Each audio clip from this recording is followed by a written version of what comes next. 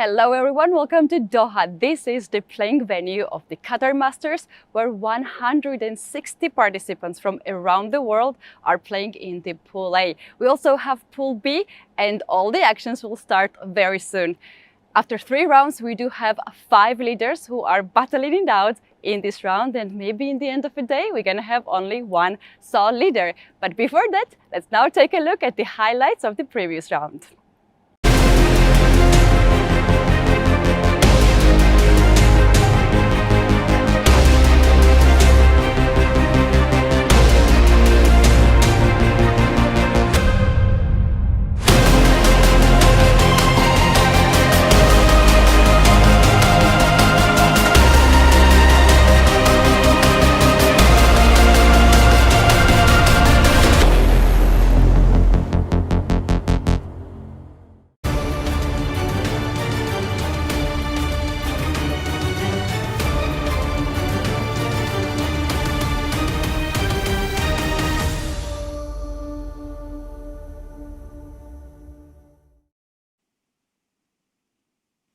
Hello and welcome everyone to round 4 of the 2023 Qatar Masters Open.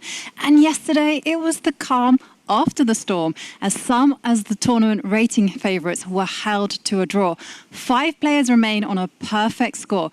Who will take the lead? Well, we'll find out today. I'm your host, International Master Jovanka Houska, and as always, it's a great pleasure to be calling all the action alongside the one and only International Master Irene Sukandar, and of course, one of the original commentators, Evgenij Miroshnichenko. Thank you very much. You're getting better. And yesterday, it was a rather calm day, you know, with many draws. What was your impression? My impression is everyone is actually showing or starting to show their preparation, because if you see the first 2 rounds, players are just playing their sidelines, you know, but now they're really showing, oh, okay, I'm playing against stronger players and this is what I've been working on, and then it's all on the table. Yeah, and Miro, it is day 4 today. What do you think we can expect? Well, expect a lot of action, as always. Well, from my experience, of course, I've never won such a big event, but like one thing or two in the Swiss system, right? And those rounds, like starting from today, the middle game of a tournament, so to speak, the rounds 4 to 6 are very important. Yep. Because that's like a lot of, you know, clashes between the favorites happen, and yeah, you can build your lead. You might be able to, you know, to win a game against the direct rival. So we'll see. Surprisingly, our top seeds are not in the lead. None of them. No, none of them. But there are 5 players who do have that perfect score and will be facing off against each other, except one who is playing, of course, none other than Hikaru Nakamura himself. And there we can see a glimpse of the playing arena. And here are today's pairings. First up, Magnus Carlsen will be having the black pieces against 17-year-old Pranesh. What do you guys think? Is this a dangerous opponent for Magnus? He'd better start scoring some points with black, this Magnus guy. And what other pairings do you catch your eye? Well, I think the match between Hikaru and Robbie Kavlishvili, I think it's going to be interesting. Hikaru is playing white, and Kavlishvili is a very creative player himself. So I think, and technically, actually, they're playing on the first board, yeah? Well, perhaps not. Perhaps not. Well, technically, I think it's third board, actually, yeah. So it should be on the third board. So it goes like this. Look, it's Carlsen, then Nakamura, then the actual leaders. I'm sorry, guys, but that's the reality of it. Well, we will see how long it remains that way. Arjun Erigaisi playing off against Narayanan. Now, Narayanan has a very tactical style, as does Erigaisi. Well, we can certainly expect a big melee there. And then, of course, Sindarov against Jumabayev. Now, that one is also one that we will keep our eye on. And now, because it's a big open, one of the strongest opens in the world, there are 79 matches. And we will do our best to follow as many of them as possible, but we'll have our eye on the top 10 for sure. And here we see the pairings for 11 down to 20. And still some interesting, and the games are about to start. We are going straight to the playing hall. It is very impressive, and they are off. Let the games begin. Let the games begin, indeed. On board 10, there is Vaishali with black facing Karthikeyan. That's one game to keep an eye on, the Indian Derby. But yeah, we'll probably start with Magnus Carlsen. He had no luck against d4, so maybe e4 is a bit easy on him. His opponent chose e4. And Magnus replied with g6. g6, d6, isn't it like... Modern defense. Oh, actually, I was going to say Magnus has been honing this particular defense against the young Indian talent. You know, I've seen him on the Champions Chess Tour play this against Pragnananda, Gukesh, Aragaisi. He wants them to come forward, and then he will just use his positional prowess to, of course, take the game in a counter-attack. But it is a sign that Magnus means business. Right, but also that means you're taking strategical risks, right? It's not the most solid of them openings with black, so we'll see how it goes. Yes, and if Magnus chose, well, kind of like a dubious line, like what he did against Suleimanov, then he got the punishment that he deserved. I kind of like reading also the press release by the Kazakh Chess Federation. Yeah, so, and Suleimanov is actually telling that he was just lucky that Magnus blundered in the game because he was only just dreaming to get a draw. Yeah. Yeah, I mean, I think most people, when they're facing Magnus, their instinctive reaction is, well, if I get a draw, it's a dream come true. And there we can now start taking a deep dive into the games.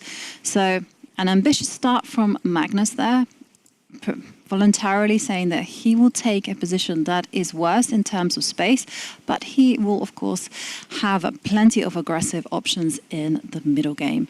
Shall we move down and see how Hikaru Nakamura has played against Kevlishvili? This again. His favorite mirror. This again. That's my favorite opening for sure, right? Yes. Well, I bring it up on pretty much every coverage I'm a part of, so I might as well do it here.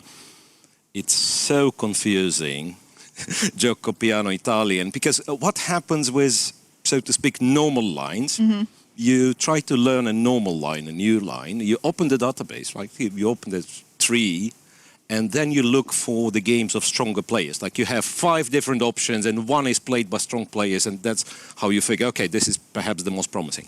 And you open the database somewhere like here, and you have thousands of games, like every imaginable move already played with white, and in response every move was played with black. The names are all the same, Magnus Carlsen, Nakamura, Wesley, so and so on and so on. It's very hard to navigate. Yeah. And then you turn the engine on, and it says 0 in every line. So that's almost impossible. So you have to start playing and figuring it out by yourself. I mean, that's the only recipe. I must admit, I'm waiting for the book that explains the difference between a6, a5, bishop b6, bishop a7, when to go knight to g5, when to go bishop e6, when is it good? Oh, you know, how should white, you know, when is it good to expand on the queen side? When is it good to catch the center? I'm waiting for that. And how to play a position with all the pieces on the board. Now, you might laugh at me for saying that, but it's actually really difficult when there's no clear pawn break. Yeah.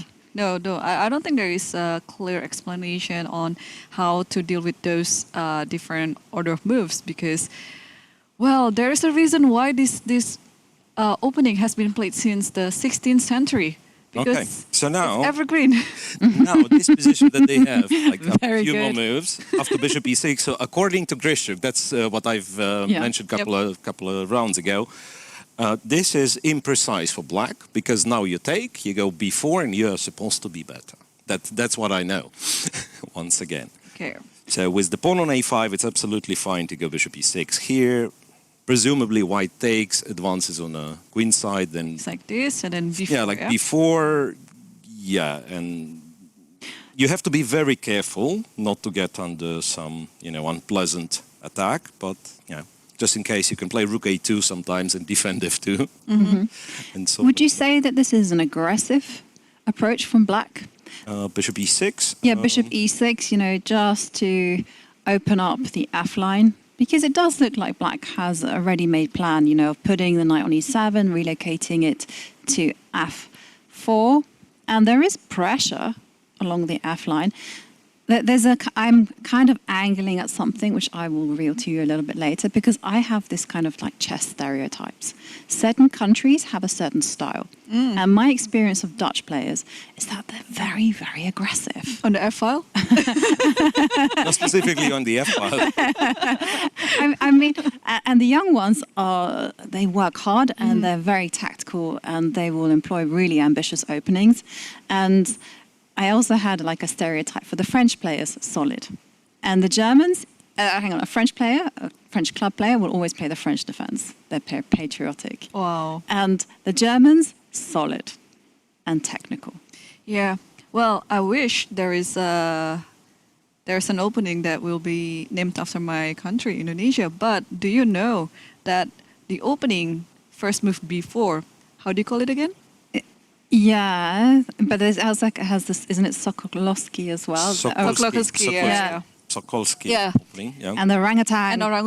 And orangutan is originally from Indonesia. So if we can take it away, like some Indonesian contribution to the game, that might be first before.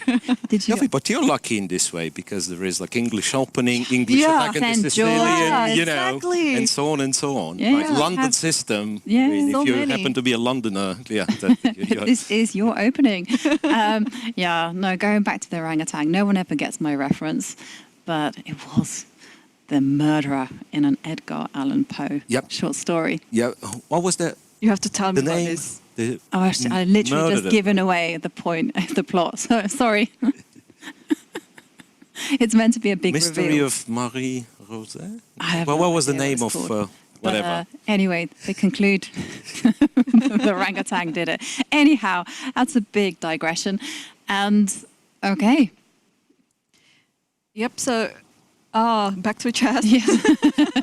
Yeah, back to this game. So Hikaru is still Where are thinking. we? Yeah, where are we? Where are we? Yeah. So bishop e6, and he's still thinking what to do. Well, the next. good thing about bishop e6 that white doesn't have that many options to avoid capturing on e6, right? Exactly. I mean, you So- don't have that much variety. So it's either you take on e6 or maybe play knight bd2, something like that.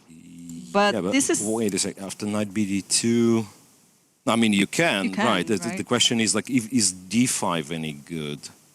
right away. I know it's a pawn sacrifice. That's what confuses me a lot in all those, Jokopianos from black's perspective, because sometimes it's a legit pawn sacrifice. Sometimes they just say, okay, you've blundered on e5. Thank you very much. But this looks like just a blunder because there is a knight coming. Yeah, I'm the other afraid knight coming it's to f3. It's a yeah. second case, right? Knight e5, rook e5, and if you go queen f6 or check bishop and queen f2, f6, there is knight f3. Yeah, there's knight This f2. doesn't really unfortunately. work. So this knight bd2 can work. So I was just checking the databases, and you know how Miro was saying how Grishuk's rule was that you should go bishop e6 after a5.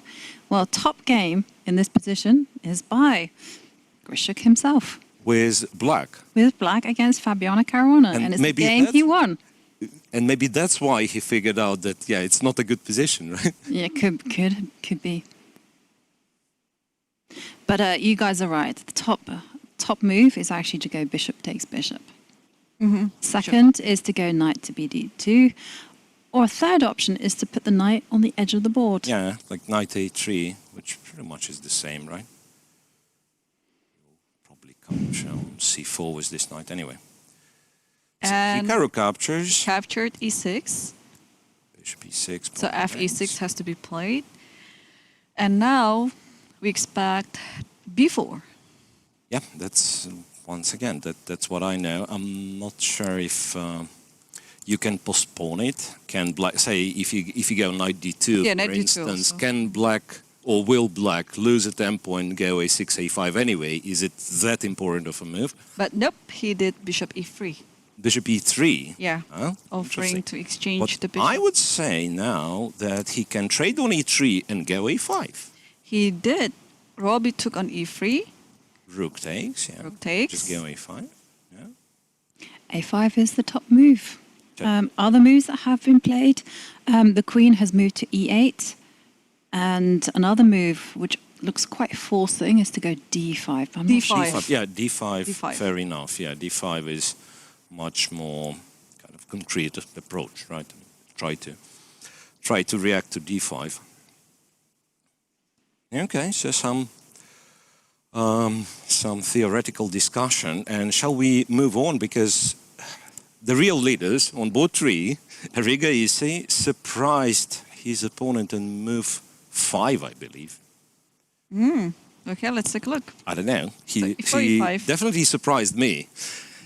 So it's Berlin. It's an attempt to play the Berlin, Yes, d3, D3, bishop c5, and here A4. I believe a lot of moves being tried, but I'm not sure about a4.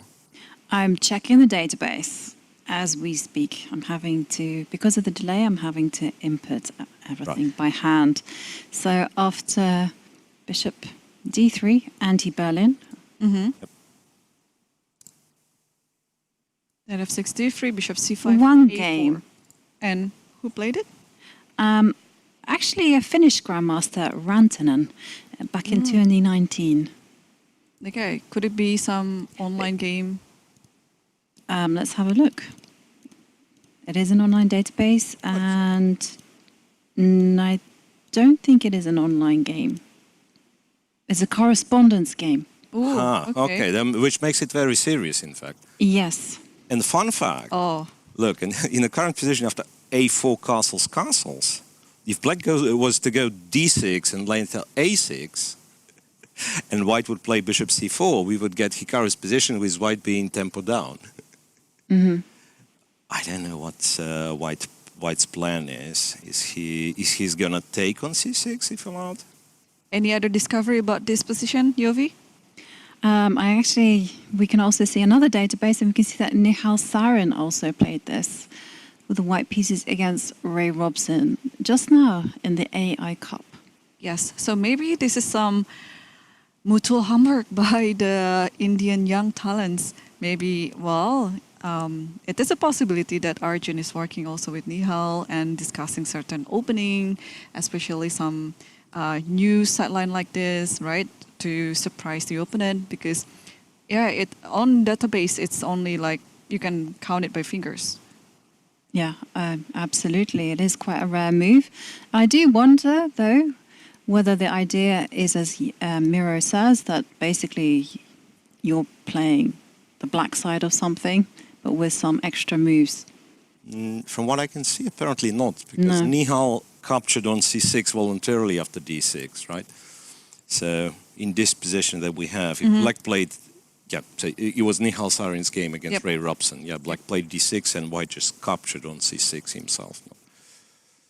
Well, in the game that I originally referenced, the correspondence game. So, for anyone who doesn't know what correspondence is, it's when players they get a certain time to make their moves, and they're allowed to use computers. So, when we say it's serious, it is serious. I mean, they're using and checking engines for every single move that they play. And what was chosen there is that white simply went for kind of very simple approach of castling kingside, and then the bishop came out to g5 to pin. Yeah. Right. Which, again, is another eternal question that I would like someone to at least dedicate a chapter in a book. When this bishop comes out to g5, how should black respond? Should it be always like h6, g5, or should the bishop drop back? How?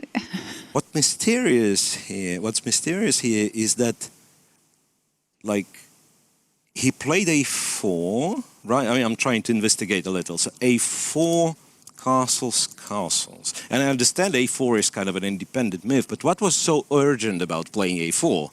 He could have castled first, right? I mean, and this is not an easy kind of a logic is not easily understandable. Maybe Fifth B5? A4. I mean, the idea is after A6, then black cannot push B5. Ah, well, never mind, because after castle's short, there is knight to D4. I think that's the theoretical line, right? This year, if you just castle, yeah. Yeah, knight D4. No, without Oh, no, A6. Yeah, they just go knight D4. That's the whole point. And by going A4, you've protected the bishop. Yeah, this is the Knight other takes, line, bishop yes. takes, yes, C3 and so on. C3 and so on, yeah. So that's why so many people after bishop C5, if they are planning to castle, they first C4. take on C6, right? C3 Or is the C3, line, yes, yeah. C3 is the line, or taking on C6 is the line. So, well, now A4 makes sense, yeah. Okay, and I think we see D5 on the board. D5, yeah, why not? It's always a good idea to go D5 and sacrifice the pawn.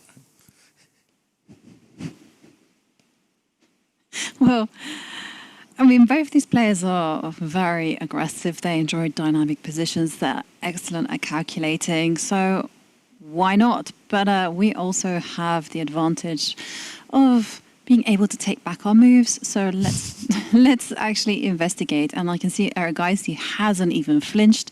Yep. Simply captured the pawn in the middle. Just the pawn, just like that. And Narayanan pausing. So, big question. Yeah, How that's to recapture? Do you go? I would go take with the queen. Yeah, taking with the queen will give this knight a tempo to Yeah. attack it. And then I was hoping to put the queen on D6. D6. But I'm not sure whether it's going to become a massive target, right? After Yeah, bishop to G5. G5. Yeah. Wait a second. So, since he's pausing, is there any chance knight d4 is the move, or it's nonsense? No, Right. well, we can analyze to our heart's content. Let's put it on the board. Knight to Knight D4. c6 to d4. D4. Yeah, because trying to make it look like, you know, in two knights defense sometimes something like that happens, and then white kind of forced to react because bishop g4. Okay, bishop g4 is not such a big threat, but I have a feeling I'll win the pawn back. I don't know. Maybe it's just an illusion. And if knight takes e5, I was thinking take d5 first, then yeah, when the knight moves or protected, then take the bishop. Maybe some compensation this way.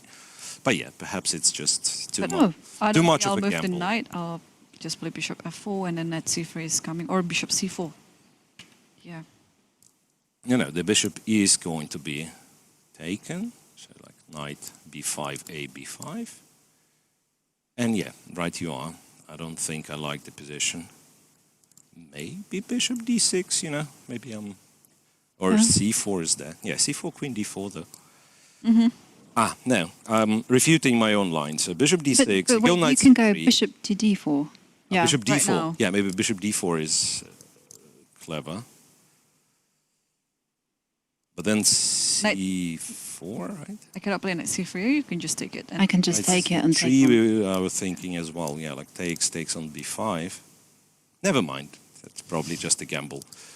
No, ed5. Let's be serious. The pawn has to be taken, and the question is if it's really queen takes or knight. Or knight Well, the takes. thing is, though, if you capture knight takes pawn, Yeah. Bishop Bishop c6. takes- We have to check. yeah, we have to C6, check knight this e5. because Black has voluntarily taken a wrecking ball to his pawn structure.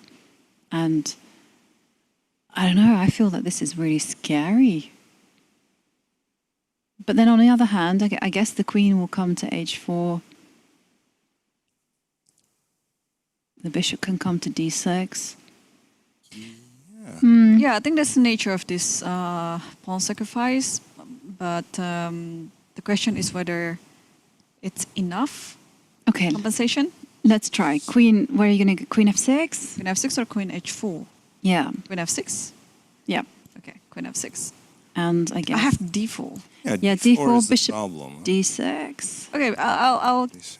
park my knight over there in the... I mean, I still have c4, for example.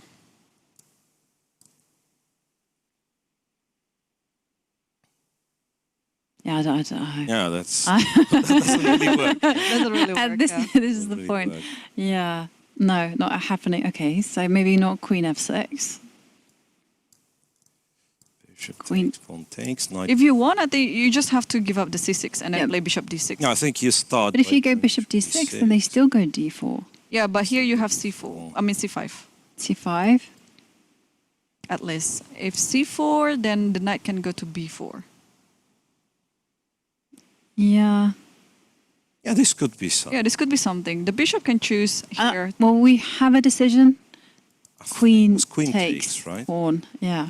Queen takes pawn? Yep. Okay. Queen takes pawn, and then we said knight to c3 is very tempting indeed. Yeah, knight c3. Queen d6 and bishop g5. Yeah, that one, I think we can also play knight g5, maybe, just to avoid any bishop g4 idea.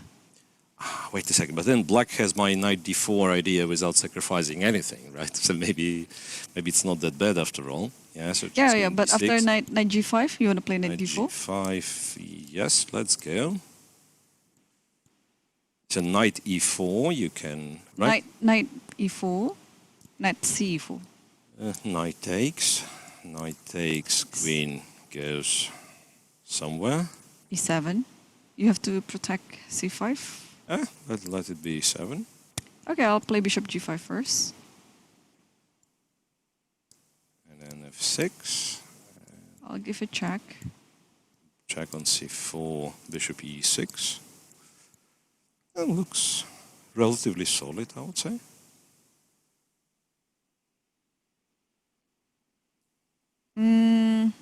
If I take on f6, and then queen g4. I will move the king. Oh, that doesn't matter. No good tempo because I want to take on c4, but the c5, but the queen is hanging. Okay, guys. Yeah. This looks quite fascinating, but I'm just had a quick look at the other games to see where the excitement is, and it's in the top board. I'd like to go back there Whoa. because Which one is that? Whoa. there's two games that catch my eye, and this one is it's the Magnus Carlsen, Pranesh against Magnus Carlsen, because Magnus, in the words of Nan from Catherine Tate, has taken liberties. That's a very British reference. If you don't get it, it's fine. So what's happening here? Can we? So we left it off after c6, and then bishop e3, knight f6, f3, b5, g4, h5, g5, knight fd7, f4, and knight b6. And now knight f3 and b4. Wow, What's going on? Yeah. What is going on? So out of nine moves that he played, right? Five of the how many? 4, 5, 6. 6 of those were with the pawns, right? It's not easy. Okay, yeah, I'm just checking again the database to see whether this has been tried before. This can't be a theory. Yeah, it cannot be. Well, you Is say it? that, but it is actually seems to be one game. But how good is it? I mean, yeah, like the fact that the game was played in this line doesn't really mean anything. Yeah. Well, not as such. Okay, Oh, so okay. I will have to take you up on that because I clearly remember in Baku, there is a game between Caruana versus Abasov, and it was in some sort of a Kalashnikov variation. And then after the game, where Caruana won it, and then in the interview, he mentioned that he was following a game of girls under 14 back in 2007. And both of these girls were playing tremendously well. And at some point, White just didn't play the best move and totally lose control.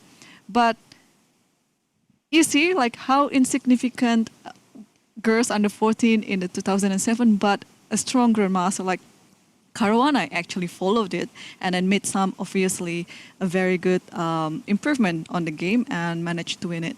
So you never know. You never know whatever on the database. I was not referring to like one game in a database and players I don't know, so that means a bad game. I'm just looking at the position. I don't like it for black.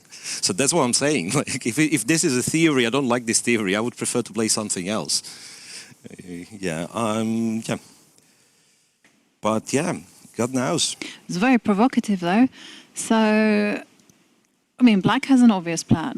The bishop is going to come to g7. Oh, wait a second. Is it an obvious plan? I mean, he has quite a few obvious moves, but where do we put the king in Govi? I mean, I'm afraid about that this. doesn't matter for the time being. Yeah, It's bishop very to much g7. respond to what white does. So Yeah. you go bishop, Fair- knight fair moves, point. and bishop goes to g7. I guess the pawn will go to a5 to support the b4 pawn. The bishop, the other knight will come to d7, and the bishop goes to b7, and then the queen is always going to c7. Oh, sorry, queen is, yeah. And then you wait. Like, where's white going to go with the king? Because you have a ready-made attack on the queen side. Right. So if we were to, to make a few moves on the board, so will it be knight e2 or knight b1? That's kind of the first, the first question. What? Knight e2. No, knight e2 makes sense because then the knight gets ready to go to g3. Yeah, but after knight e2 there is knight c4, yeah? And then you have yeah. to come back bishop c1 maybe. But and then- C1, are you yeah. that unhappy about it? So knight c4, yes, but bishop goes to c1, but the knight on c4 is also kind of hanging in the air a little bit. And your bishop on e3, so he developed the bishop on e3 on move 4 with, perhaps intentions to go queen d2 and to trade the bishop on h6, right, initially. So now the bishop on e3 is not doing all that much. I think if we reach this position, I think it's better for black a bit because after d5 you have to do something with this pawn. If you push it, then the bishop has very good diagonal. But if you don't, then this knight can always jump back Yeah, to d6. fair point. d5 is the key idea. But then, after knight b1, doesn't he have d5 nonetheless? After knight b1 instead of knight e2. Because that was the only thing I was unsure of. Like, you do have squares for your pieces, like bishop goes to g7, obviously, and so on and so on. But what's your kind of playing with black? What's your ideal setup in the center looks like? Are you looking for c5? Are you looking for e5? That's always a question. Yeah, and if d5 is an option, that might be quite good. And he just moved. Why just play the move? Yeah, and he played knight. The knight goes went to to e2. Yeah, the knight went to Yeah. e2. But that is a good question, though. How is white going to react after d5? Straight, yeah, Yeah. without knight c4. Well, just even That's then, what he just in does. general, right? Because if you go e5, you concede the f5 square. Yeah, and Magnus played it right away. D5. d5 is on the board. Right. So, like if white would have been a little bit more kind of organized with his pieces, right? Maybe this structure after d5, e5 is actually not that bad. Like you go to f5 with the bishop, I'll try to exchange it with knight g3 and such. Maybe it's not that bad, but I don't like the way white's pieces are. Okay. So if we just go e5 anyhow, Yeah. because I don't like pawn takes pawn, because the knight will jump into the center, and I feel like white's position could collapse. So e5, That's what he's and doing. then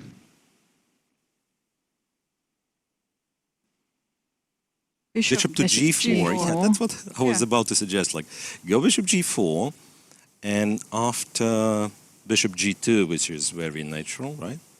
Yep. I'm not sure if there is. Well, technically, knight h4 you could think of. And Pranesh, as far as I remember, when he was just much younger, he's known as a very quick player. So even though he's facing some unfamiliar position right now, I would say his response is rather quick. I would think longer, especially I'm not sure where to put my pieces. You know? This situation is a little bit unorthodox. Absolutely. And I want to say that games like this are a nightmare for a chess coach. Because, like, you know, you have your students, beginners, and you tell them, yeah, you know, guys, you fight for the center, you develop the pieces, and so on and so on. And they say, but look at Carlsen's game. Yep. He moves the knight 3 times, he plays with the pawns, he doesn't care about development, and he wins. Okay, I'm not saying he's going to win this game necessarily, but yeah, so modern chess, very, very concrete, right? But before you can play for exceptions, you still have to know the principles, you have to know the rules. That's the biggest problem. And, well, this position is quite concrete, though, because the knight is under fire. Seriously, I'm insisting on knight h4 not being such a terrible move. I'm thinking the same. So I'm actually expecting Magnus just to go e6 in response to that. Right, but then after h3, I'll probably force the bishop to trade, right? Right. And we don't know yet where is he planning to kind of go back to f5 or just capture on e2. So one thing to say, though, say after e6, h3, and let's imagine bishop e2, despite the fact that the king side is completely blocked, I'm not sure if you're absolutely safe castling king side with black. Like, not in the nearest future for sure, because, like, say, bishop e2, and bishop h5 always going to be an issue. So it might still be tricky. Black, meanwhile, does have a straightforward plan of just going c5, knight to d7, c5.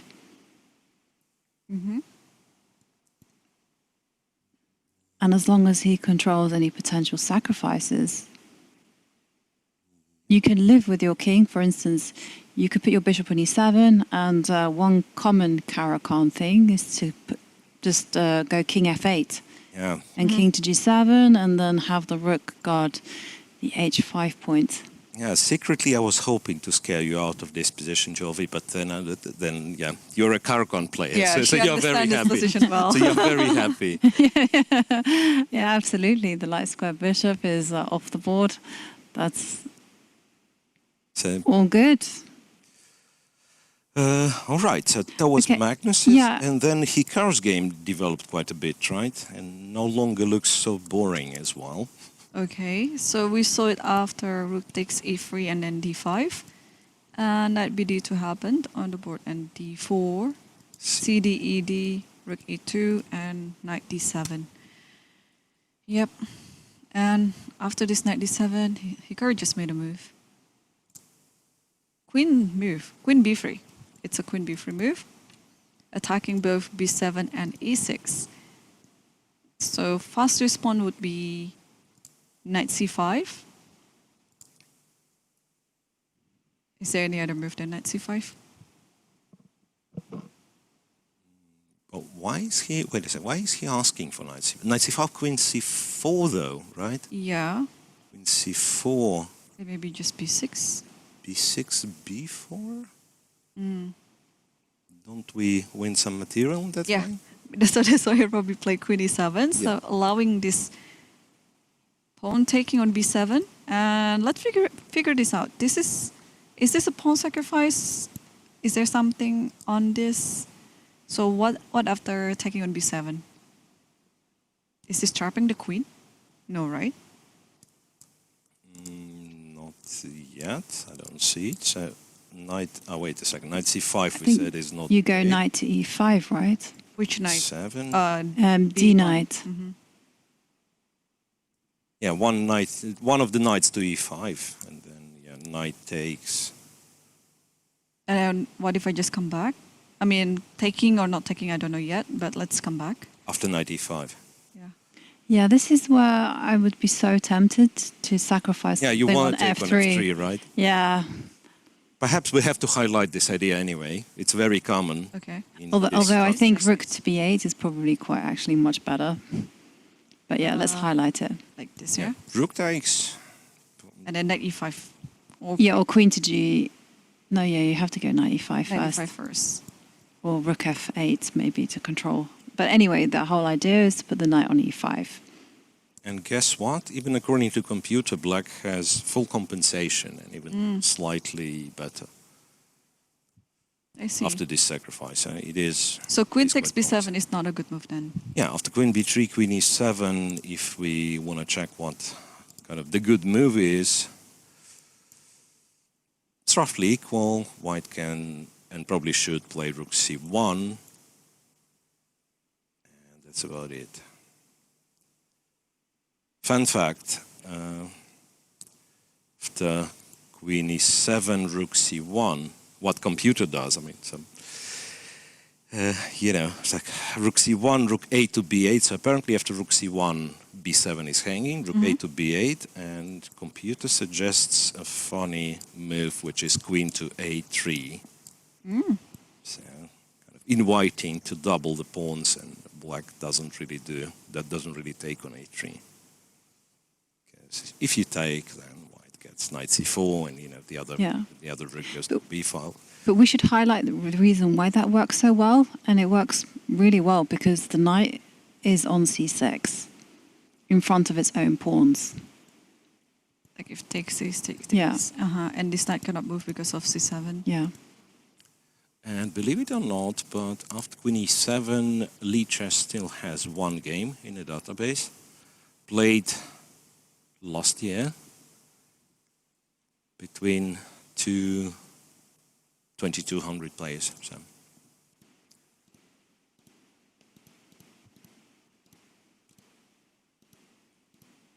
Okay. Yep. And let's work our way down. There's one game I really wanted us to have a quick peek at. Nothing more than a spot assessment. Oh, but by it's the way, the one by... Sorry, Hikaru played rook c1 himself. Yeah. So, yeah, he's aware of this sacrifice. It was our guest commentator yesterday, Salem, playing against Madaminov. And these two seem to have blitzed out a series of moves. And here's a big piece imbalance. So I just wanted to know who is better. Who is better? Yeah. Well, white has an exchange. No, yeah, white has an exchange up with a pawn. So one way to look at it is that white has a rook, which is 5 pawns, and black has a horse here and a pawn, which is 4 pawns. So white must be better. Wait 1 second. Wait a second. So I was criticized. I don't know. It wasn't really criticism, but I was working with a grandmaster, and he told me, Jovi, the reason why you don't sacrifice too much to gain activity is because you're so focused on this traditional scoring system. And so he was saying that a rook is only worth 5 points if it's on an open line. If it's not an open line, then it should be assessed as 3 points. And if a knight is in the center, in the middle of the board, you know, on an outpost, it's not going to be worth 3 points. It's going to be worth 5 points. So you should have like this varying scale, which I kind of liked because it also helps you just get rid of the stigma and the shame of sacrificing pieces and just thinking, oh my goodness me, I'm material down. Yeah, could be, but if kind of trying to be a little bit more serious about this position, it really depends on the next few moves. Because if you let white consolidate, white's not just better, I think white's winning. If you let white, say, position the rooks in the center on the open files, by the way, where they will be worth 5 points. And yeah, and the fact that we have opposite colored bishops might be, you know, beneficial for white, but we'll see. So bishop g4, that's exactly what black does, kind of giving white hard time consolidating, right? Right, but you're just going to go king to g2. What's the big trouble? g2, well, there is no knight d2 yet. No. There is no knight d2 yet, so that's a little bit tricky. But Maybe you can go f6. f6, go G5. in order to have g5. Yeah. That's clever. Let me try to play h4, but you still can play g5. But you can also go h3. I know. the bishop can be rescued, right? Let's face it. So maybe I think f6 is a bit too Oh, wait a much. sec. F6, H3, you capture on F3, you go to G5. Yeah, but it doesn't matter because the Knight bishop... D2 is a bit of and- a threat, and King F7, King G6 is like, it's two move threat, but still Well, Or knight e5, knight f7 as well. knight check, knight F7. Yeah, so this might. Yeah, I wanted to go rook to G1. Ah, yeah, Rook rook to G1. G1. And check. And Yeah, then this And is at f6. did 4 to involve E5, yeah? Knight 4 to E5. some brave work with the king. Yeah. But okay. No, but f6 I like this move. This is very clever. And Yeah, in fact, like F6 is not only a tactical pattern, but that positionally you restrict the knight, you want to go King F7. Yeah, So yeah, F6 is, looks like a nice move. The question is like if you can do something better than F6, but it's hard to imagine. Wait a second, is it? Now that I'm thinking, could this be that this is some theoretical line still? Let me try to check this one. Because I think there might have been games. I mean, it cannot be that people just play it that quickly. while Miro is checking, let's quickly take a look from the starting position. So it was Grunfeld. And both players have been playing very fast, so this is maybe still in their realm of preparation after like 17 moves.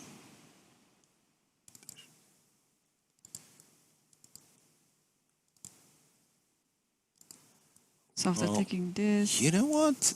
takes here, takes, and yeah. How many And games? what was played here by black? Knight to C6. knight c6, and then white Castle. castled, and then bishop to g4. Yeah. Yeah. Knight c6, according to this database, is a new move. Mm. But yeah, you're right. Like- it had been played. What's interesting, like on move 6, C5, this is still like very much known territory with top games being, I don't know, Kramnik, Nepomniachtchi, and so on. 2 moves later, though, bishop c4, c takes d4. Yeah, bishop c4, Kramnik disappears, so bishop c4 is not the main move. Bishop c4, cd4, and here I'm checking once again, and you see Dorfman-Smyslov 1978. All of a sudden, it's something old-fashioned. Knight takes castles e5, and this is where I have in Leach's database 3 games only. So it's very quickly becomes terra incognita, and moreover, computer is laughing at us and says like, what on earth is this compensation you're talking about? White is up precisely 1 pawn, which is a difference between 5 points for the rook and 4 points for Okay. knight and the pawn. I'm sorry, I'm trolling, of course. Yeah, that's fine. I can handle that. I'm a brave. No, but seriously, We thrive on banter. Bring it seriously. on. I would expect black to have serious play. Yeah. I don't know. And okay, talking about serious play, so we are expecting that game to. We'll keep an eye on it anyhow. And let's move over to Anish Giri against Volkidov, because there we have my favorite thing on the planet, which is opposite side castling. So Side castling. yeah, Wow, what is this? yeah. So So let's go from the beginning. It's a Rogozin. yeah. How do you castle? Like how Yeah, do you, it's kind how of do rare. you do opposite castling in the Rogozin? Okay. Ah, this one. Okay. E5 takes this, and then castles.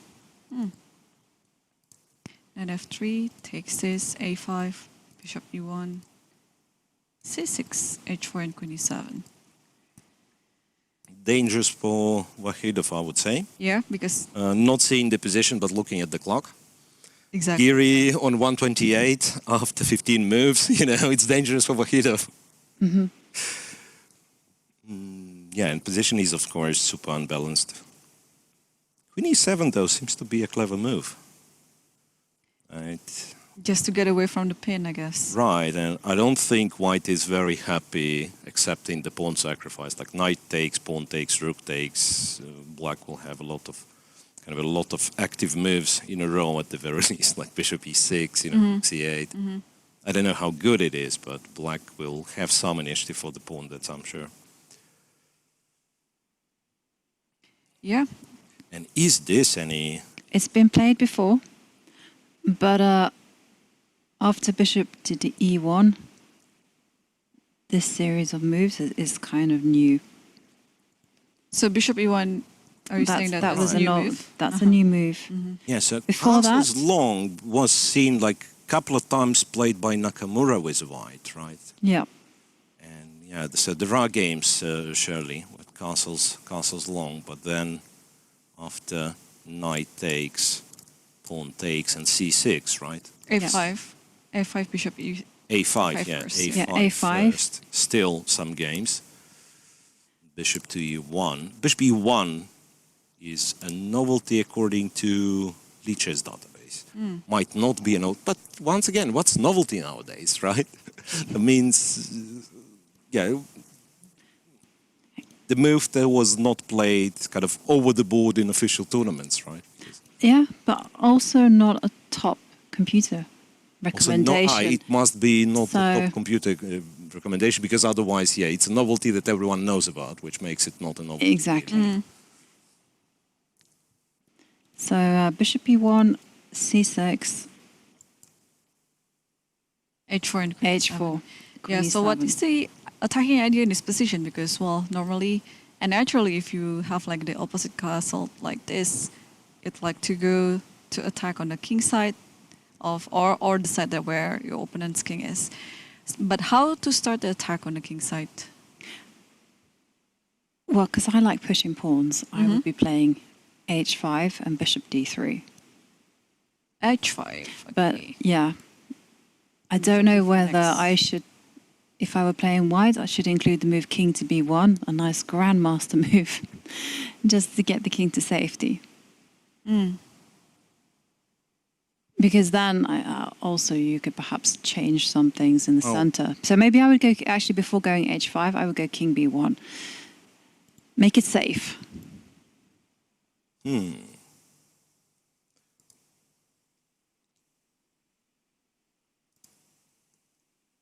Yeah, I'll play bishop e6. It's fine.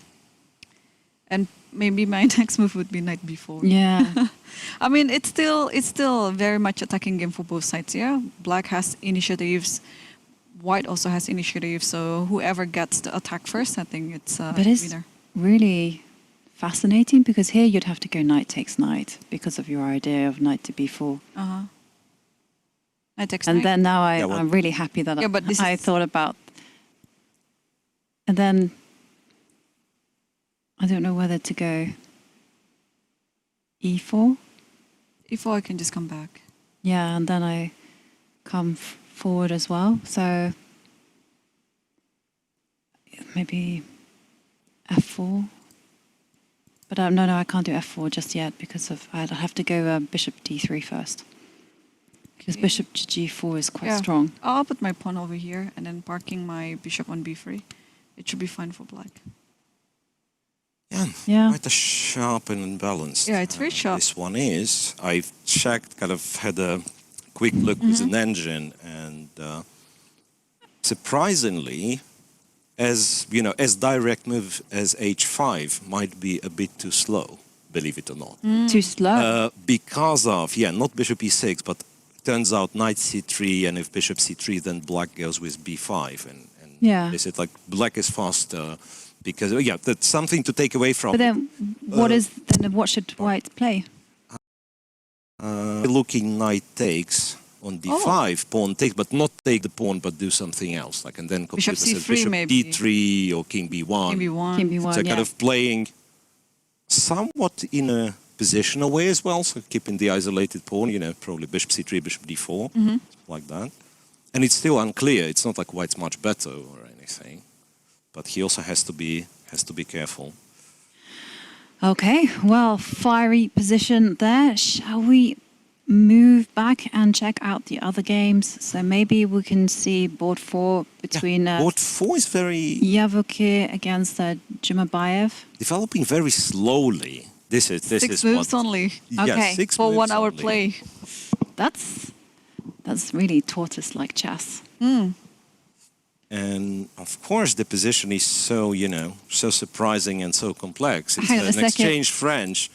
It's an exchange French. Okay, we can move on. Okay, let's do it. Knight f3, knight c6, knight c3 though, and bishop f5. So there was perhaps some confusion with the moves, and that's why White spent already like half an hour.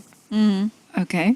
But yeah, I thought there was some glitch in the broadcast. but nothing to talk about No, yet. but it is what we see right now on the board. Yes. Nothing to talk about. Okay. They look super focused, like it's like some razor sharp Sicilian, and no, it's an exchange French. So let's go down to see. Gukesh.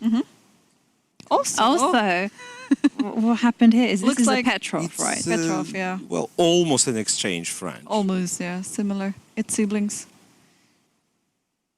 And then after h3, rook e8, rook e1. Okay, they're going to play some strategical game here. Whoever gets the e-file, he'll be the better. Okay, any other interesting game? Yeah, let's check out Aditya against Abdusattorov, because we saw Exchange yesterday. swap, huh? Yeah. No, it's not. It's completely different Oh, stuff. hang on a But it second. does look Oh yeah, like this is the a6 variation, but White just a6 and push it c5. c5. Yeah. And then b6, c takes, and this does look like an exchange Slav Yeah. after all.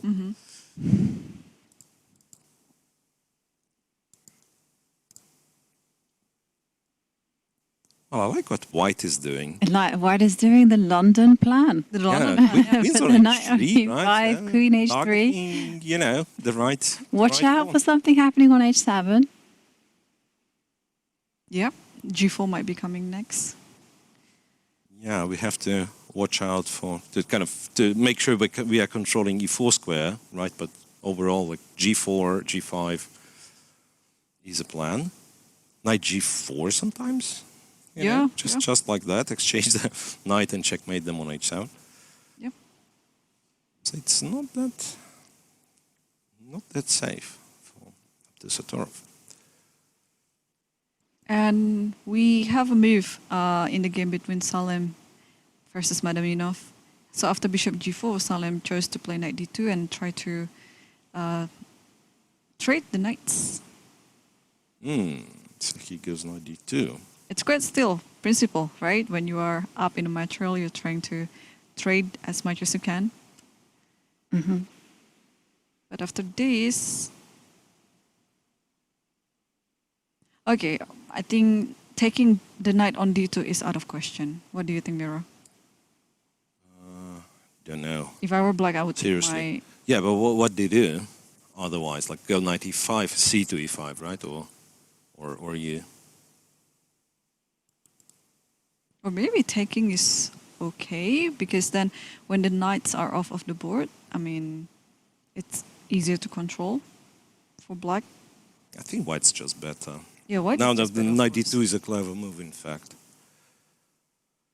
Because, say, if we were to trade the knights and, say, continue from here, black... Somehow it's too many open files in the position, because black would handle, say, put the bishop on e6 and you block two files, right? But there is one more open file where White can start invading and so on. Well, It's almost a fortress, or There's almost some danger. Let's put it on the board. Knight to d4. knight d4, yeah, and here I was thinking bishop c3. You Yeah. want to go for this trapping mate? I just wanted to Knight goes to highlight that e2. this Yeah, is, knight e2, I will yeah. not play king h1. Or maybe I should. No, I just wanted to show the checkmate because, okay, it's a very instructive pattern to have in your I'll help memory you. bank. So here is the Yeah. net. That And is- the checkmate, yep. So, which will not be happening for sure.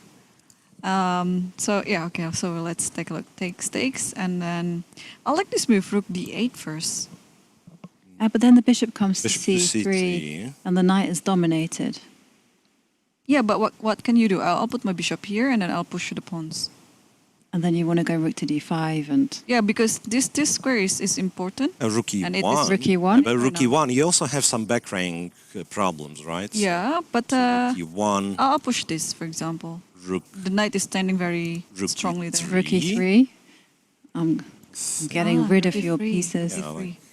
Why didn't I think about this? slowly but surely, right? But in that case, maybe you should be G5. playing g5.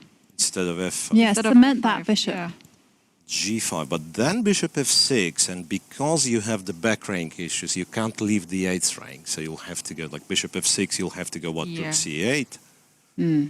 and then again rook e3. I mean, I might as well just take the pawn, but rook e3, g4, rook e1 is very annoying again. Mm-hmm. I think the Maybe- moment white exchanges the rooks, it's out of question like if black has or doesn't have enough compensation. Right, but maybe your rook to d8 is an inaccuracy. Maybe you have to immediately start going Bishop for the F3, bind. Go yeah. bishop f3.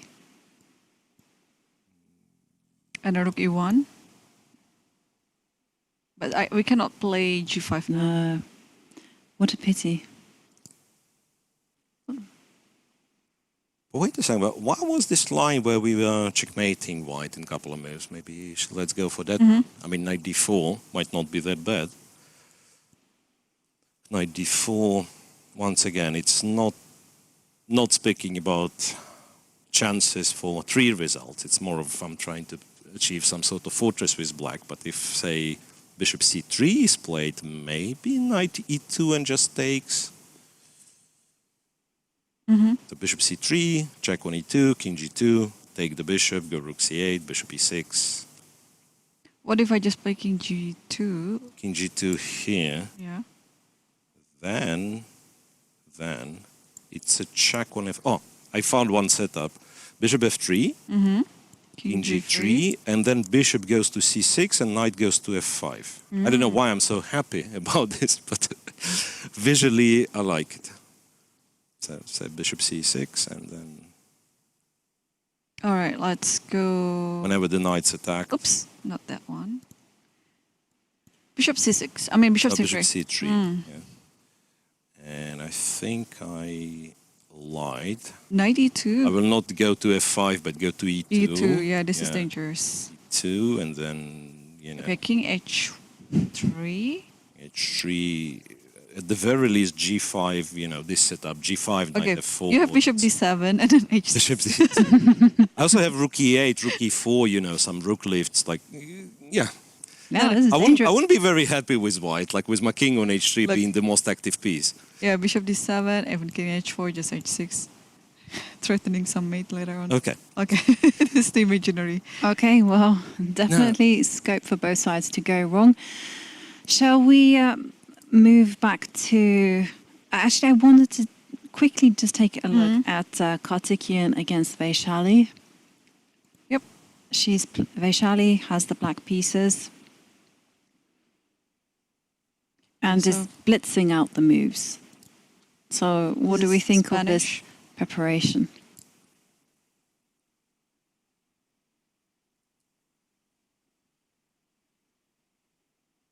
Okay, yeah. So queens are off of the board, and black is left with the lonely pawn on d6, which is the target of attack now. But it's, yeah, I'm sure it's a theoretical position. Yeah. Otherwise, you will not voluntarily go to this line. Yeah, it's a huge risk in the endgame to allow this. Yeah, so it's kind of, you need dynamical kind of resources in this kind of structure, right? If you just get the d6 pawn and hoping to defend it, then yeah, it's problematic. Yeah. So probably here, okay, rook is about to take on d6. Let's put it that way. And what if I just play normal move like bishop f5? Oh, so Vaishali played bishop g4 instead of bishop f5.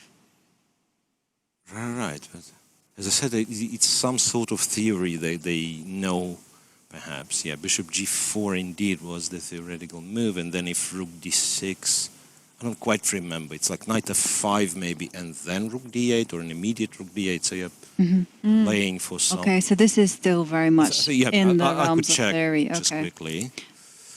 So cd6, rook d1, bishop g4.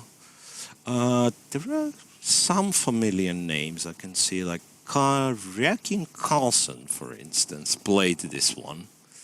It's a Magnus himself, and yeah, and as the response to rook d6, Magnus played bishop bishop f5. That's the trick. Yes, bishop F5. g4, rook takes bishop f5. Remember, there was some weird idea. Yeah, bishop f5, and then if bishop takes, knight takes. Then rook d8. Then follow it up with rook d8. Black's actually better if you trade on. Yeah, knight to e4 That's is actually- coming. Pressure on f2. I see. Yeah. So, okay, that's quite interesting to see that Vaishali in her preparation, Kartikeyan thinking. Let's go back to the top board, Anish against Magnus Carlsen, because that looks like by far the most interesting games. It's the pawn structure still very close, but there's an open B line. What do we make of this? So we saw it. We saw the position Yeah. after this bishop g4 and bishop g2 was played. e6, h3, take on f3, knight d7, h4, bishop e7, castles, rook c8, c3, and knight c4. And after bishop c1, bishop b takes c, bc, rook b8, and king h1. So the knight is parking very well there on c4. Yeah, what is your take on this, Miro? Yeah, I'm trying to look for kind of active options for white. Or maybe I'm too optimistic. Because f5 might be an idea in some in some positions, just to free some squares for. Okay, All can the we pieces. investigate that? If you go the whole hog, f5.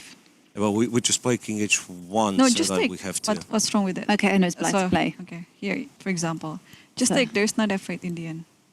Okay, and now e6. Yeah, and after knight f4, unfortunately, there's knight f8. Knight Yeah, but then you can build, right? You can go rook e1. Yeah, Our problem is like we are playing pretty much two bishops down. So not only the c1 bishop doesn't take part, but f3, which is supposedly our good bishop. It's very hard to use.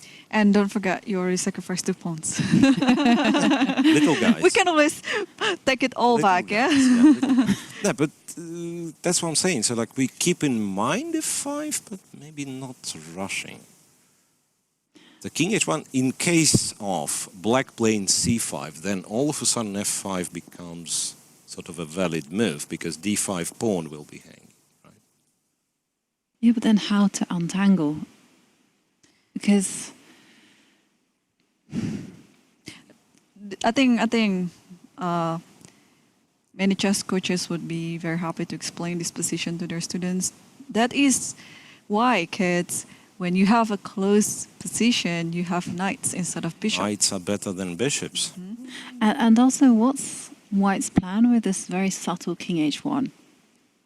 Just to move it. Just to move it so that eventually black's going to play c5 and there will be something on this a7 g1 diagonal. So But what? I guess he couldn't find a better move. Could this Yeah, be? yeah. Like if we put it back in this position, like what would be like a better move in this position? I also don't know.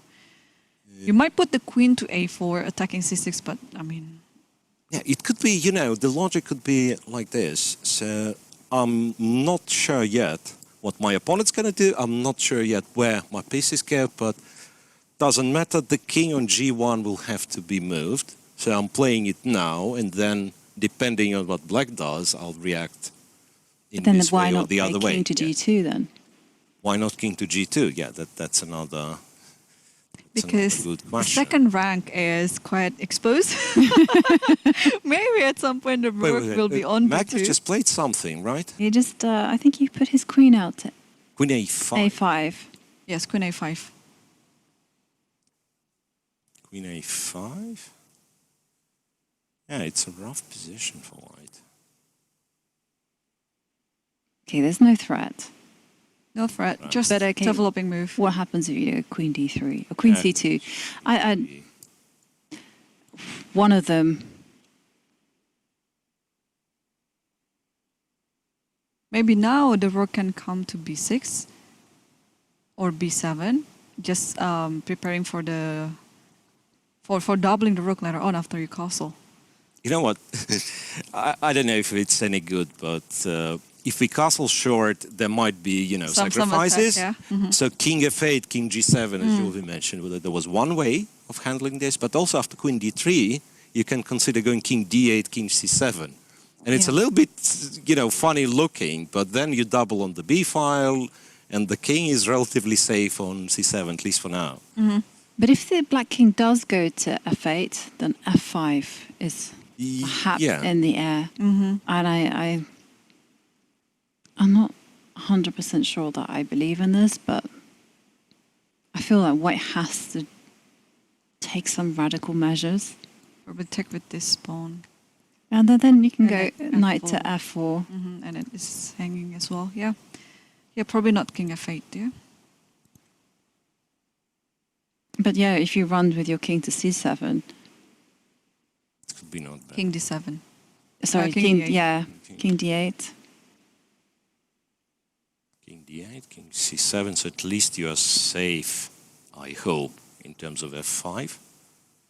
Yeah. Or not really, who knows? Maybe when the king appears on c7, it's once again this, you know, this f5. When you take, if you take g, f5, then knight f4, and we hope to take on h5. You know what I would really like? I would like there to be a pawn on b2, so I could go b3. That's for white. For white. Yeah. Yeah, for black, I'd like this knight to be rerouted to f5. To f5, that's what I'm looking for. But you know, Oh, that's not. the reason, kind of, the route for this knight to b6, c8, e7, but it takes an enormous amount of time. White. Yeah, or after king d8, then you can reroute this knight to here, here, here, and then e8 itself. Whoa. I know it's a long road. Yeah, f5 that's the one. eventually. Can you play like massively passive by going like playing for exchanging this knight on c4? Because I really hate it. Okay. So Let's get our ideas on the board, yeah? So I'll put here, yeah, and then you want to change this knight, okay? but I don't think it's possible. Not with the queen on. I think you maybe have to start with the queen on. You can. C. Why not? Here, sorry, here, here, here, here, and then here. Only 5 minutes. No, I mean, you could go knight g3, knight f1, knight e3. I mean, it saves you some time. But you have to move the rook first, yeah? Yeah, but Yeah. still. 1, 2, 3, 4. Yeah, it's 4. No, I feel like you really can't be doing that. You just have to go F5 at Just, some just, point. just yeah. come on, let's go f5. Some right point away. you have to- Yeah, let's just do it. And then. And then, here. okay, either you go e6 or you go knight to f. Okay, if knight f, then I will have this one and then come Yeah. over here. And at least I have some freedom for the pieces and E6. rook. Yeah. Maybe. I was thinking rookie one. Q1. Rook E1. No, but then you go knight to e6 and then Yeah, then, blocked. yeah, it's So stopped. yeah, you have to You go have to play e6. E6. And then, okay, let me take it with the pawn, I guess. Well, we have a move. We do. White It's some queen move. Yeah, queen d3. Oof. e3, right? Wow, Jovi. No. I want no credit for this. When it's a good move, here I'm really just clutching at straws. Yeah. So, will king d8 will be played? Well, I think that's the perfect moment for us to take a break, our very first break of the day. The players have all passed the opening stage and we are leaving you here with this beautiful position by Magnus. He's playing with the black pieces, and catch more of the action in a few minutes after this quick break.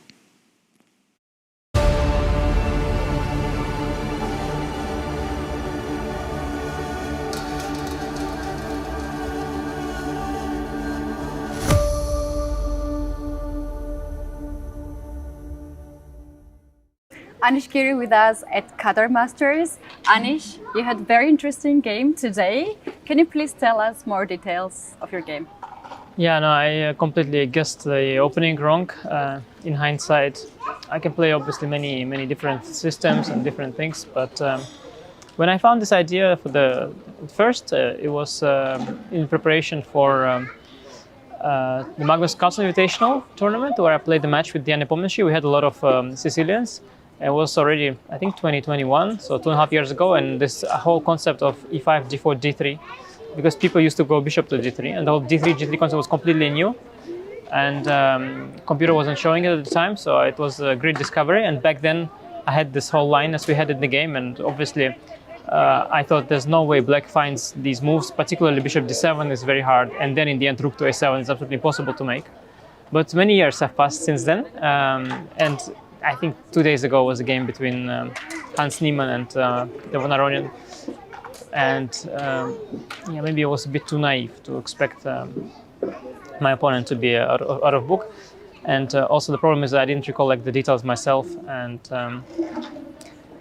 after rook a7, like I mean, I managed to remember thus far. White has also other options, but I managed to remember thus far. But after rook a7, because I thought that the time that the move will never come, that somehow I didn't remember anymore what's the follow-up.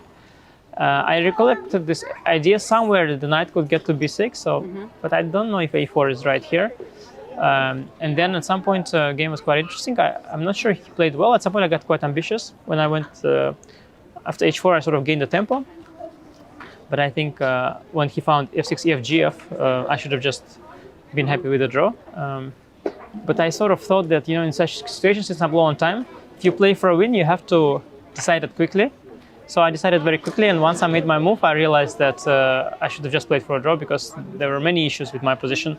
Mostly the fact that he's always got intermediate moves there down the a file. So I wanted to go king e1 initially. I thought my king escapes to safety, but then I realized he's got knight b4 takes and queen a1 intermezzo, then queen d1, knight d3 intermezzo, queen d1 intermezzo, and I am worse in the endgame. And in the game also, I'm worse, and I think I'm probably lucky to have gotten away this easily. What about the fact that he was blitzing out all these moves? How you reacted with that? Yeah, I think it's common, especially with young children, that they blitz out the moves a little too quickly. As you get older, you end up at some point blitzing out the wrong move at some point, because that's just life. And then as you get older, you realize that this whole blitzing out thing is not really smart. But he's very young. He hasn't yet had his first mix-up, so he's blitzing it out. If he had taken a minute or two for some move, I wouldn't have doubted that he was prepared anyway. But of course, it looks very spectacular when it works well for him. And yeah, again, I just guessed the opening wrong. It's very hard sometimes, because you can always, you have to strike a balance between, you can of course avoid theory completely, but then you don't get, often you don't get anything going.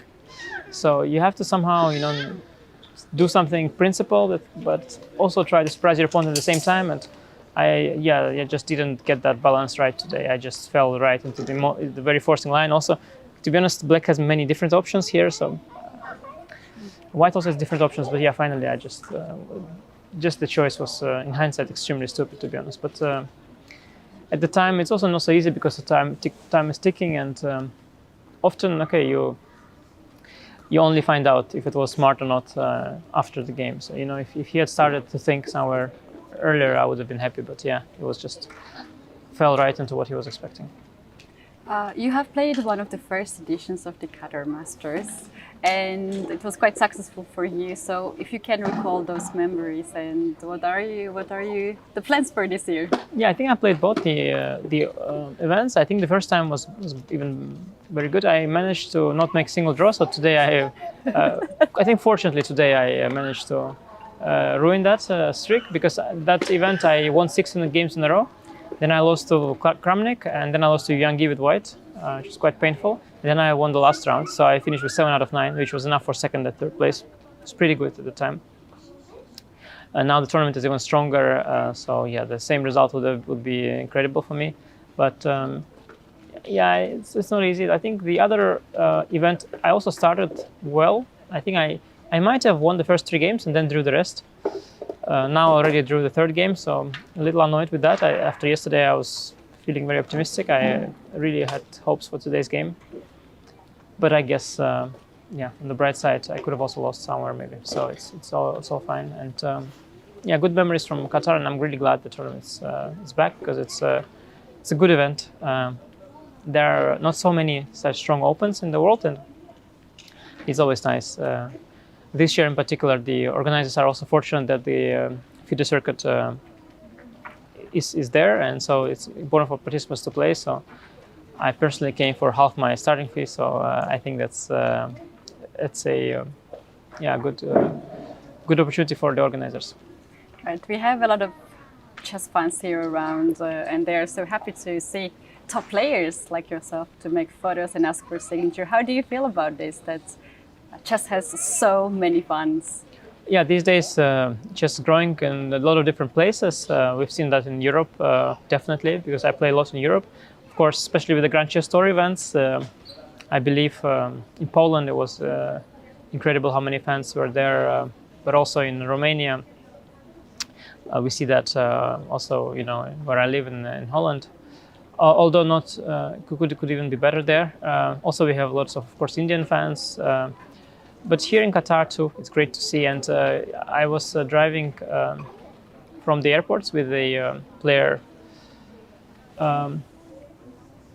from a African country, African continent, and interestingly, even in that region as well, chess is booming, as he mentioned. He's from Algeria, and he mentioned due to the Queen's Gambit as well. You know, chess is booming even in Algeria.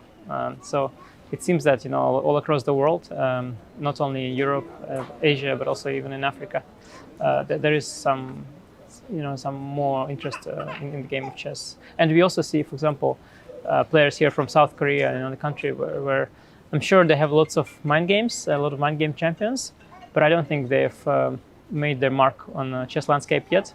But they too are doing good things and improving in the ranks. So I think chess is growing all over the world, and I think that's wonderful.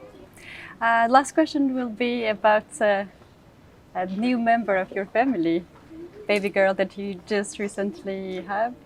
Can you share us some of the details about new life, new member? The height and weight? Yes, new member. Yeah, no, it's wonderful. We're a growing family, so we've got three children now, which is you know, a blessing and also a challenge for our family, because it's you know, two of the kids are quite little, and at times it can get very loud in the house. But fortunately, everything's going very well, and we also have support from the family as well. And yeah, I think it's something I'm very happy about. Thank you so much. Best of the luck for the remaining games. Thank you.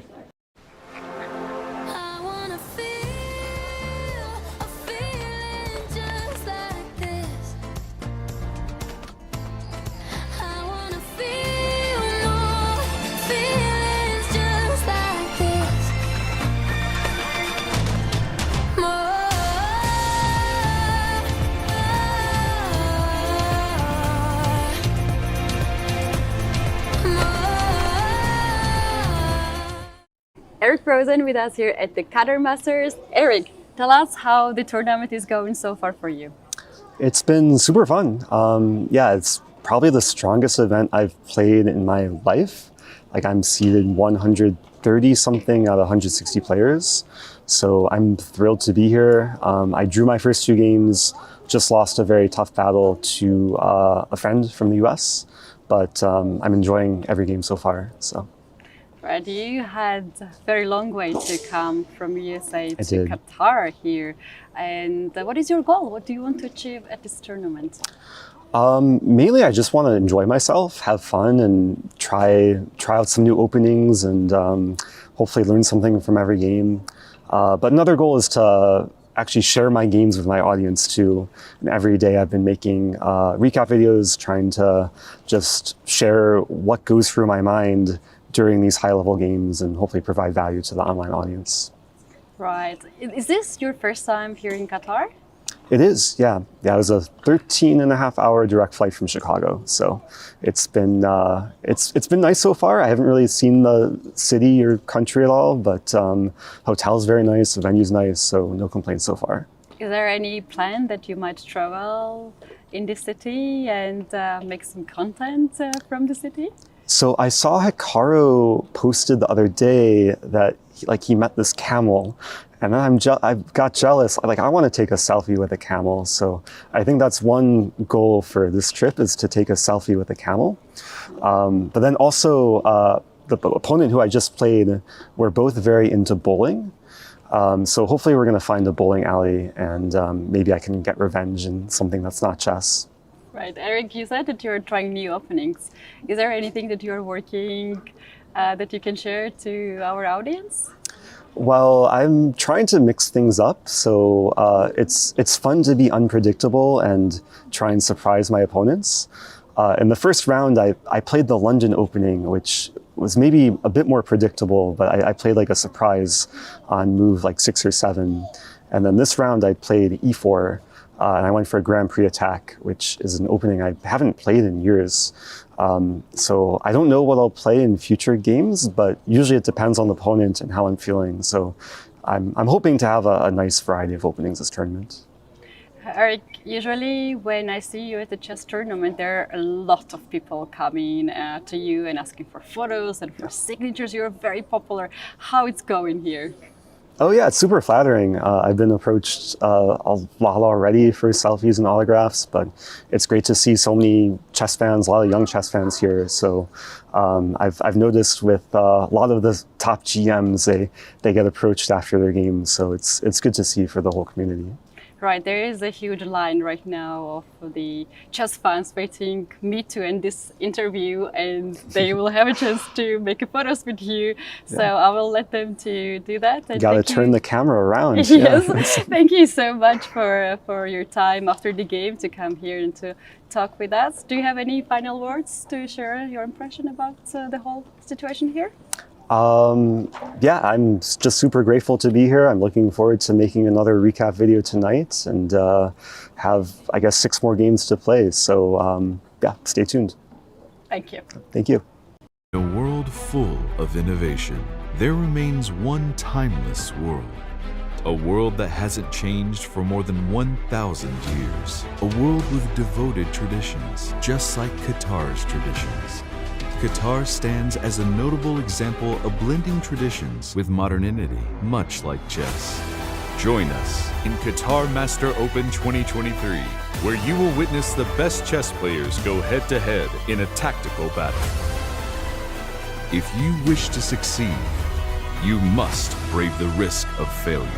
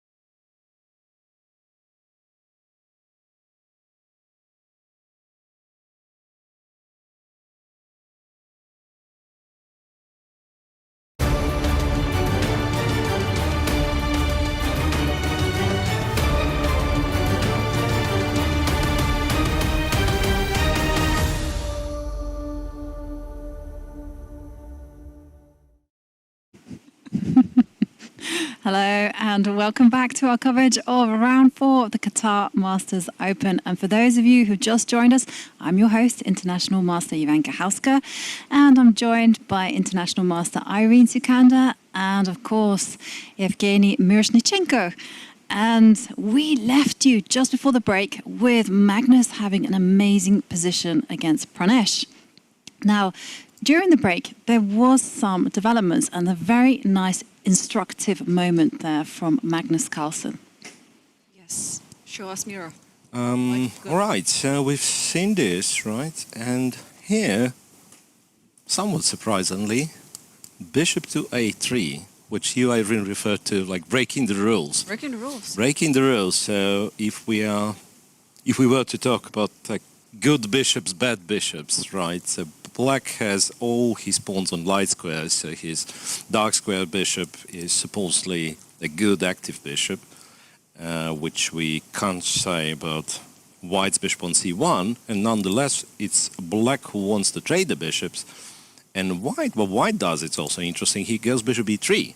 So he says, you want to trade for your outstanding knight on c4 and not for the a3 bishop. So I suppose, like if White just captures, you take back on a3, and this way you secure the b2 square for the rook, potentially. And now you no longer have to walk with the king either this direction or that direction, and instead you can play king e7, connecting the rooks, and then rook b2, and the other one to b8. And yeah.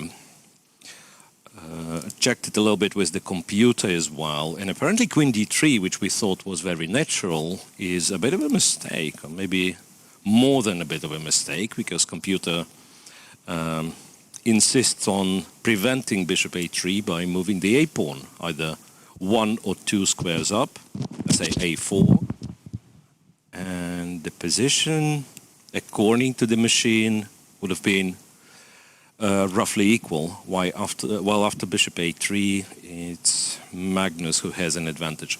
Yeah, I have to say, to a machine, it is roughly equal.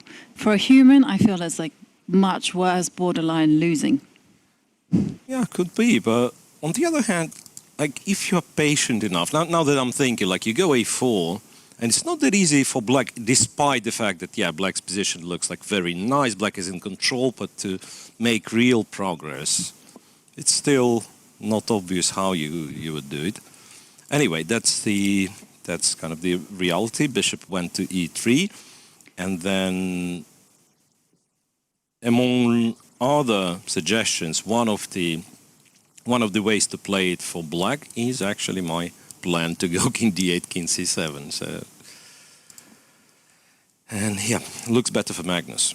Then on board 2, Hikaru against Robbie Kevlishvili. And remember we were talking about, yeah, this rook to c1. This is, I think, somewhere here we left it. And we said that there was a game after rook c1, knight a5, queen a3, and yeah, where Black decided not to trade the queens, and Robbie instead he captures on a3, goes c5, and after rook b1, he's the one thinking now. So rook to b1. Maybe it's not as easy for White as I've originally thought, because the knight on a5 for now guards b7. Yeah, and it's not easy for White to coordinate the pieces, although I guess the plan is simply to get rid of the knight on d2, move it anywhere. Not sure about c4. Yeah. Well, but somewhere, and then double on the b line, and then come back with the knight to destabilize right, so the a5. My feeling is like you probably have to care about b7 pawn with Black, like in advance, because sooner or later it's either going to be knight b3, or maybe you move the rook all the way, like rook e1, rook c1, and eventually go knight c4, and b7 starts to be in a bit of danger. So that's why, by the way, Kevlishvili just played rook b8 in advance. So maybe he's going to play b5, we don't know, but just to make sure that the pawn is protected. But in light of the fact that if you Black might have played b5, is it would it be a better idea to actually move the other rook and leave the rook on A8? So like rook f to b8. Yeah. Yeah. Mysterious rook Could move. be, but on the other hand, like I guess you go some knight knight b3. g5s might start, like, you know, there's some jumps, even though Can you just leave that one and give it away for free? the pawn. You don't need to, I guess. Yeah, I know I don't need to. Yeah, well, Give me pawns, Yovi. yeah, like, no, seriously, my point was that Okay. you'll be distracted with this knight g5, so maybe you can play e5 though. But if, say, if knight f8 was to happen, then rook b6, right, and the b5 is not happening. No, I didn't want to get distracted. So E5. After knight g5, Yeah. yeah, so e5, fair enough, and then yeah. I guess then knight b3 is the only move that makes sense. Right, but then my knight g5 is absolutely pointless, right? No, knight e6, and then you want to go knight c7. Knight knight But then I'm gonna. e6. But then I go b6. Yeah, and then knight Yeah, c7. but then I at least, yeah, like the knight c7, knight d5, I'm relatively happy. But I thought after knight e6, maybe you change your mind, you go rook c8, and the knight all of a sudden is, f4. yeah, f4, you get, I get h6, And I put my pawn on f5. and then you cement your knight on e6, and I Yeah. say, "Well No, done." I thought You you want to take. trap my knight. Honestly, I thought you take, knight takes, and then you get this guy to e5. And Yeah, Right. that's This much more looks- logical. I can play knight f3 here. this looks very promising. Yeah, you can play knight f3, and you've traded this knight, but the knight on a5, strangely, I prefer the knight on a5 here because it kind of cements everything. Guards b7, supports c4 if needed. Not only that, but there is like rook f8, some, you know, some Yeah. forcing stuff. And what about going c4 immediately? Where's the rook on c? Yeah, Was on c8, yeah. because c4, you know what? If you take it, I'll take with the rook, obviously, and then there's a pawn on a4 that is up for grabs. Yeah, looks Looks good. better. For Looks better for black. Mm. Yeah, looks better for black. Okay, we'll see. Perhaps rook a to b8 is not much worse compared to rook f to b8. See. Okay, well, we will see what will happen in this big strategical battle. But for now, let's move on. And can we revisit the game with opposite side castling between Anish Giri and Vokidov? Because there Whoa, whoa, whoa, whoa. we, again, were spot on with our prediction because we Knight thought... takes, pawn takes. Yep. But then Anish and hang on a second. 2 moves ago, I declared that yeah, Vahidov has to be trembling because Anish was in the preparation, had 1 hour 28. But guess what? Capshon d5 and bishop b5 move took him more than half an hour to make. So something was new after h4, like maybe queen e7's new. Maybe queen e7. Yes, Anish clearly was aware of h4, but then he spent a lot of time after queen e7. Bishop b5, bishop d7, and he decided that, yeah, I can take the pawn. That's what Anish thought. Not being afraid about the open c file. Apparently not. Yeah, you always have bishop c3, yeah, whenever rook c8 happens. Yeah, but still, like rook c8, bishop c3. Bishop e6. Or do we want to do something? Yeah, that's Or do you want to go bishop takes bishop? Or bishop So- c6? that's a big question. So if bishop e6. Okay, well, I'll tell you what I wanted to do. I wanted to, say, trade, move the queen with the tempo, but it's not easy. Like queen d7 is a strange move. And then to get bishop b4 in some position. Like bishop a3 might be a threat, and also bishop b4, but that's hardly realistic, right? So takes here, Why is it hardly realistic? queen d7. I guess There's we go always going to queen. be some queen. Yeah, but Oh, then you can okay. go And bishop A3 is takes hanging. a3. Takes and Three's bishop hanging. a3. So you cannot really move the queen that far. Then, yeah, okay, and if the rook goes... Wait a second. Yeah, why not rook h5? g6. And I don't know why g6, not h6, but yeah, let's... maybe I do, because h6 you might consider Taking. capturing this guy. Yeah, but then you've got rook takes bishop. Rook takes bishop, yes, queen takes, pawn takes, And then- check, and you run away. Yeah. Also, that you did have, I just wanted to point out, rook c8 as well after queen Yeah, rook takes. c8 after queen c3, of course, yeah. Of course. Okay, so... No, that's a very sharp position then. Yeah. It's not as one-sided, and Pure calculation is needed. that's why they've started to spend a lot of time, yeah? What else? What else? There were some very funny... Salim. May I kind of return back to Salim, because remember, that's the one we were discussing, and then we were looking at king g2, which wasn't a bad move. Knight d2 is also okay. Bishop h3 is, interestingly, a very clever move, according to an engine. Rook to d1, bishop back to g4. And it turns out, like, other squares are very, or rather dark squares on the first rank are very awkward, because then you'll jump like knight d4 and so on. Yeah, rook f1, bishop h3, and computer still finds the way for white to play for an advantage, which is rook e1, knight d4, rook e3. And then if knight c2, you capture the bishop, you trap the knight, and this is winning for white. But you don't have to go for it with black. And it's also like, I'm saying it's winning, it's not that trivial, because there is, say, rook d8 and rook d1, so it's not like white was winning the knight.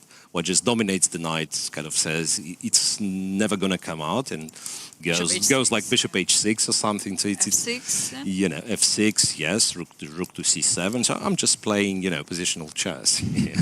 It's a very silly line, and I don't know if it's possible to find over the board, right? But if you do not find rook e1, rook e3, and see that this position is beneficial for you, then might as well just accept the draw. And we might have Salim back here again Yeah. in the studio. So for now, that's the second time this position's on the board. Yeah. Well, we will follow this game and keep you updated on the progress. And I would also like an update on the game between Aditya and Abdusattorov. Aditya, just 17 years old, and yesterday we saw him out-prepare Anish Giri in a sideline of a sideline. Right. This was, I think, this was the position which we liked for white a lot after queen h3. Abdusattorov went with knight to c4. White goes knight g4. Well, clear threat of trading, then checkmating on h7. g7, g6. And here, something a bit surprising happens, to be honest. So a check on h6, captures c4. So last couple of moves, I have to say, they are very risky, kind of in a strategic sense, right? So you exchanged your bishop for the knight, you opened this monster on b7. The knight on h6 is sort of getting stuck a little bit.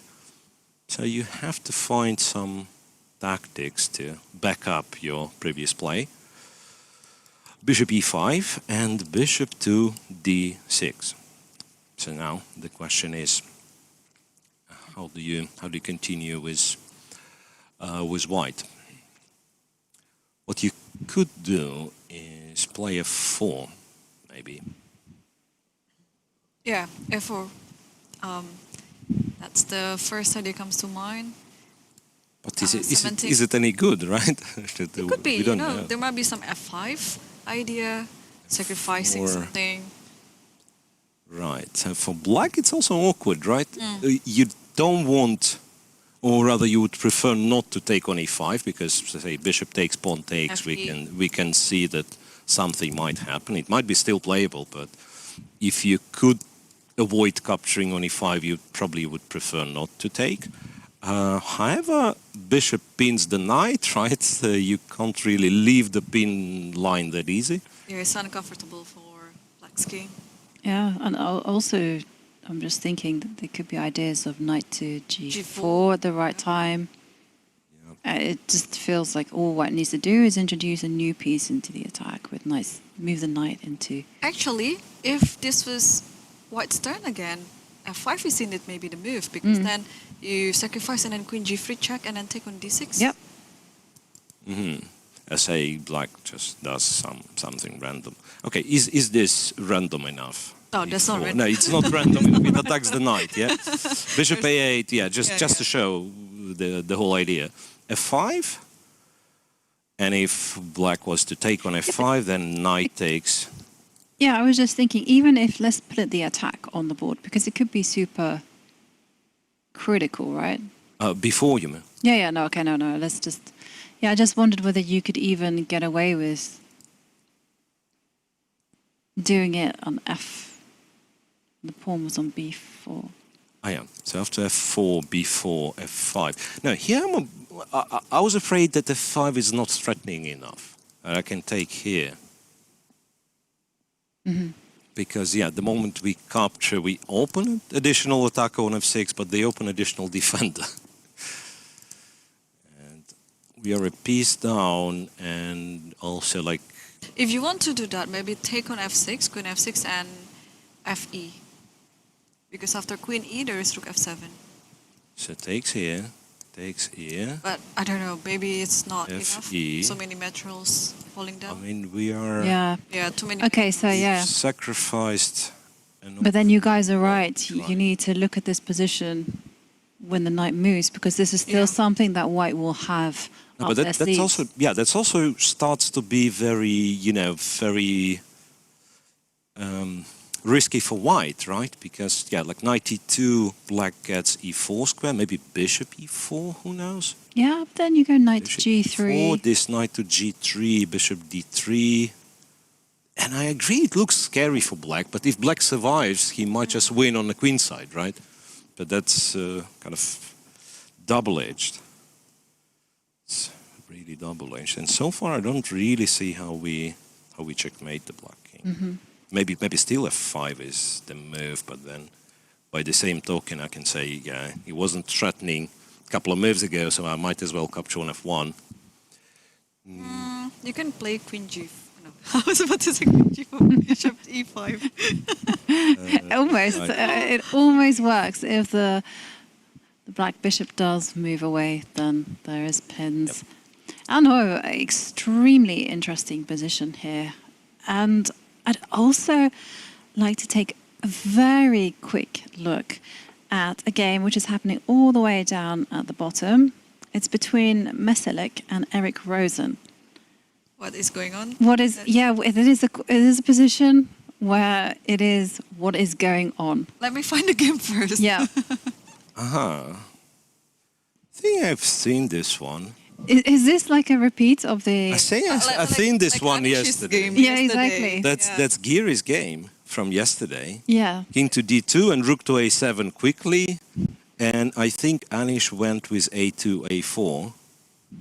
So here, white goes h4, h5, and rook h to c1. Yes. And king e7, yeah? No, f6. Or f6. Eric went with f6. Crazy game. So, judging by the time situation, do you think they know this game happened yesterday? Well, at first I thought that yes, they knew, and that, of course, theory was just developing exponentially. But I don't know, judging by the time situation, I'm thinking, no, they're freestyling it. Maybe they Freestyling it, yeah. Don't know. Yeah. Well, it'll be interesting. It's Right, it will be interesting to follow. And I wish we could tell how much time was spent, let's say, reaching this position, the position after rook a7, which we've seen yesterday for sure. Okay. So, this was a little curiosity there on the lower boards. And of course, we will be focusing on the top 10 boards. That's where we have our cameras. But we will try and catch the action and drama in other boards when they appear. But let's go. hang on. Yeah? Yeah, so the moment I was just checking because Miro asked Yep. about the time situation, right? So before playing f6, Eric has 1 hour and 18 minutes. 1 hour 18, which Yes. means, yes, I know the position and everything's good, right? Yeah, and now it's 48 minutes for move f6. So well done there. 30 minutes to play this move. Maybe Katie can ask Eric after the game what are his thoughts of this f6. Why did it take so long? Yeah, 30 minutes. 30 minutes, yeah. And I would love to know whether they were aware of the Anish Giri Aditya Mittal game. And let's go back to the top because White F5. has finally tried Because to break F5. through. There is the Yes. breakthrough. Yeah. Now, this is getting interesting. So, after bishop e3, Magnus chose to capture on e3, and as far as I remember, as I said, I checked with computer a little bit. Computer was not capturing the bishop. It would play some rook b2 or king d8, king c7. So takes, knight b6. Logical, however, right? You have two knights opting for c4 square, so you exchange one and you get the other one on c4. Rook a to b1, pinning the knight for now. King d7 and f5. Don't you feel like Magnus allowed a little bit too much of counterplay? Well, we are going to have to do some calculation. GF5. GF5.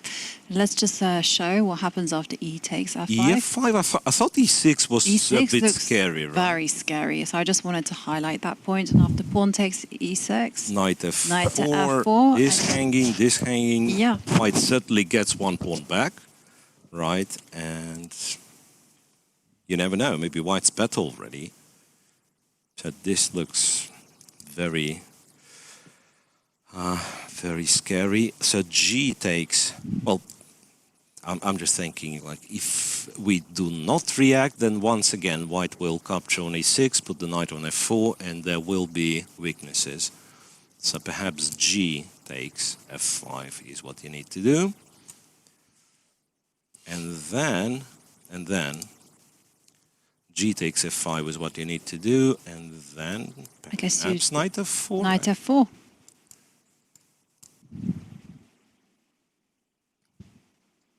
That's tricky. It's tricky once again, because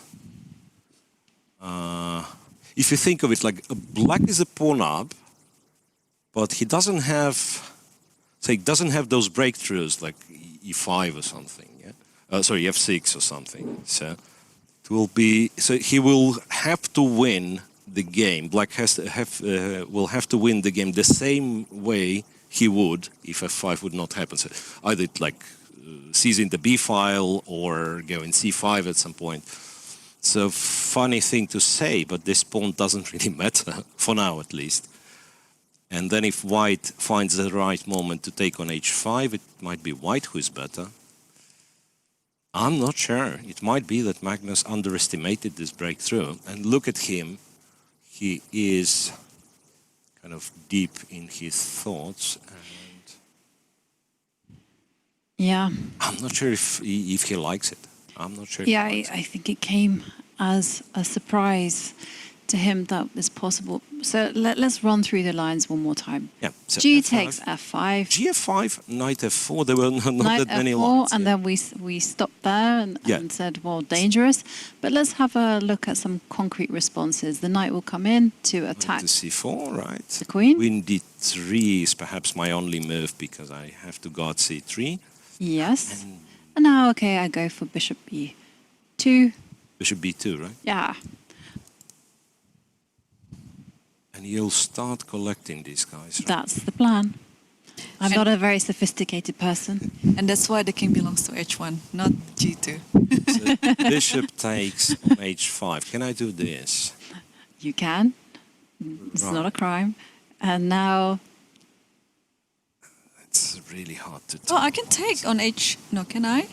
Take on h5, rook h8, knight f6. There is a check. Yeah. No, what I was thinking, for now, f7 is not hanging, right? h4, or maybe it does, once again. So my thought was, like, what happens if I lift the rook, so that when I take on c3, I don't have to distract the rook from h8.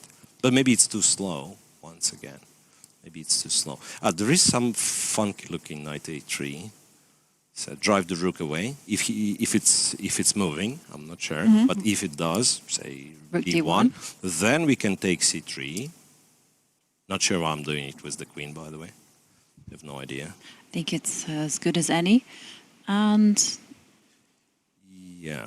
No, so my point was that, yeah, if you trade, an f7 can't be taken, really, right? Or can it? It's still It's still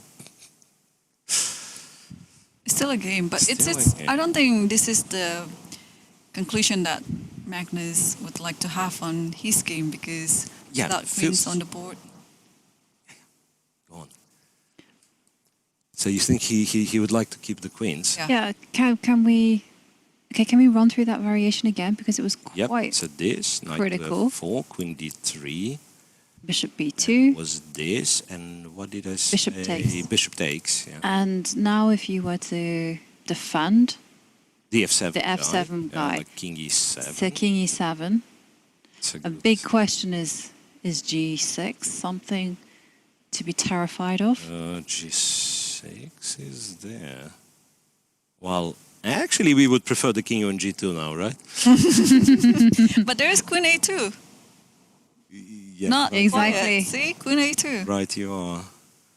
I was hoping to, to go for a brilliancy prize with this and queen f5 and blah blah, but There's whereas bishop rook f7, it's a h4. check on h4. And I don't like it. Yeah.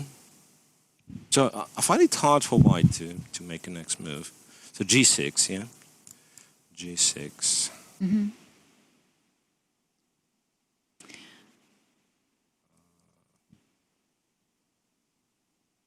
Yeah. Yeah, Still- it looks still- very Looks very scary. messy. Wait yeah. a second. Maybe let's lose in exchange. Check, and we go back. So if knight h8 happens, rook takes back, and then we'll take h4, and we'll take c3. Wait. If you want to lose an exchange, wouldn't it be better to take on h5 and then take on g6? After g6. After g6, yeah, I thought about this, but then you are left with the knight, and I don't like knights, they are jumping. No, I mean, g6 is hanging. Yeah, I'm not fair sure. enough. So there, I thought it's clear we're winning h4, and then white's contemplate limited, but maybe not extinct. Maybe Well, maybe I'm not still- sure. You can be winning h4, but you could lose your rook. What Well, if I I think play you queen queen g3? Yeah. Wait a second, g3 here? Yeah. Yeah, there's queen g7. I guess you go queen takes. Wait a second. And Queen C3. what's wrong No, but with, then it's queen to G7 I mean, check. for those who are sort of blind, I mean, what happens if I take this guy? Queen g7 check. King goes. Now you go queen to f8 check. Queen d8. Oh, So we missed that. yeah, I missed that one too. Maybe, yeah, so I finally got what your point was. Yeah, so if I go back to c7, then it's queen f7. Yeah. Originally, I just missed everything, and I was lucky that that I got this queen d8, but I have to pretend that I've seen everything. Yeah, I think what we are doing in this, well, actually, surprise, surprise. What did we say? It's scary if you take with the e-pawn. Guess what? There is no such thing as scary for Magnus. So he did take it with the He did e-pawn, take it with the e-pawn and we discussed after e6. e6. check. What's the plan? You have to take it, right? Yeah. Yeah. I mean, you can do this and then resign after queen e5. Not, I mean, one unusual double attack, Yes. So let's which you see. would stop with castle, but the king has already moved. No, I mean, I'm just being stupid. Yeah, e6 you take. And then f4. Knight f4, and apparently he spotted some move here because, yeah. But what move could it possibly be? Okay, so you cannot give up the e6 pawn, I guess. E6, If you want to lot of give it up, pressure. then the g6 has to be it. Probably you play rook h e8 right now and then allowing this to happen. And then bishop d6. But then, With or without... Oh, knight c4 is actually a good inclusion, but when can that happen? when do we do it? Yeah. Well, first of all, white can throw in knight e5. Check. Here. Yeah, bishop I'm after d6. bishop d6. So maybe that's why we play knight c4 question mark? Question mark as a question, right? Yes. Not a blunder. No, not a blunder, no. What happens? I mean, I'm trying to ask a question. What happens? Yeah, like knight e5 and Takes. knight takes. So now, if I take with the queen, what I Bishop was, d6. was unhappy with is bishop d6, check, and rook Rook e7. e7. Yeah, you Yes, can't. that's you can't why- go out there with the queen because the queen is needed for defense. Right, but that's why I thought like when black takes on e5, maybe that's the moment I take on b8. And it would be great idea if not for knight c4. You've got rook b. Queen f4. Bishop d6. Yeah. Chess is a game of cheapos, right? Yeah. Oof. Okay. Well, we are You- seeing yeah. e6 being played. We'll see this one. e6. And I believe as even... Okay, wait one second. I have the idea. Okay, so after e6, we have to be very subtle. So after pawn takes pawn, Knight f4. knight f4, that's a given. The rook defends. That happens. Very standard. Now the bishop has to drop back Yeah, to bishop e2. d6. No, I don't want to. Ah, we don't take... No, this guy. I don't need to, do I? Unless e5 No, is you happening. don't have to. I just want to stop knight c4. All right, all right. I want to control those squares, and then I'm going to go knight takes g6. Yeah, fair enough. But it could be too slow as well. That is a danger. Yeah, just bishop d6. I like this move. E- Okay, E6? and now I'm going to go Now knight we takes have to g6. take, right? And can I take on a2? Or maybe it's too ambitious. Go This for it. is Rook like- a1. Yeah. Well, Magnus did respond very quickly. What are we? He has to defend the pawn on e6. You know what?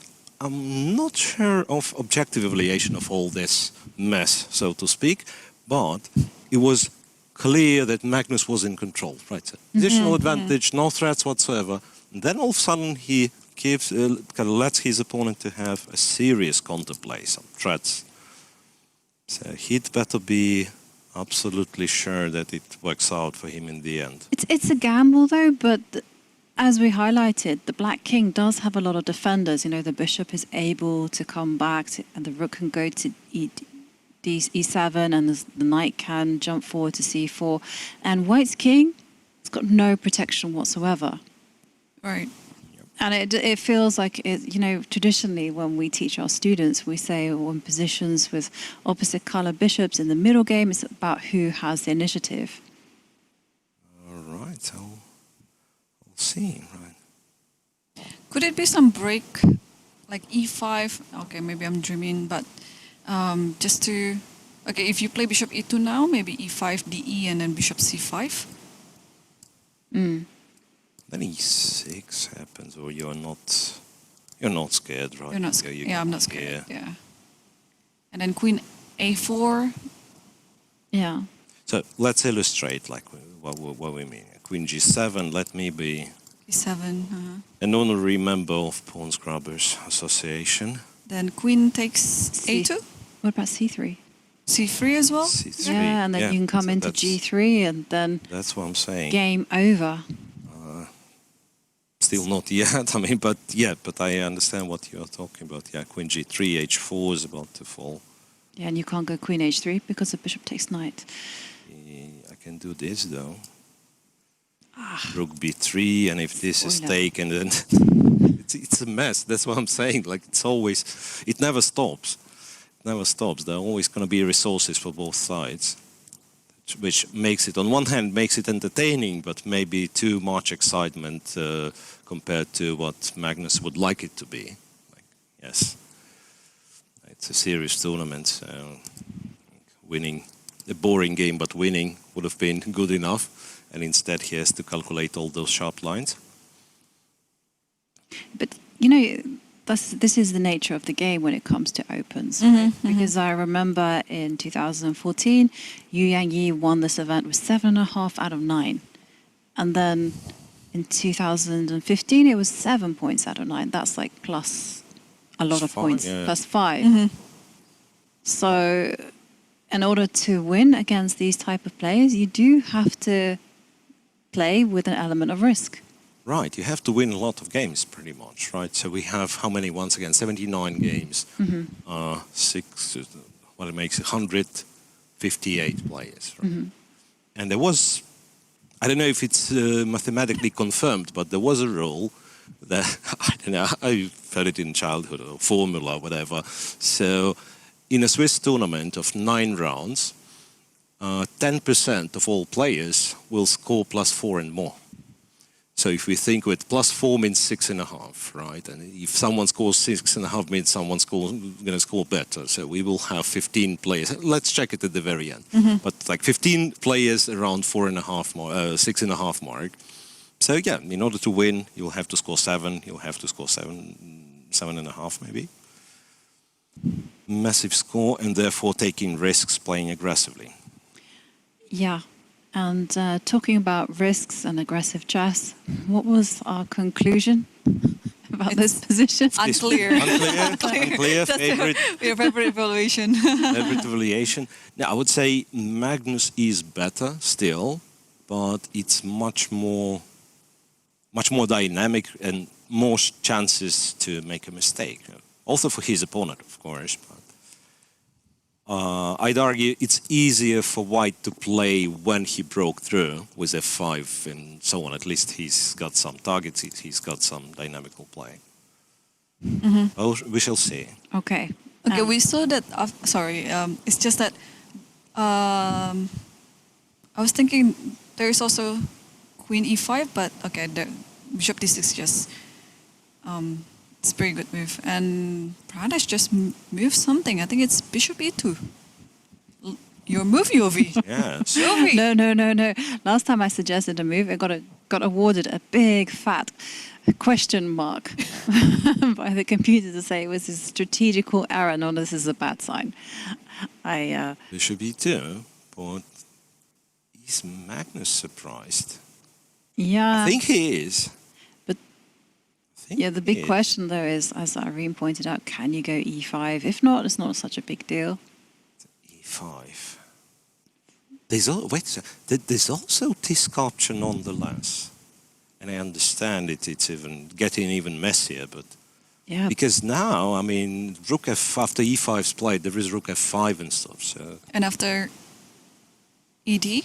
ED, yeah. At first, I thought, like, once again, like, to come up with tons of intermezzos with knight e5 and then possibly take later. But even if I just take with the queen, no? Ah, no, wait, no. Yeah. You know, cut this one. This is not going to the movie. So e5, knight takes, yeah. So let's stick to the plan. So knight e5 check. And if the king moves, then I'm taking back on d4. An exchange sacrifice, I don't think it's such a good idea, right? Because rook takes, queen takes, and the other rook is hanging. Yeah, rook e8. And then f5 is hanging. f5 is hanging with a check. Yeah. But anyway, yeah, as I'm saying, I'm not able to judge all these tactics or got to calculate it properly, but it's more chances for Magnus's opponent for sure, by far. Okay, Bishop e2 is on the board. Bishop e2 is on the board. Yeah, Magnus seems surprised. I think he's going to play something relatively solid like Bishop d6. But still, yeah, it's... Well, get this. I checked the computer evaluation. Bishop e2 was Brilliant the move. recommended move. And what's the evil? Okay, can you guess? Equal. But I want some numbers. Minus 0.2. No. I don't know. 0.000. Is bishop e2 the only move in this position? Let's have a look at what happened after knight takes. Oh, knight takes a pawn would have been a serious mistake because of knight c4. Right. So see how qualified we are. You figured out all the subtleties in the position. Well, we will definitely be keeping an eye on this game. But let's move down to Hikaru Nakamura against Kivil. And it was all fire on the board in the game between Magnus Carlsen. And here it was a big strategical battle.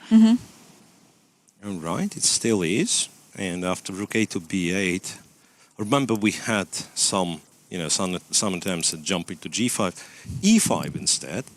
So creating a square for the other knight, grabbing some space, maybe keeping knight g5 in his mind. b5 from Kivil, a takes, knight to e4. Despite the fact that queens are off the board, I still keep looking for knight f3, kind of a proper moment to sacrifice this exchange. I don't know what's wrong with me. It isn't even good, but I mean, like knight f3, gf3 is such a trafarette idea, you know. No, that is surely an idea, because otherwise Hikaru would have rerouted the knight elsewhere. But I think the fact that he did it this way is because he was aware of this type of sacrifice. So maybe after knight e4, is there any threat currently going on? If not, then I'll play h6. Isn't knight d6 a potential idea? Also, the rook can swing over to b2. Yeah, maybe up that's on the yeah. b line. Like maybe that's that is the idea. Yeah. That's the knight left, and therefore we can move the rook. Yeah, but we can try to check this one. So goes there. But when the rook is going there, I can play c4, or maybe not. d4 is hanging. D4 is gonna fall. I feel But like it's e5 is also hanging. very close to, exchanging all the pawns. I mean, if you go c4, like very likely all the pawns gonna fall, and might be just a draw, There's rook b5, for instance. And I don't need to take it, yeah? I can take on d3. You can take on d3. You could also take and go c3, and then who knows. Wow. That's a funny line. Like Yeah, that is- take, and you go c3, and if rook a5, then you have three guys, and none of them can stop the c2 pawn. However, it's not checkers, so you are not forced to take the knight. You can take this, and rook c8, you can block it, and maybe you're just winning with so many extra pawns. Yeah, but h6 might be a bit too a bit too soft, right? The position. Yeah. You probably need a faster solution. To do something on the So what happens if inside. you go rook b6? A rook b6, it's not faster, but in the same vein, you're planning to double, I'm planning to double. Yeah. Yeah, why not? Looks good to me. So if this, we go to b8, and if knight was to jump to d6, one thing we could do, Just take the pawn. take on e5, but once again, it I might, think I'm winning the chess bingo at the minute. That's what happened, right? Yeah, but we might be unhappy with the resulting endgame, to be honest. Now that I'm looking at it. Yes. Wait.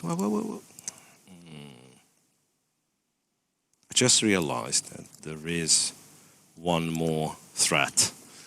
Because I was thinking of, 'cause you could go rook intermezzo, d5. rook d5 and so rook Yeah, but you b8 can, rook b8 is a checkmate. knight c6. Knight c6, you still go on, right? But even rook c5. c5 we are, takes And e5, rook take takes the knight, rook rook a6. a6. we're still upon the... but the argument is like it's an easy draw, right? Right. And if rook b6... I think. No, rook b6 wins. Unfortunately. I was thinking, like 2 pawns, but 8 pawns gonna run. This is... Does it mean Why is it just waiting? So, okay, let's work through this one again. So rook b6, Rook b2 looks Rook b2. very rook b2, logical. you double, and Double, and we this jump. panicked. And we went- panicked, yeah. went- 95 was not forced by any means. and instead, maybe you can go b. B4 or C4, yeah? Or you can play knight c6, just attacking e5. But I then- like that one as well. Very nice. Before also, I mean... Yeah, Let's go before. knight c6 though. No, no. Oh, okay, sorry. one by one. Maybe before Knight the C6, attacking this, right. Okay. Looks good. Looks good, because if White was to take on B5, he is the one getting pinned. B file, right? So maybe need to trade the rook. And if I trade all the rooks, then after knight E5, the other pawn is also under attack. We are not winning it yet, right? Knight e1. White has an ugly looking knight E1 move. But can this be any problematic for black? I don't think so. Yeah, maybe. c4 here and then d3. But that makes it problematic for white. Yes, yes. Makes it problematic for white. Yeah. So a lot of potential for, strangely, for quite forced simplifications, and doesn't make it any easier to play, because now, like, even after, remember, doubling the rooks, going knight d6. This is the end game you have to calculate. Knight c6 you have to calculate. There is b4, There's c4. b4 as Yeah, well. it's a lot of stuff. Yeah, we'll see. Roughly equal on a clock. Move 23, and yeah, like 35 minutes each. A bit more, a couple of minutes more for Robbie. Yep. Won't be easy for Hikaru to trick him in this position, I think. Robbie so far didn't commit any serious mistakes, it seems, and has a decent position. Yeah. Something we did not check for quite a while is those games where players are on 100%. Yeah, well, Kevlishvili is on perfect score, but also we have Eric Gaisi and Naranian, both on 3 out of 3. And there've been some action. Should I go all the way back? Like, remember we said d5, e5 with d5, and we left for good. And Yeah, I There's- think we can see maybe a few moves and then fast forward. so bishop takes, pawn takes. I think we've said something like that. Yeah. Bishop g5. Bishop g5, yeah, and black couldn't find anything better than going bishop h3 and trading himself, and bishop d4, bishop f6, queen f6. So I would prefer it to be like, you know, a little bit more entertaining, but perhaps there wasn't anything better than that, because like if you have to go knight d1, even though the structure is very attractive, but the knight is so, you know, so passive. Rook b1. A to b8, b3, f5. 5's clever. Knight e3, f4, rook d7. 6. g3 and knight g3. So still some weaknesses on the light squares, right? So Yeah. Arjun is trying to prove the knight to be superior. Not the knight, but the pawn structure. The pawn structure, more islands versus less islands. And then there on the c file, there's double pawns. So We'll- maybe in the long run, We'll try to get rid of this Yep. this guy, right? so king g2, f4, probably. But can you do that so easily? So king g2 makes so much sense. You know, you're threatening maybe potentially Maybe to go this. f4 and then rook to g8. And yeah, like a 4. Oh, maybe not f4. Maybe just flicking f3 now. But if you were to go f4, Yeah, is well, there anything wrong with it? Because No, you there's can't nothing step wrong. back with the bishop. F4 still works. Yeah, like that. We have to show it. And then I'm saying, okay, that's a pin, you know, and that's a counter pin. Right, but yeah, so f4 is possible. Black could take. There is something I want to mention, however. So if you go king e6, one setup that I'm looking at is go f5 and get the knight on e4. I was going to ask you about that because I wasn't sure Whether to open whether or to close it. open or close. Honestly, Because- me neither, because it looks nice, but there are still problems in White's position, like, bishop controlling g1. Exactly. And so Can he go here? Yeah, maybe king d5 so that you can put the rook on e5, king f3. rook g7. Rook g7, I would not... No, the other rook. Still, I would not advise to do that, because after knight e4, I'm threatening to play the English opening. Well, I'm trying to do some self-made here. Yeah. No, but wait. King d5, though, I think is still playable. And after king f3, I was wondering what happens if we put the rook on g5, and the answer is h4. Okay, I'm being stupid. Not for the first time. So I thought, what about sacrificing the rook for the knight? After all, this bishop is so good. you mean say, wait for h4 and... Yeah, and then you go rook g7 and then h5. like controlling this... Show me might not be the all money. No. You go king h3. Oh, okay, there's h4. That's still kind of... And then I guess... Yeah, maybe you're right. Now that I'm thinking, King h3. Hang on, check. Yeah, you go king h3. And then rook e2, rook then g2. you lift this one or that one. No, rook e2, rook g2. That rook. Rook g2. I was hoping that the king would come in to c5, b4, c3. Yeah. King And then power. Bishop e3, bishop d2, and take the pawn. Yeah. All right. Now, I mean, it's a picturesque idea, but at the very end, we might still suffer because of defects in the pawn structure. Like, there will be some race. Let's say White exchanges a pair of rooks, takes the h-pawn, and then if we would have like flexible pawns, maybe it'd be on time. But here, I find it hard to believe. It's a kind of nice idea, but I don't think it works like objectively. So once again, what was that? King g2, rook to g8, and we said f4 is possible, and then King e6. King e6, f5, King d5. King d5, King f3. And then rook g5, h4. That was... You know what, but if we play a bad move, King d6, so allow a check, right?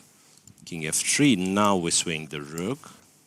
and then you have king e7. And knight e4, king e7. So that's something that was that I found annoying, that the bishop controls g1. But wait 1 second, your bishop doesn't have too many squares, so you can go c3, like d4. D4 is or working. b4. d4 is annoying, yeah. Yeah, d4 is working. D4 is, I actually left my king on e7 and removed both rooks. Getting outplayed, time and time again. Yeah, well done. What does it mean? White's better. What's better strategically? White's I think Arjun already foreseen this and then go for this line because, yeah, first, as you said, he's trying to prove that in this position, knight is better than the bishop. Although the bishop is looking great, but then the pawn structure, in the long run, it will cost black something. Square. So the only thing that we might want to change, might want to check, so if black decides to take, to avoid this f5 and knight on e4 thing. Rook takes and then maybe lift the rook here. So now bishop e5 is an idea. Rook g5 is an idea. Maybe that's the better way of playing it. Not saying black is out of the woods, but maybe that's a better way. Can we take a look at this game? Abdusatorov game. Yeah. So Right. Abdusatorov is trying to solve this homework that is currently going on around his king. And we saw f4, and indeed Aditya played it. So One move later, though, so he went rook c to rook d1, C1. tricky. Yeah, rook c d1 Queen first. e7, f4. Takes. Abdusatorov just takes. Goes knight h5, so now this knight is hit. Knight g4. And f5. Oh, not yet. a3. a3 first. Curious move, a3. a3. You know, I don't know if it's any good, but it's so tempting to put something on f6. Given even rook f6 is something that I would be looking at. I don't know. Yeah, it's probably just nonsense, but you know, a3 and then f5, ef6, knight f6. Guess what? I think black is okay all of a sudden. Huh? Huh? I think black. Huh? I think white is just Winning. getting better and better. Knight takes knight. Trade off everything and put a rook on f1. Trade off everything. Queen takes. Yeah, okay. F1. This. And now we block that diagonal because it's annoying. No. E4, right? Yeah, why not? What am I missing? No, I'm not saying. No, you're fine. Because those checkmate ideas are really annoying. What if you play d5 and if bishop d5 e4? Yeah. Yeah, that- d5 that's what- even better. Yeah. That's what I'm posing. Yeah, like I'm trying to understand like how serious is d5, and point being, yeah, let's show this one. So there is queen d7 and the bishop's lost, and otherwise the pawn. It feels like the pawn has to be taken, right? So it's bishop takes, and then we go e4 with the tempo. Bishop has to move. Could move to c6 though. Maybe it's not as clear, because when you take, black has, let me think, black has check first, I guess, Okay. to guard this guy, and we presume king h1 and then rook f8. Yeah? Because the knight, yeah, my point was that the knight on c3 has hard time joining, so maybe it's not as bad. Yeah. There are alternatives, of course, yeah, like d5 we tried, maybe it's not the best, maybe e4 is the better move. But still, like, before that, we were attacking on the king side and in the center, kind of with an accent on this bishop on b7 not be able to participate in the defense, right? And just now I'm claiming that the bishop just as good or just as bad as the knight on c3. So whenever the knight tries to join, the bishop's going to join. So maybe it's not as bad for black. But still, white has the initiative. Yeah, what about instead of taking everything on f6, can we move Yep, 5? yeah. Just a second. That's the position in the game, right? Yeah, yeah. Yeah, knight f6. So put the knight on e5, centralizing the knight. And also say that, yeah, like queen's bit offside, right? I like it. And your knight, I mean, on f6 cannot forever be there. In the meanwhile, white can just try to double up the rook on the f file. So the question is, can I play knight e4? White actually took on f6, strangely. e6. No, on f6. Oh, so he took it. the previous line, yeah. Yeah. He took on f6, but knight e5, I really don't know. Yeah, like maybe this is what I can try to do. Point being, of course, yeah, I'm hoping for e6 not to hang because of some... Doesn't it hang? I think it It hangs. hangs because you have Immediately, queen to right? d7. Immediately. Yeah, immediately. Take it Immediately, yeah, but then I wasn't sure. You Hang on. have Rook a check. F7. But wait 1 second, you also can go I'm queen silly. takes. Yeah, I have queen e3. Queen takes I have pawn. queen e3, you go Yeah, that here. one. And then now knights. Now, if you want to make a draw, there is knight g3. Yeah. Queen h6, queen e3, repetition.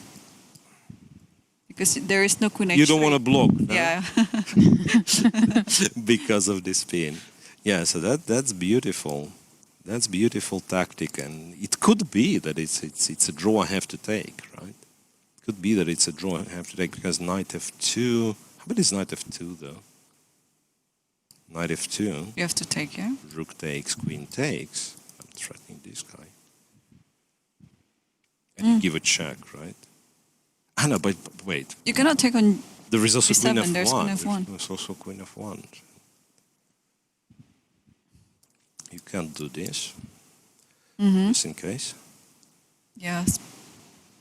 So maybe that's why he preferred to take on f6. So knight, all that was played. So once again, chess bingo.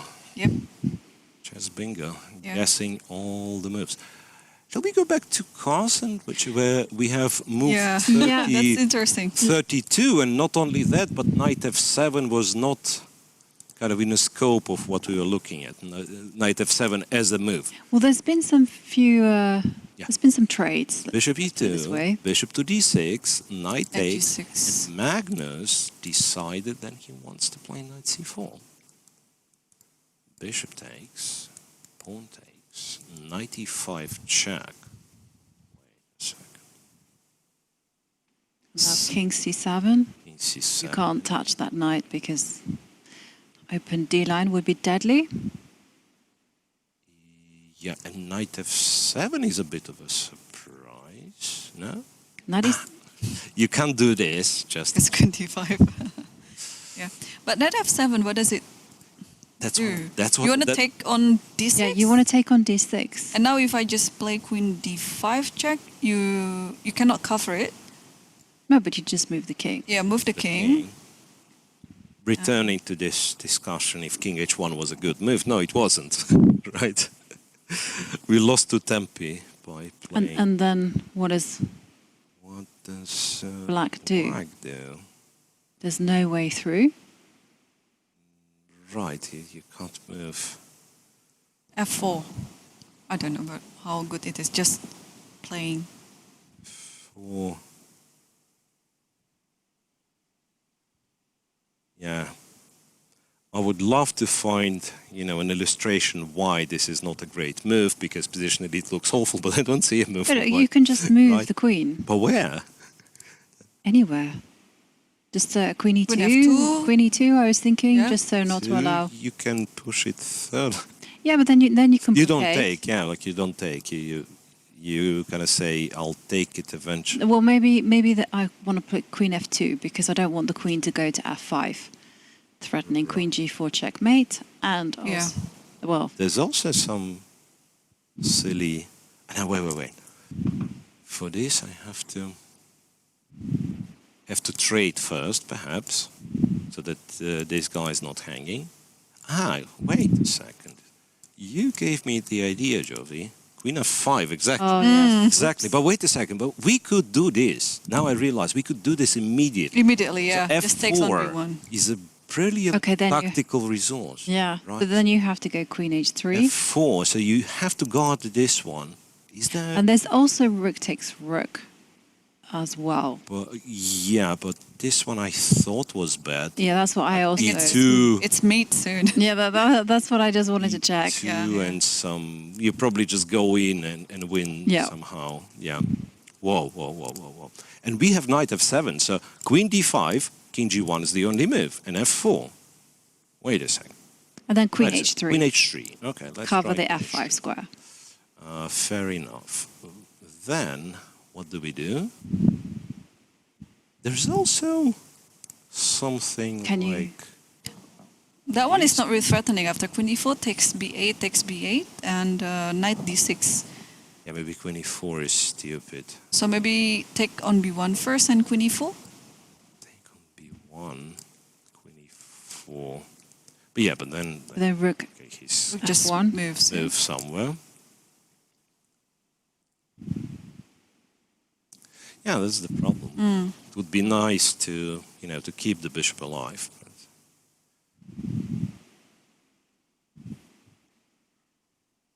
almost there. So f4, queen h3.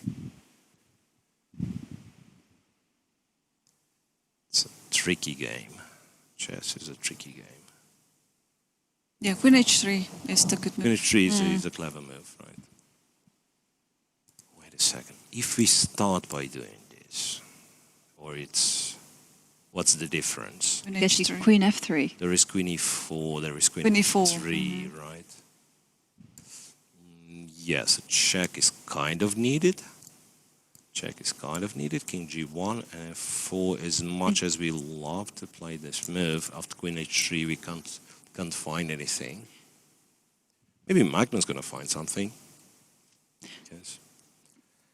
I just wonder whether you can go rook takes rook and then your queen e4 idea, and then that was what we looked at, and then rook f1. And what happens if you just e5. move the rook? Huh? I don't know. It's Rook goes back and Yeah, e5. rook b8 or something. Or rook b8, yeah. That's, by the way, the position I was trying to achieve at some point. So we set knight d6, right? King takes, knight. King d6, and it's still... And queen f3, I guess. Queen f3, funny. King d5 maybe. yeah. His endgame. No, but there is also a queen f3. There is also takes. No, you have to take because king d5, queen f4. Takes. Give a check first, and then e5. Let me just count the material. Or maybe none. I didn't count the pawn. Just e5 repeatedly. Black is a pawn up, Yeah, okay. but it's a doubled pawn on the c file. For now, I mean, especially if I'm going e5. That's why I've kind of stopped here. So if I would be on time to go c5, then it's of course much more pleasant. Queen f3. No, it's okay. Just take, and then you play rook f8. That's all. And then next move you play c5, and g6 will not happen because you rook f6, and then rook g6. Yeah, I think you're in time. And now c5.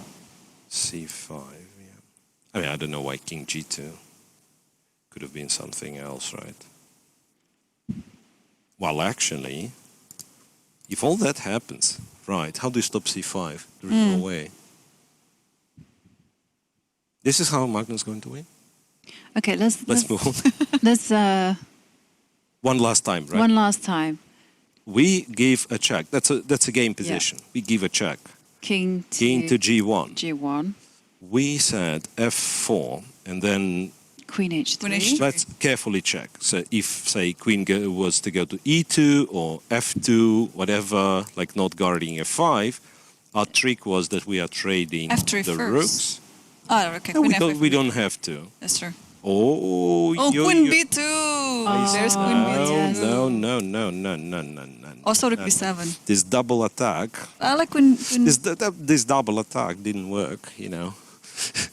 Oh, okay. Well, So the whole queen f5 thing, we have to forget about. And f3, what was f3 queen? but then go for E3? the other breakout. What about e5? Because then I think we have to forget I'm about getting f4. dizzy. So a check here. Yeah. And no f4 at all. I think we forget about f4 because the queen f5 doesn't work. Right. And we do this instead. And yeah, I think maybe he we need to go takes, rook right? takes rook. Maybe we need to trade the rooks first. And then now it is. e5. And And I realize I'm playing with fire because there's also queen b. There's no queen b2. king takes or Yeah. takes. Sure. Yeah, like queen takes, there is also d5 and a7 is hanging all of a Yeah, so sudden. you have to take with the king Yeah, we have to take with the king, but are we in trouble. the one? No, it's a kind of, are we the one who's playing for a win? That's a big question after like Rook takes. d5, rook takes, queen a7. Queen a7. So, yeah, 'cause we don't have checks. He starts having checks. Yeah. He has the kind of protected passed pawn for the end game. So Yeah, this is a big failure. I'd look for something better than that if I'd be in Magnus's position. And that's what he does. He is spending his time trying to solve this puzzle given that And okay, hang on a second. Let's take it back to basics. What about rook takes rook? I think this is what Magnus was planning, But then and you got we rook were b7. planning. Yes, and there is this stupid rook b7, which is easily missable, right? And hang on, and if we take on a2 immediately, does it change anything? Because we are threatening a checkmate in one move. So I'm guessing knight takes bishop. Knight takes bishop. No, I'm guessing. I know. Knight Check takes rook. here. And I think you'll find, if we do the maths, So white's up a material. White is up a horsey. Yes. But the line does not stop here because f1 is hanging. Okay, you can play Vicky. rook e1 here. Yeah, rook e1. And then And you got big problems. do I? And you're going to have to pedal furiously to get that draw. Probably. Yeah. You're right. You're right. Yeah. You're absolutely right. Doesn't really work. So But then what does work? Does anything work? I'm confused.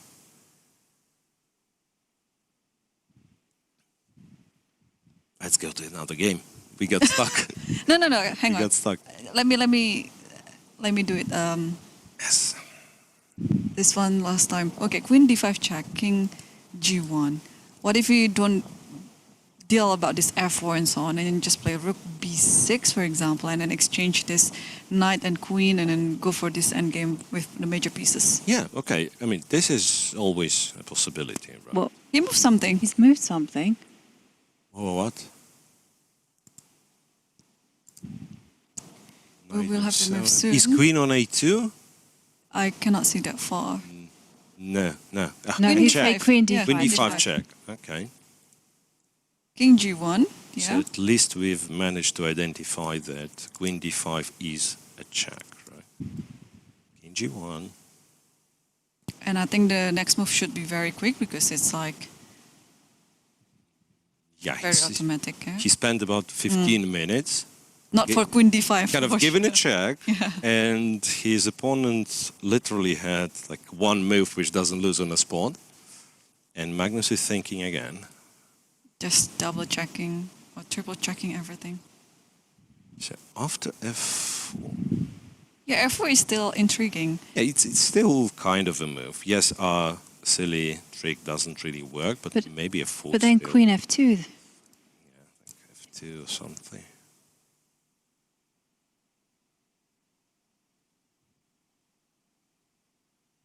And the danger is that we're going to lose this Yeah, ball. that's what I'm afraid of, because we were really banking on Queen to F5 working. The double attack, but there is counter double attack. There is counter double attack. So I'm kind of more in favor of your plan. Which one Just is that? piling You're kind of on the lifting pressure, the rook, like right? rook To B6, B6, rook B5, Yeah, but maybe something. if black gets a chance to trade, And then Queen takes. Queen knight takes. takes, queen takes, yeah. Oh, but yeah. Queen takes. As Yeah. they go here. And now you can put the rook, Rook off B2. B2. Yay! And then you I'm a take and simple there's a person. check. Yeah, exactly. Yeah. And maybe Fair enough. F4 or double the rook. Rook Take, B8. give a check, take Yeah. everything with We'd the be check. materialistic. The H pawn is. Whenever we are trying to be brilliant, we are blundering something. So. Anyway, King G1, Magnus thinking again. Quick detour to check, say, other top boards, maybe? Yes. Just, click through, pretty much. I think so, and I think Nakamura we against should also Robbie. take a short break afterwards Absolutely. as we get ready for the ensuing time control pressure. So, Naka against Robbie, C4. So what happened after rook B6? Rook to C2 was Okay. played, attacking the C pawn. C4, pawn takes, knight takes, and rook D1. So this gonna go, this gonna go. So what Nak is currently hinting at is that knight on D7 is very unstable. Say knight takes, rook C7 is probably a problematic line. Yeah. Like, what they do with this knight. Don't want to go rook D8 because rook D4 pin. Or rook F3? Don't want to go like rook F3 here. Looks too optimistic to Too my liking. optimistic, I mean, yeah. with the king being cut off, right? Yeah. I was thinking of rook F3, but somehow couldn't make it. No, so my point was like, yeah, if you have to go knight B8, then it might get dangerous. Still, two knights, two pairs of knights, two pairs of rooks on the board. So with rook on 7th rank, and knowing that Naka is playing with white, so you can expect any kind of tricks, so some checkmates. And so. Yeah, but I don't know. So- That B- knight B8 does Uh-huh. cover the D7 square. Okay, so we took. Take, let and now us I'm say, gonna run with the B pawn. Run, yeah, fair enough. How do I make it happen? Maybe I don't know, maybe there's because no you way. don't. Maybe there's no way, right? D7 is, Can I play knight F6? you could. And then double the rook on the 7th rank? Yeah, and now this is very It's a important. beautiful. That's a lovely idea. This is why you guys need me here. yeah, course. for sure. We need you here. Maybe some of my crazy ideas turn out to be good. I mean, You it's never not know. crazy at all. You're No, this one is not crazy, but sometimes when it started, it was crazy at first. absolutely right.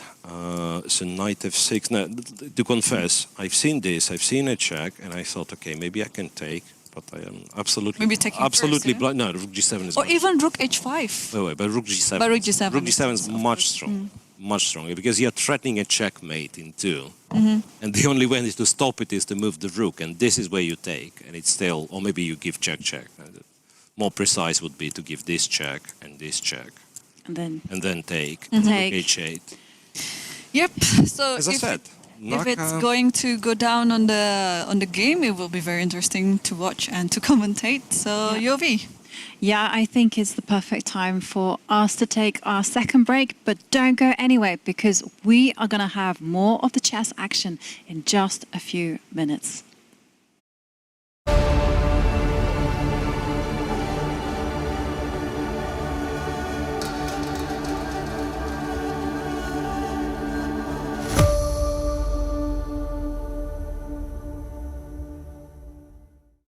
I wanna feel a feeling just like this.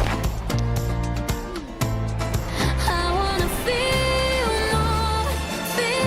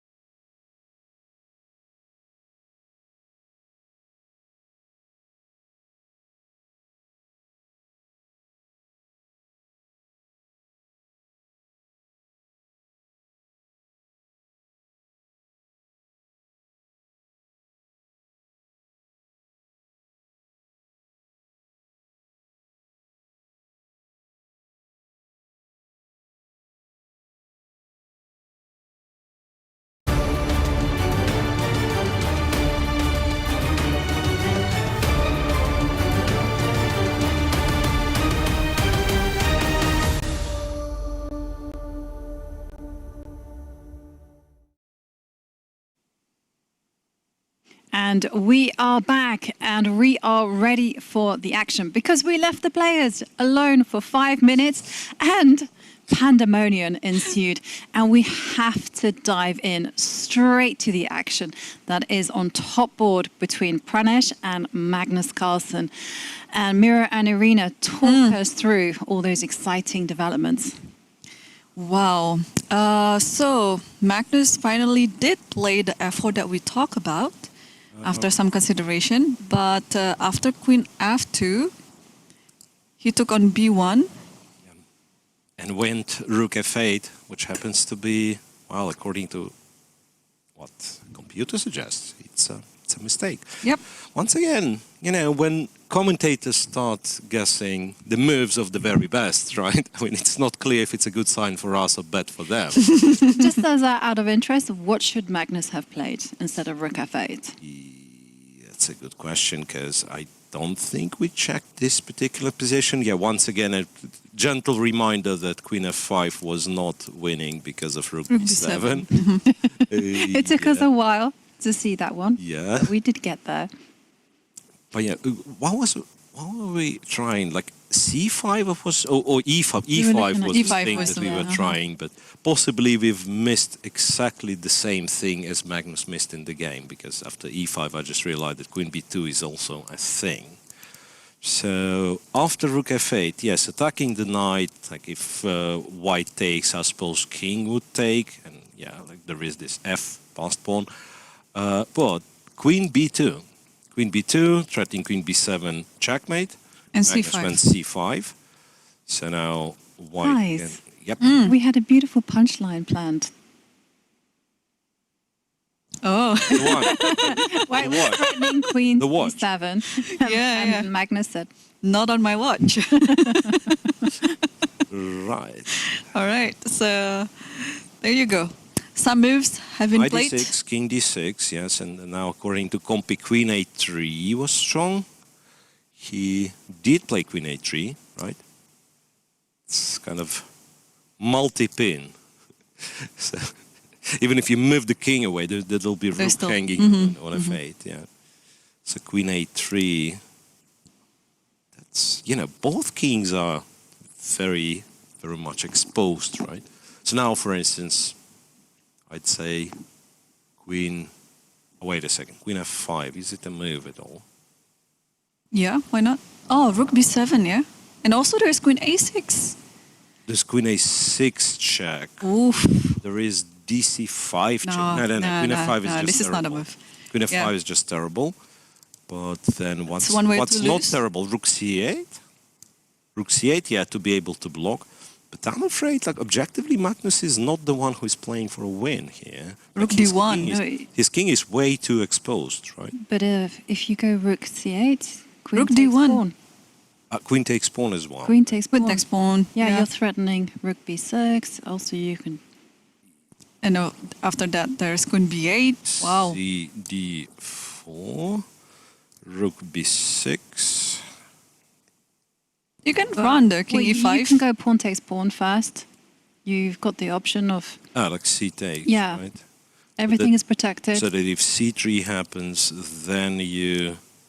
Do you win? Yeah, Queen b8. Queen b8 and Rook b7, right. Queen b8, King goes, Rook b7, and it's game over. Oh, wow.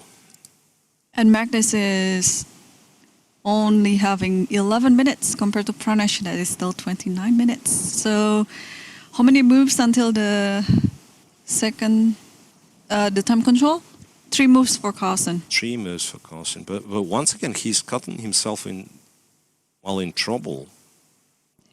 He totally missed Queen b2 then, yeah? Because otherwise he wouldn't have allowed Yeah, this. because he was simply thinking Yeah. that the knight would move away. But Queen b2, and you can actually see Magnus there in the videos just looking so uncomfortable and really annoyed with himself, especially when you consider the whole storyline. You know, he was easily not winning, but much Wait a better. second. We concluded Queen f5 not to be the move, but Magnus thinks otherwise. So he did play Queen f5. So what's after Queen a6? King d5, I would guess. because otherwise I'm getting checkmated by force. So it's king d5, and this is already A draw? if white wants it. But I'm guessing it could be... Can it be more than a draw? Black, though, has a perpetual of his own planned, right? I mean, if I play a quiet move. Okay. So this Queen check, b7 check. now the rook's protected, and say I Take on can- c5? Yeah, take. I take, that's a counter check. Ah, that's Yeah, the but it's check. just one check.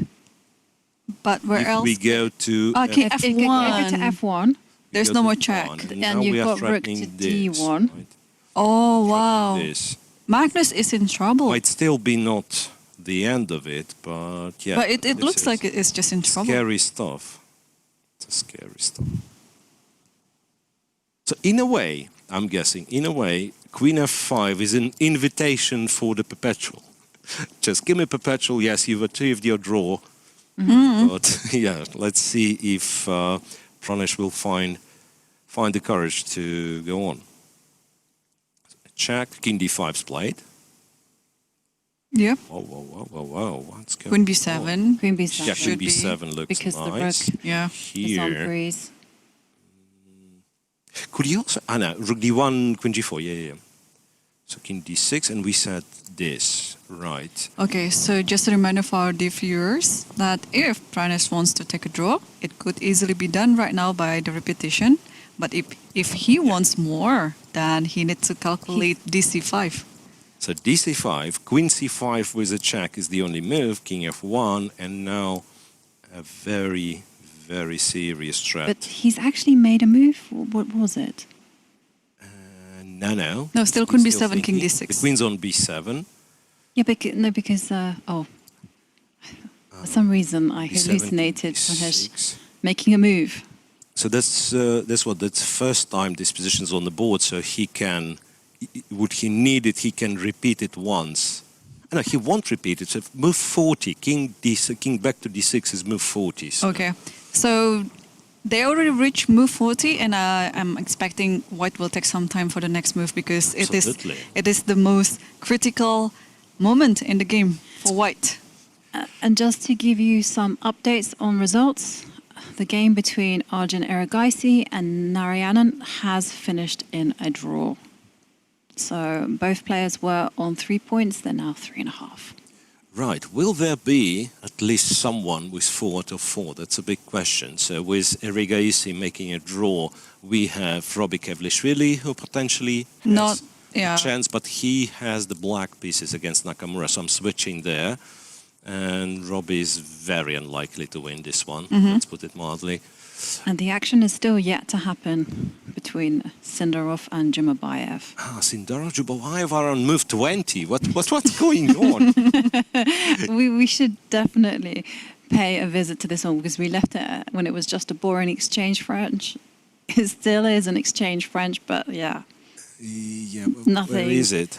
Nothing Still, has. nothing I mean, like what I'm changed all saying that is like much. exactly when it comes to the pawn structure. So Super solid. we won't. Yeah, not much. And whereas the game between Mittal has Ditya finished, Mittal and Abdusattorov just finished, and I think it's a draw. It's a perpetual. Does look like a draw, yeah. Yeah, there's all checks an excellent result there for Mittal. Yeah. Giri? Did we? Yeah, we haven't updated ourselves on Giri Yeah, for a long time. for a long time. Yeah. Giri's game. Oh, a lot of stuff happened. I mean, I'm not sure if we have the time to to return back fully. But I'll keep an eye out because the big question here in the Magnus Carlsen Pranesh game is whether Pranesh will repeat moves. no, he played DC5 check. He It did. did play DC5 check already. And We now did. Magnus DC5. Carlsen is in a spot of bother. Wow. Check here. King goes. Turn down Is there- repetition. Wait a against second, the but world is there a number one. move for Magnus at all? Because I kept saying, like, yeah, you have the perpetual, the other one looks dangerous for Magnus, but maybe it's not dangerous, maybe it's just lost. Because what exactly do you do? Wow. Well, Queen D5, how does Queen D5 lose? May I ask you? Queen So, A6, Queen A6, yeah. And I thought with the queen on D5, am I alive Rook B7. like this? You'd be surprised that... Or I might just take on A7 first, like, and then Ah, yeah, we- yeah, I you have these can. stairs Yes, better. yes, Yeah. yes, right. So this and King E5 lose to Rook B5 and I mean before after Queen A6. Rook B... No, I think you have to play Queen A6 now. Yeah, but then you will have a checkmate on the back range. That's the whole point. Because originally I thought you're not taking, but going Rook B7, very kind of logical. But then King D8, and I couldn't see a checkmate. And then it'd be perpetual check if you like win Rook in some way, but it's probably still a checkmate with Rook B8, Queen A7. Yeah. Well, but what's the move for Magnus then after King F1? He doesn't seem to be... Yeah. Doesn't see it, no? Yeah. Magnus might be suffering his second loss in this tournament very soon. Could it be too early? Can we check? Okay, let's double check again. Can we check with the Is there computer any- maybe? I'm running out of ideas. What? Is there any way to save this? Okay, I can. So the threat... No, the threats are... I mean, that's the problem. Threats are, not threat is. Because there is Queen A6, there is Rook D1. Okay, there is a way to save it, and it is involving Queen to D5. Okay. And But okay, by save it, I mean like it's not checkmate. You still, I mean, So what do we do after Queen A6 then? you just go King C7. King C7, right, preventing Rook B7. And Right. Queen A7, And then King D6. King D6. And he's alive like that. And he's alive like that. Wow. Obviously, he's material down, but Wow. there's no checkmate. King C7, yeah, that's the key. Yeah, the king has to also Back protect to D6. And himself. actually, white can get a big advantage by simply playing Queen A6 check. Back to C7, right? And then I think it's Queen B6. King D7. And now Queen to B7. Oh, Trade, okay. swap Trade the of- queens and swap then of get the queens. pawns on H5 maybe or And C4. What do we think about this endgame?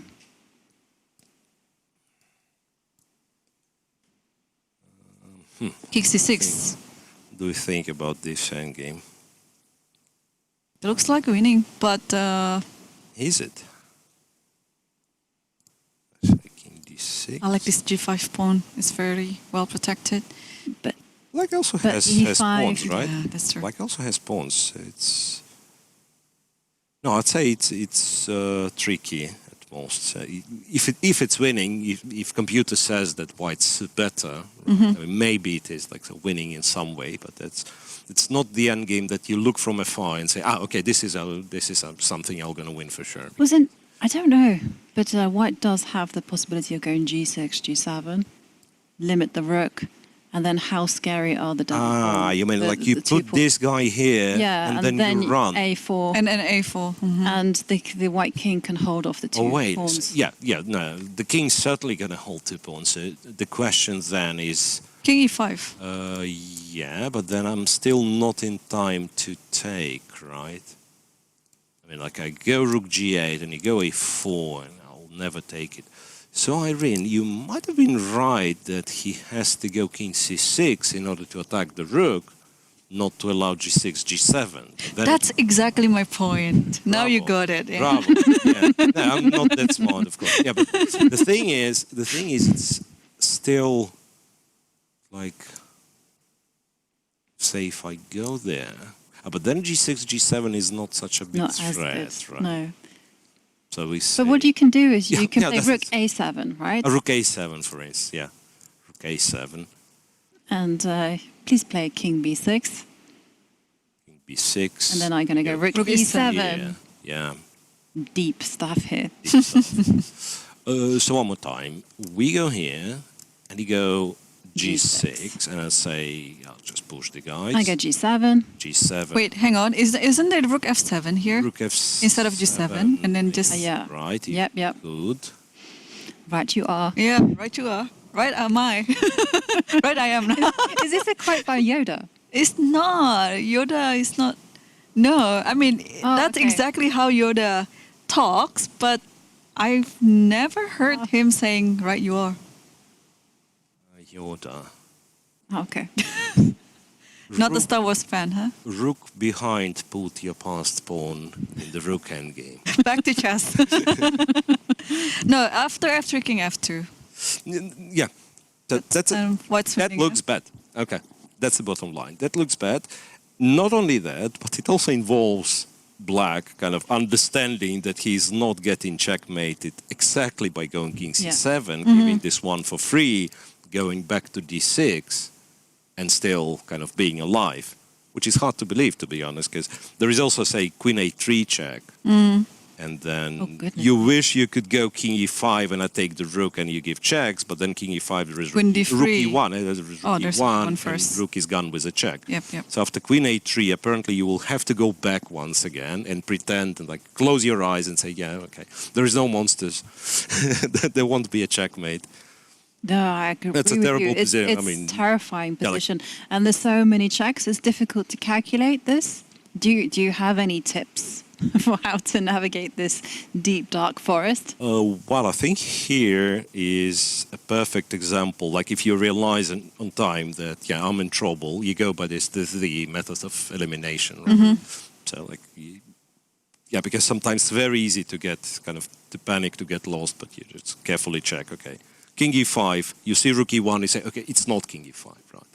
I don't know, you see what, queen c5, and if you found enough reasons for queen c5 not to work, which I honestly did not, now I realize, because rook b6 I've originally thought, but king d5, and black is still alive, believe it or not. Queen a6. Yes, and I thought... And black is no longer alive. I had a move, I thought. Yeah, queen b7. Ah, come on. Is- Rook b5. No. Oh, look at this. Let's play some chess. And what is... What is this? The king's going forward. Okay, I give a check on b7. And... And you have to move forward. No. Ah, no. No, you have to fine. move rook b5. That's my idea, yeah. Yeah. So you have to move forward. And then I'll pull my rook back. Not that King one, E- because there's queen f3. Your queen f3 is looks like it should be a killer. It is a killer. No. I mean, I don't know. I just keep making moves. It's I mean, hard to calculate. Okay. That's the thing. I mean, the thing is still kind of running No, around. but queen Queen to D1. d1. Queen d1. Yeah, king your king is c3. not going to survive. I refuse to believe this. And You're running out of checks. well, There's I had only queen one left. A1. Yeah, there's only one left, right? let's put that on the I go board. back, yeah. Okay, now I check you on Oh, you b1. check me on... No, you could... Or this. You could already go to Yeah, like rook d6 d6. and But e6. king e4. Rook e6, yeah. d6. We are getting carried away. Yeah, but it's an amazing position, right? And I just want to check on the time control. Magnus, 9 minutes. But he's passed. We passed for that's- 40 moves, not- yeah. I think So he has my some time board, to yeah, my board navigate. shows 3, but that's 33 efficiency. So whenever he's kind of getting flagged, this is the moment where the increment of half an hour happens, right? So he has a bit more than half an hour. Right, so we have a draw here. We have a exchange French on board 4. Shall we quickly pop in to see how Hikaru Nakamura is doing? Because, well, we left it and it looked like a big strategical battle. And then during the break, Robbie decided to sacrifice an exchange. And we thought, well, that's an interesting idea. But looking at this position, I'm thinking it perhaps wasn't the wisest idea. Perhaps, yeah. So let's quickly click through this exchange sacrifice moment. It was this, right? And I think we've mentioned the knight a3, rook c7 looks terribly scary. And Robbie has sacrificed an exchange, went knight e5, f4 d3 intermezzo, rook a2. And this is where the bubble popped, right? So black has played a few active moves in a row, but then, yeah, apparently knight f3 was not working. And Therefore, yeah, like here you can see that the maximum black's fighting for is a draw. Rook a6, rook to b3, king f7, and Naka simply captures on b5. That's very confident of him. Rook c5, so cutting the rook, the knight off. And the knight went to b1. Knight Bobby went just to played. b1. And then I thought the whole point was F3. that you go f3, knight... And king. Oh, no, wait a second. It still runs away. Yeah, knight d2, king f2, knight b3. It's almost dominated, but not Check. really. Check and king e3. Check c7 and king e3. King e3. Oh, and it is dominated. Yes. No, the knight can go to It can go to It can go to a5, A5, but the king will just come closer. Honestly, it's a study-like position. Huh? Well, there is e5 here, but I don't think it works. E5, yeah. You can just play king e4. E4 knight. Oh, there's knight d2. Knight d2 check. E5. Yep. Wow. I guess you can destabilize the knight, though. f4? Then you have to calculate all this. Yeah, I'm just thinking of ways to perhaps... Honestly, it could be, it could be something very prosaic, like go here, knight d4, king e4, now you're threatening f4.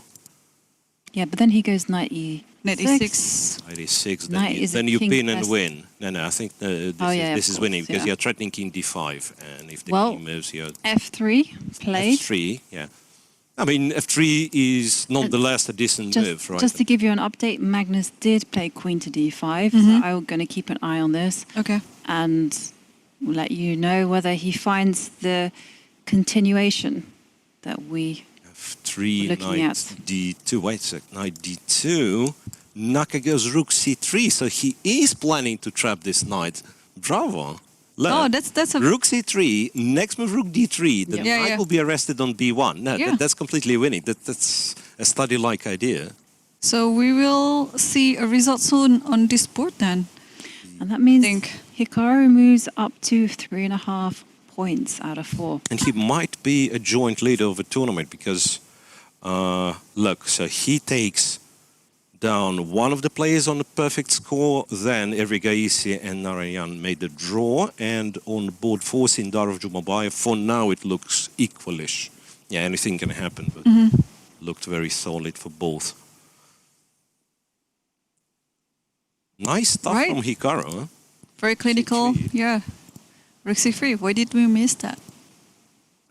I made you miss this because, I mean, that's once again, I think I had a discussion the other day with someone that younger generation doesn't have this, preoccupation with patterns. So for me, I thought it's an end game, king has to participate, and I played this king f2 like automatically, not stopping a single bit. Guys, Yes? Yep. I'm going to have to hurry us back to To the Magnus. Magnus game because, Queen d5, queen b4 check. yeah, and a way that Magnus can draw this is by going king e5, which I'm sure that we looked at some point. Whoa, And rook e1, king and you f4. go king Beautiful. f5. Beautiful, and Wow. king g4. King g, yeah. And who's playing for a win now? No, it should be some perpetual, eh? Yes. d3 and so on. Well, yeah, isn't it white who has to be careful? All of a sudden. And now white's best is to go queen to b8. Queen b8. b8. Okay. And after queen f3, king g1, king g3. Well, then queen b2. Queen b2. So queen yeah, b8 yeah. is Ah, the queen only way b8 is the That's idea. here, Yeah. that's here. Yeah.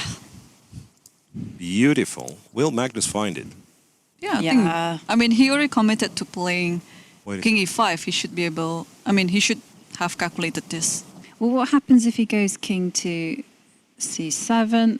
Then he's losing to, well, he's worse again to queen e7. This whole technique of playing after king c6, queen b7, and we get to this ending again. Is it the... No, it's not the... Yeah, I think a king will go to d6, queen to a6 check, Queen a6. and then back to king c7, and the cycle begins again. Right, but white already had an option of going queen a6. Exactly, And but he chose the queen he chose queen b4. b4 because it's very tempting, right? You win the rook with check. Right, yeah. And queen c5 loses to Rook d1. rook d1, king c6, queen a4, I suppose. Yeah. And then if you go to 7th rank, Rook d7. rook d7, king a8, right? Or And the thing is, you don't have checks, right? So king c8, you can take a7. But if you go king a8, If you go still, king a8, well, actually, there's still no no. I think we've. killer blow. I guess you can maybe go g6. I made you kind of play a couple of really silly checks. So after queen c5, there must be something else. There is no like decisive check though.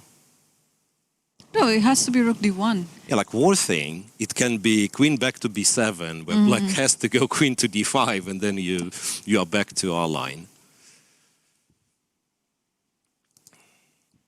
So check on b4, and king e5 is such a lovely idea. And I'd say How findable is this?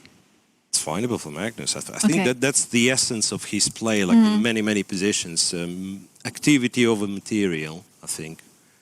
Yeah, because I imagine how What a shock, right? kind of King e5, king f5, take the rook with check, king g4, but and king g4.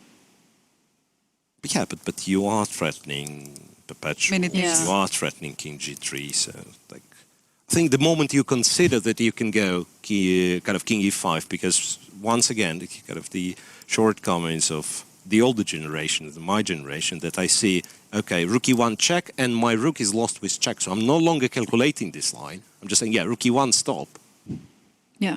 when I shouldn't. And that's a drawback of the method of exclusion, right? Elimination. Sorry, and then after king f5, carry on. Yeah, I check. Yeah, after king f5 takes on f8, king g4, and then you obviously said queen b8 is the only move. Okay, I'm not sure it's the only move, but it was the top move. But yeah, because I was looking at rook to e2 as well as an alternative, but I guess that's still. Yeah, it is the maybe. It feels like it's. It feels like it is, because I was thinking, okay, I mentioned before that after instead of rook e2, queen b8, it was queen f3, king g1, king g3, right? But I was thinking, what if I just play king g3 right away after queen b8? There is rook e3. That is because now if queen b2, then there is queen h1 check, and then check on the second rank. Yeah. Yeah. So the answer is after king g3, rook e3. Wow, this is Crazy. Rook g3 check, and the pawn is pinned. yeah. And the king has to come back to Yes. g4. Such a He has lot to of go to tactics. g4 and then. And back to rook e1. Or maybe you can go. Yeah, he played it. He's king playing e5. it. Bravo. played Wow. He is the world number one Magnus for a reason. is back. And actually, just take a look at the camera there. You can see. Yeah. It's like, I don't His know. opponent is tell him. absolutely Oh, but- surprised, and Yeah. and without too much thinking, he's just giving a check, and perhaps expecting Magnus to resign, because like check, and I'm taking your rook with a check, Yeah. and here comes the point Wait, of wait. And realization. now you Yeah, realize. yeah. And You now know, you just Teddy drops. realize. Yeah, and here comes the point of kind of understanding. Okay, it's not that. It's not that simple. stupid anymore. It's not that simple, right? Yeah. No, brilliant stuff. I love that moment. He just looked at Magnus like, What are you doing? Are you sure?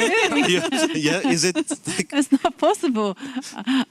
Yes, it is, my friend. Yeah, well, okay, Magnus- so let's run through these beautiful lines. So queen takes rook. I mean, otherwise, yeah. So king goes there. Yes, king goes there, and now Many perpetual threats. So we already know queen b8 saves. If we could try to do something else. well here, I guess One other thing's like F3 is the I was worried F3 is about the F3. move. Yeah. Now I who's was playing for a worried big win, time right? For that, because after Yeah. rook e1, you just simply put your queen on You go E2, check. D2. D2. You can play queen D2 and then. This is rook And E4 somehow- though. Ah, there's This is rook rook E4. E4. Yeah, but even then, King king G3. G3. But now queen F4. Yeah, exactly. And oh no, you lost And the then the fucking opponent. G pawn is deciding. Yeah. Yeah, so check here. And then look, I mean, if you would have gone queen B8 check, then after king H3, black might be even winning. He's probably not, but I mean, just to make the story even funnier, right? But white has queen F4, trade the queens, and the G pawn decides. Well. So after rook E1, after rook E2, how do we make a draw without too much hustle? Will this be a draw? So a check like that? Why not king G3? Why not king G3? I have no Oh, then idea. you can run away, yeah? King E1. King G3, yeah, perhaps. King U1. Could be king U1, yeah. Yeah, there should be Yeah, some. after all, it's a rook, you know. It's a rook. And also the fact that, yeah, there is a pawn on G file, right? So say, like, you go F3, rook E3, king G2, and then white just liquidates into pawn and king endgame. Yeah, queen F3 now, yeah?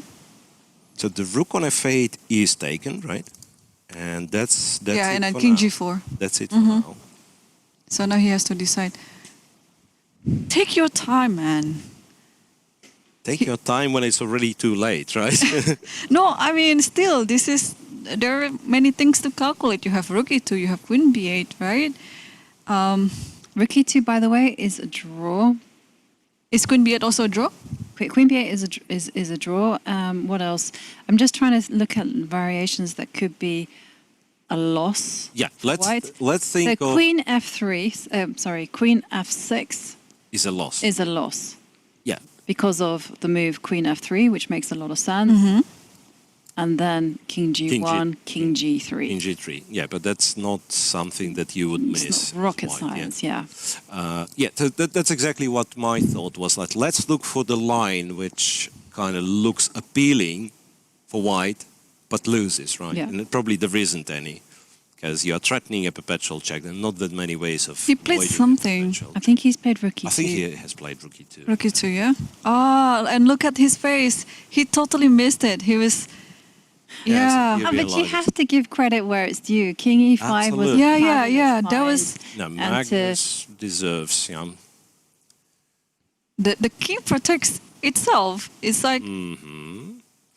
And the king is the most, the most active piece in this game, actually. This black king. So what did we say after king G3? Oh, we never tried king G3. King G3, king E1. King E1. Yeah, you run it's away, running yeah. away.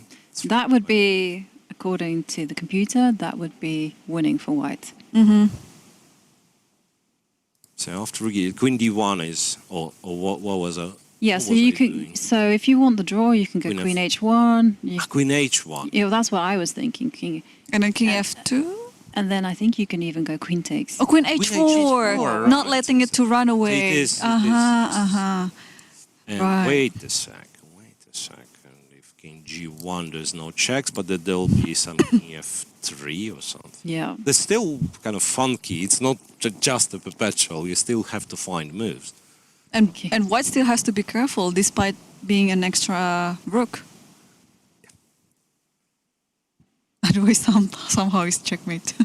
Rook E2, so now Magnus will perhaps look for a line where he has some, trap. f3 is also a possibility, but we looked at that. Yeah, and F3. F2, what was the idea? Actually, I did check the computer, and the computer gives this as its top move. Rook It says E2. after f3, it says white's best idea is to go g6. G6. Yeah. Wow, nice. Is okay, so the whole Wow. idea is that queen d1 is just simply going to be met by rook to e1, Yeah. And it's a draw by repetition, but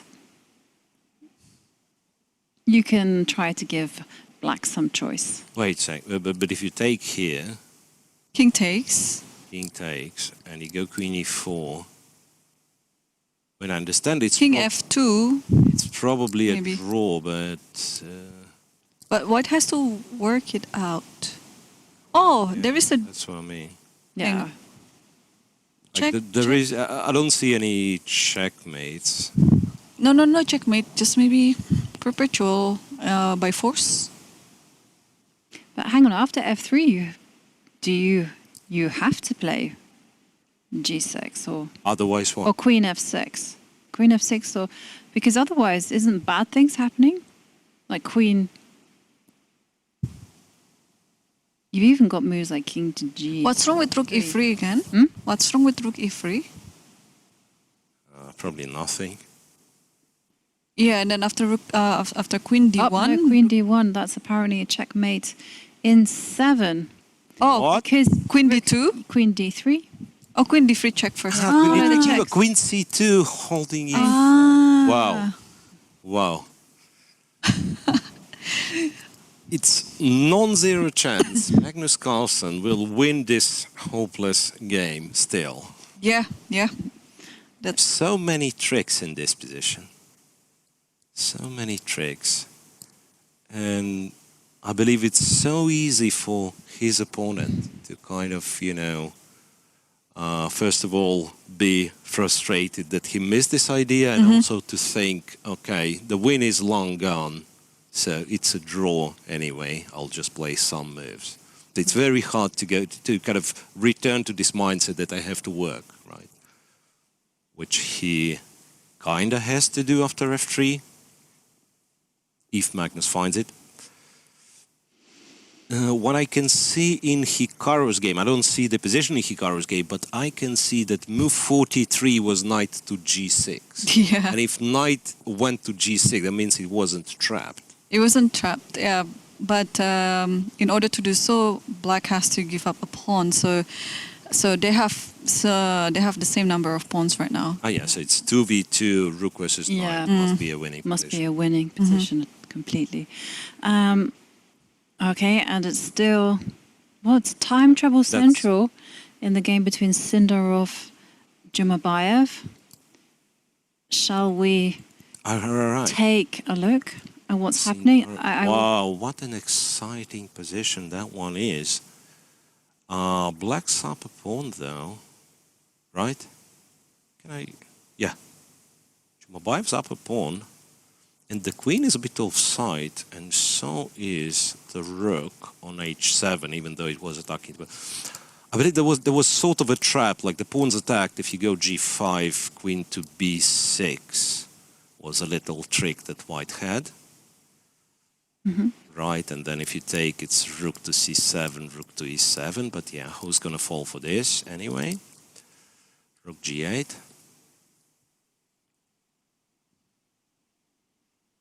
Queen b4, queen. Does that work? There's a move there. Sindarov played something. Sindarov did play some c3. So he played c3, protecting his pawn. Yeah. Black can, if he wants, Queen play d3. queen c4. Queen d3 was played. No, I mean queen d3 You can looks play like queen better. d3 to kind of kick the rook away. And then rook e8 and rook is back And if to the you- game. And if you do go queen to b4,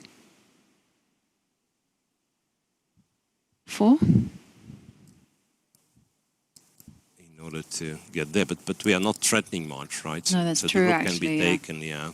Oh, Queen c4. Queen c4, yeah. Sorry, but that's Just that's to clarify the position. clarify the position. Having an extra pawn. White will have to trade. And the rook on h7, in fact, doesn't do much for now, right? I mean, it attacks the pawn, so one could argue rook on h7 is more active than rook on g8, but maybe you can't really do much about it. and some pawn trades are happening. b3, yeah, b3, you need to get rid of this c4 pawn, otherwise it's... Black is just going to walk the king to f7 Yeah. and then centralize the rook. So D7, E6, yeah. F7, exactly. just like that, it's a pawn up after all. Yeah. It's a good chance. Yeah, oh wait, king. Wow. So Rinat might serve as the sole leader of the tournament. Looks like it.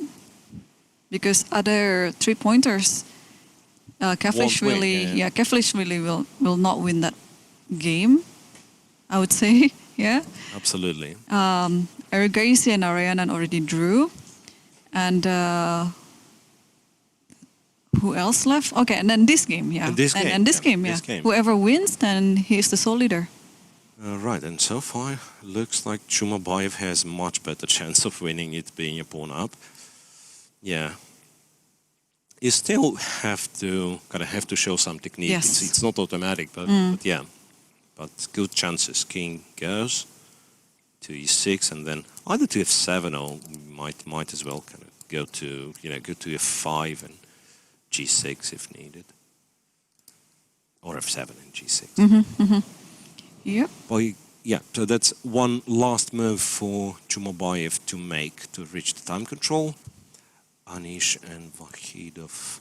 Yeah, let's go back to Magnus, please. Nothing has happened. Nothing's oh, happened. No, f3 had just been played. Just been played. f3. Yeah, Magnus will not let it easy. But seriously, if we ask the computer, because I think by that point we agree that we've given up to figure it out by ourselves, right? If we ask the computer once again, It says queen f6. so really, like, leave the rook attacked. Leave and if the you rook. if you move the rook, you lose. You lose. Wow. But that's a challenge then. That's a challenge then. Unless you move the rook to e1, so then you still got the same issue. You've got queen d3. Yeah, rook Queen e1, it's a c2. check, right? And it's... Unless the king can come up to f2. So if this happens, then queen c2 wins. There are no Yeah, checks. We and if- control e4, and this is a trap. And if the king comes up to f2, then you just F2. have queen d2 check Yes, and and checkmate d2 and follow. the rook is hanging. Yeah. Well, the rook... Oh, mean, you checkmate, can- checkmate, checkmate actually. still on better. Checkmate Yeah, in, checkmate is still in 1 or still 2, better. yeah.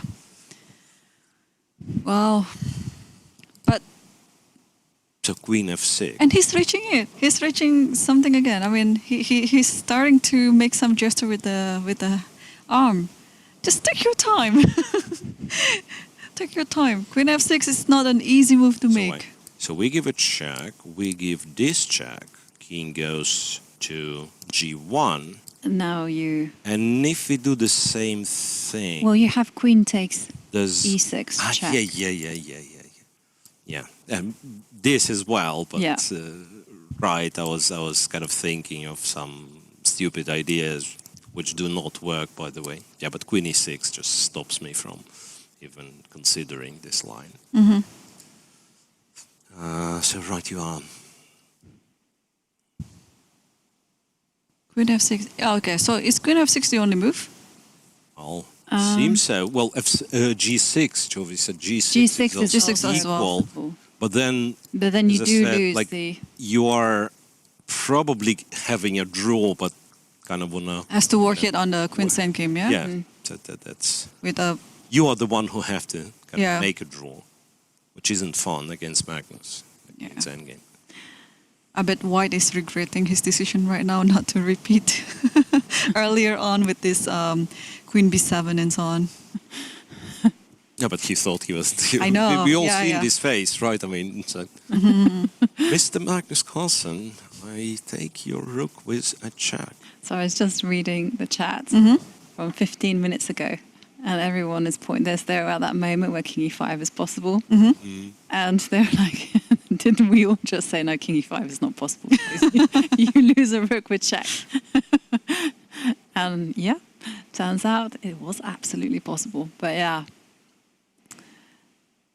what a game it's been. But you know, I think he's not going to find queen f6. That's possible. That's I just- possible. It's just psychologically, it's very difficult Yeah. for him to suddenly start pedaling backwards. He's reaching something. He's reaching. He's reaching his rook, maybe. Yeah. Whenever you move the rook, you lose, right? And wait, and how do you lose after rook b2? I mean, just to be... Well, can you... Might There's no still- check. Might still be kind of study-like stuff, right? Maybe queen d1, queen h1. Or king g3 But king g3, you Get have in the queen king b8. and e5. Yeah, that's what I thought. Like, we go e5, and we all of a sudden starting to play. Yeah, like queen d1 is a threat. So rook b1. Yeah. And just... Check d3 and queen e2. Yeah. Yeah, queen e2. this Protecting e5. goes. No, there is also... Oh, there's also f2. Yes. Yeah. 1, 2, 3 Three. checkmates in 1. And 2 checkmate in 2. And Just 2 checkmates in 2. where's your... I only see one. Am I being... no 2. Oh yeah. It's like F1 queen. That's the only one. Checkmate in 2 and f1 rook. Well, so if we have... Ah. if we yeah, are... yeah. We're being if precise. we are annoying. You're annoying. I was just like, you promote the pawn. I don't get it. Where's the other checkmate? Where's the other checkmate in 2, right?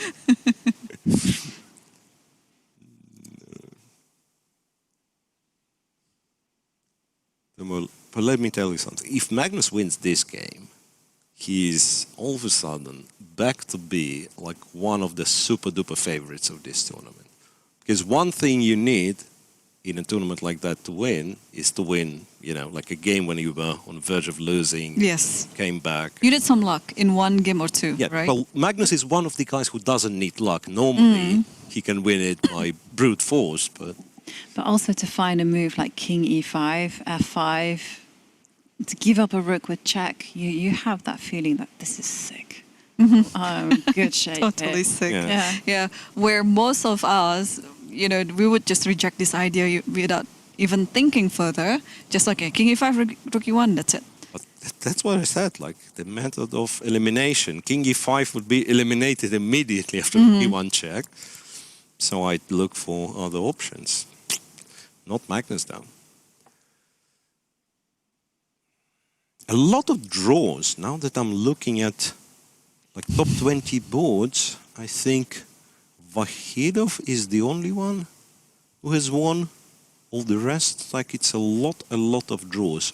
There must be some. Yeah. some. And whilst we're waiting for Pranesh to decide what to play, I will definitely keep my eyes and ears just focused on that game. Can we quickly take a look at the game between Anish Giri and Vahidov? Because it's a rook versus a bishop endgame. But to me, black has a fortress, right? Ooh. It's usually a very, very tricky... yeah, right, you are. Now, what I thought, like, what's the way we are achieving this fortress? Which is king G4. But, yeah, Joey, but I thought exactly this one might be a bit dangerous. How? Like, rook's a8. And then we wait with the bishop. No, why don't we just go No, king don't f7 and out? But Well, exactly, that's what I thought. Like, you don't have to, with two protected pawns, Yeah. actually just three. go there and make Three. ask white. Are you sure it's a fortress? Are you sure you have a draw as white? Yeah, because no, I just want to show kind of the danger. I'm not saying black will end up having this, but say something like, how do I make it happen? Like, say, this could be a Zugzwang when you, it's kind of when you have to drop one of the pawns. yeah, but if you even if you drop the h pawn, there was a very similar position at the European Club Championship between my teammate, and she could not win this one. And all her opponent did was just move the bishop backwards and forwards. Right, but here, once again, I'm not claiming that this is like winning, but you know, you might run out of squares, right? And you will because of this stupid. But then you move the king. Because of this stupid, I don't. But it was you slightly want. different because there weren't Right. double pawn f. Yeah. So that's what I'm saying. Like this extra f pawn might be important. So where was h4? Okay. Yeah, but normally, indeed, like after king g4, I'm not even sure you need king g4. But what else do? You can't stop the king from going to either f7 or f5, so the king is getting to a center. My question is, who's playing for a win? I know this is logically this is drawn, but if anyone is going to force the matter and then try to play for a win, who is trying that? White or Who's black? trying that? Well, really depends. Like if we lock the king in a corner, then white can try no problem. And if the king will start running this side, it's a big question if white has a draw at all. Okay. He probably should, right? And there's a fascinating position actually between Gukash and Yilmaz Yerli. Wow. Almost early. What? Yeah, there was some imbalance. The position is somewhat imbalanced. There was actually quite balanced. Yeah, it was Wait a very second. balanced. Yeah, Yeah. I'm sorry. I want you to compare two positions. That position after the time trouble, move 41, and this is how it looked after the opening. And please tell me, are we sure it's the same game? No, incredible stuff. So seriously, it looked like really some variation of an exchange French, even though it was the Petrov, right? And at some point, the black, I don't know if he was forced to or he decided to, but he started to go for some tactical tricks. A3, bishop to d6, captured the pawn, and his queen got trapped at some point. Check, and captured the rook and captured the bishop. Yeah. So here, if anyone, I would expect the black to be the stronger side. Maybe I'm too optimistic for the pieces, right? Anyway, g3, rook back, all good for now. And Gukash apparently managed to surround this rook and win. 6, 4, 2, yeah, queen d2, the rook was kind of had to be traded. But still, the fun does not end here. That all was time trouble. Bishop e6, bishop g2, f5, h4. Okay, I like how black still has the perf bishops and good pawn structure. Good construction, no questions asked. I think that... Oh, no, there was bishop g, queen g5, right? It's queen g... Oh, sorry, queen g... What's that? g4. I thought bishop d5 in order to put the knight on f3. Oh, wait. But h4 is happening, so... No. Instead of f5, kind of in a previous move, right? He went f5, h4, and now you can't play knight f3. Well, I think the big problem also was that if you did move the bishop, the queen was going to come into the game with queen to g4. Oh, yeah, like if you move Yeah. the bishop, the queen g4 immediately. And then Absolutely. that is a killer blow. Absolutely correct, yeah. So f5. Just that means like he's one tempo short or something. Maybe not one tempo, forget it. h4, knight has to return, right? Yeah, that's absolutely necessary. f7 or h7. White has to be very precise here. Because if you didn't play h4, bishop d5 was coming. Yeah. Right. And actually, you can still put your knight on f3. No. No, because the That's bishop is problem. hanging on Yeah, e6. The bishop is so- hanging with a check. Yes. Guys, Yeah. our guy Pranesh played queen f6 and leaving the rook and pre. Impressive. Very impressive. that Impressive he's game. Able to be Impressive so game. composed, and that means everybody has made the time control. Yep. So after we've grabbed some tea and coffee, we should take a quick break. Yeah, Get and- ready for the next chapter in round 4. It's been such an exciting round. Lots of games, lots of actions, lots of excitement. And don't go anywhere because tomorrow, Not tomorrow. Oh, by the way, we might have some guest commentator coming up soon to discuss about the game. Yeah. If we can catch the very person still here, not going home yet or to the hotel yet. So yeah, don't go anywhere. Don't go anywhere because we might have a mystery guest. So see you in a few minutes.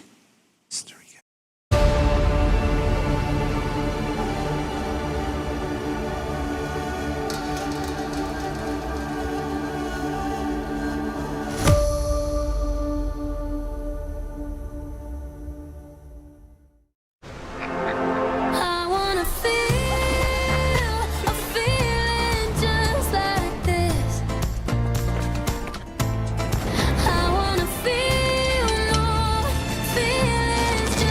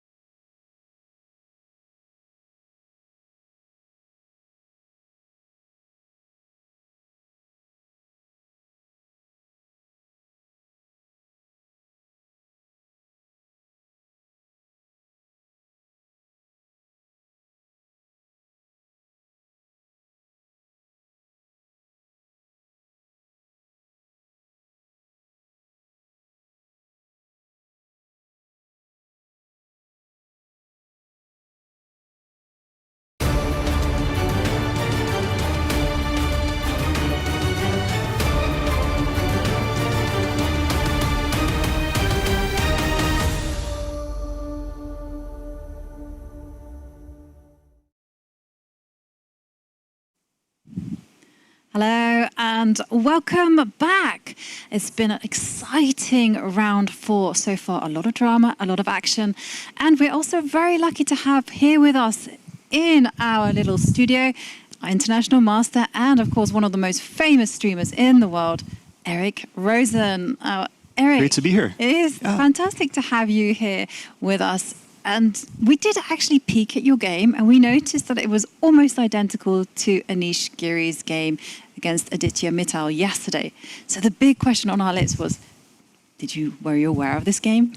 Yes. I opened up Instagram this morning and I saw the Chess Space India interview with Anish, and he was talking about like this deep opening prep about how Rook A7 is like an inhuman move, but his opponent was prepared yesterday. And then a bit later, I realized that my opponent could go into this line, and I just checked their game briefly, and I was very fortunate I did because I was prepared for the first at least 15 moves. Okay, so take us through this your is game. complete deja vu from Anish's game yesterday with this kind of trendy like delayed Alapin line. There was a recent game, Hans Niemann beating Levon Aronian in the same line. But basically, both of us were just following the Anish game from yesterday, like through Rook A7. So all of this. So both of you played this at tempo. Yes, yeah, we were both blitzing out the moves.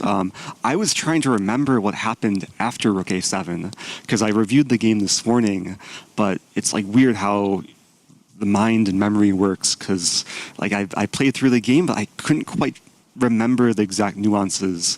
I just remember at some point there was like A4, B5 and the A file opened. But basically after H4, H5, Rook C1, I was on my own. And the game got super, super complex from here. Right, we actually came around about this point and we saw that you'd spent a lot of time to play the move F6. Yeah, F6 is one of the critical ideas in the position, and I mean, I'm still processing what happened. Basically, things got messy. He tried sacrificing his knight, but I didn't take it. And then my king landed on D6. And it was just a huge, huge mess. But then he played Rook C2, sacking his rook on A1. Okay.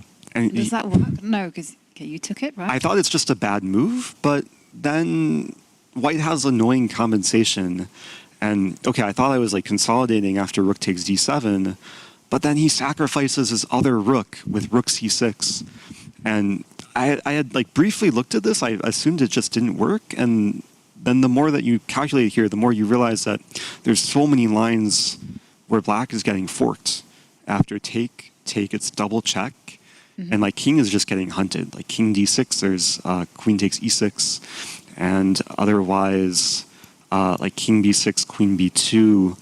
So basically what happened is I got down to 2 seconds, and how do I clear the arrows? There we go. My king went on a small journey. I had to go to F8, and I lost my rook. But then by some miracle, I just had some like perpetual check, and he allowed Queen takes D3. Whoa. Very nice. Oh no, my queen. Oh. But he can take it because knight e5. So the game ended in perpetual. I'm still not sure if it's like somehow playable, if I can play for a win here, but I think a draw is a fair result. And well, that was a crazy game. Talk us through your emotions of that one, because you mentioned that you got down to 2 seconds. And in breaking news, we actually have to go and take a look at the game between Pranesh and Magnus, because it looks like the players have agreed a draw. Yeah, this game is way more important. Yeah, I think they did. Yeah, I think they did. So it's been quite a few amazing resources found by both players. Yeah. Right. Okay. No, because it was a fantastic game that Magnus played, managing to sacrifice a rook. Oh wow, With that's check. maybe a theme of this round. For a drawing attack. But we can continue kind of discussing like the emotions that you had with this really exciting game. Yeah, it was a kind of emotional roller coaster, as is like every chess game I play these days. I really thought I was close to winning, and then I thought I was close to losing, so I'm still kind of cooling down from the adrenaline high. But I'm super curious to like analyze this game in depth and take away a lot of lessons. It was a kind of departure because we have seen you play earlier on like quite solid games, the London system. You applied a variation where you were slightly better, and here it was just all hell broke loose on the board. Yeah, Something that you're doing deliberately to kind of mix up the styles so that you can just improve, I guess. it really depends on the opponent. And I mean, with every opponent I prepare for, I try and get a sense of their style, maybe what positions they're less comfortable with. And against this opponent, I thought that I would go for like deeper opening preparation because I saw in a lot of his games he's like mixing things up, and I wasn't expecting him to be so deeply prepared. But it just turned out that we were both deeply prepared in a super sharp variation, and sometimes you just have to do what the position calls for. Yeah. No, it was a fantastic game. I like this rook c6. I like both sides sacrificing their queens and everything. It was absolutely well worth a recap. And whilst you're here, Eric, I would love to have your thoughts on the ongoing games. Sure. So we just saw Magnus Carlsen draw against Pranesh. But let's move down to Hikaru Nakamura against Robbie Kevlish. Really. And Robbie is someone that you know quite well because he now lives in St. Louis. Yeah, he's a student at St. Louis University. He's come over to my place a bunch of times and played ping pong in Bug House. So he's a regular in the St. Louis crowd. But it's super cool that he's playing Hikaru, and I haven't had a chance to really look at any of the top games thus far. So I see Hikaru is up material, but is he winning? It looks like his last move was f5, f6, and I don't think you play f6 unless you're 100% sure. Looks pretty strong. Winning, yeah. So the only I thought like, is g6 ever a chance? Because as far as I understand, if black captures, it's king f5, right? Knight d7, and I was thinking rook d6. And there's also rook c7 and king g6, perhaps. Yeah, that one as well. Yeah, and king g6, collect this, move the king, move the pawn. Yeah, rook e6 might be just as good because you probably win the f6 pawn. Mm-hmm. Yeah, one thing I really admire about Hikaru is like his kind of precision in converting winning positions. Like with so many games I see him play, like once he gets some advantage or once he gets a winning position, he's just so flawless. Rarely you see him like mess up these sort of positions. And g6 played. G6 was played. I mean, so you just have to not trade off all the pawns as white. Yeah. So this one is already gone. So the question is, how do you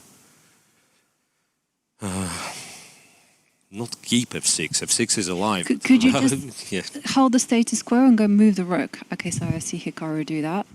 I was thinking rook d6, but... Yeah, like pretty much say pass. Mm-hmm. Right? And then if the knight moves, you go to e5. I was back in some sort of zugzwang. Right, if the knight goes here, you go a7, you take the horsey just in case, and you take That's the nice. ball, right? Oh, I was going to suggest going f7. Fair enough, yeah. I think you can tell by the body language too, and the fact that they're shaking hands. Handshake. So a fantastic game there from Hikaru Nakamura. So he moves on to 3.5 points out of 4, and well, a sad loss for Robbie, who was on the perfect 3 out of 3. And you know what? I'm checking the top boards results, and so far, out of top 15 boards, that's the only decisive game. Hikaru winning against Robbie. It's a lot of draws today. Yeah. And talking about draws, what about Sindarov against Jumabayev? These are the only players left on 3 out of 3. Any chance for someone to grab the sole lead? Jumabayev is still up a pawn, so nothing has changed here. So they're still playing. Looks like this is one of these endgames that can go on for 50 to 100 moves. Black will try and grind things down, and you guys could be here for a long night. Thank you for that, Eric. The bearer of good news. No, I mean, I agree with you. How does white make progress? I guess maybe swing the rook to b1. It's a check. What do we do with black? Do we try to, quote unquote, activate the king even further? Because, yeah, I was thinking like king goes to f3, right? Very likely you get checked. King g2, rook f3. And it seems that G5? you can do this. But why are you putting the rook on g4? Why not put it on e4? Yeah, just to illustrate that this okay. And kind of G4 it's about to get check, trapped. discovered check, it's not it's not that scary. Or is it? No. And you take this guy. I thought I'm being clever, like with black. Take this guy, and after king g4, you take on f6. Right, so this doesn't really work. Now, I was putting the rook on g4 with a very kind of concrete idea of attacking the pawn and at the same time threatening bishop c7. And you can go rook d7, but then I thought we put the rook on g6. And in order to make progress, kind of king has to go all the way back to f5. So I don't know, really.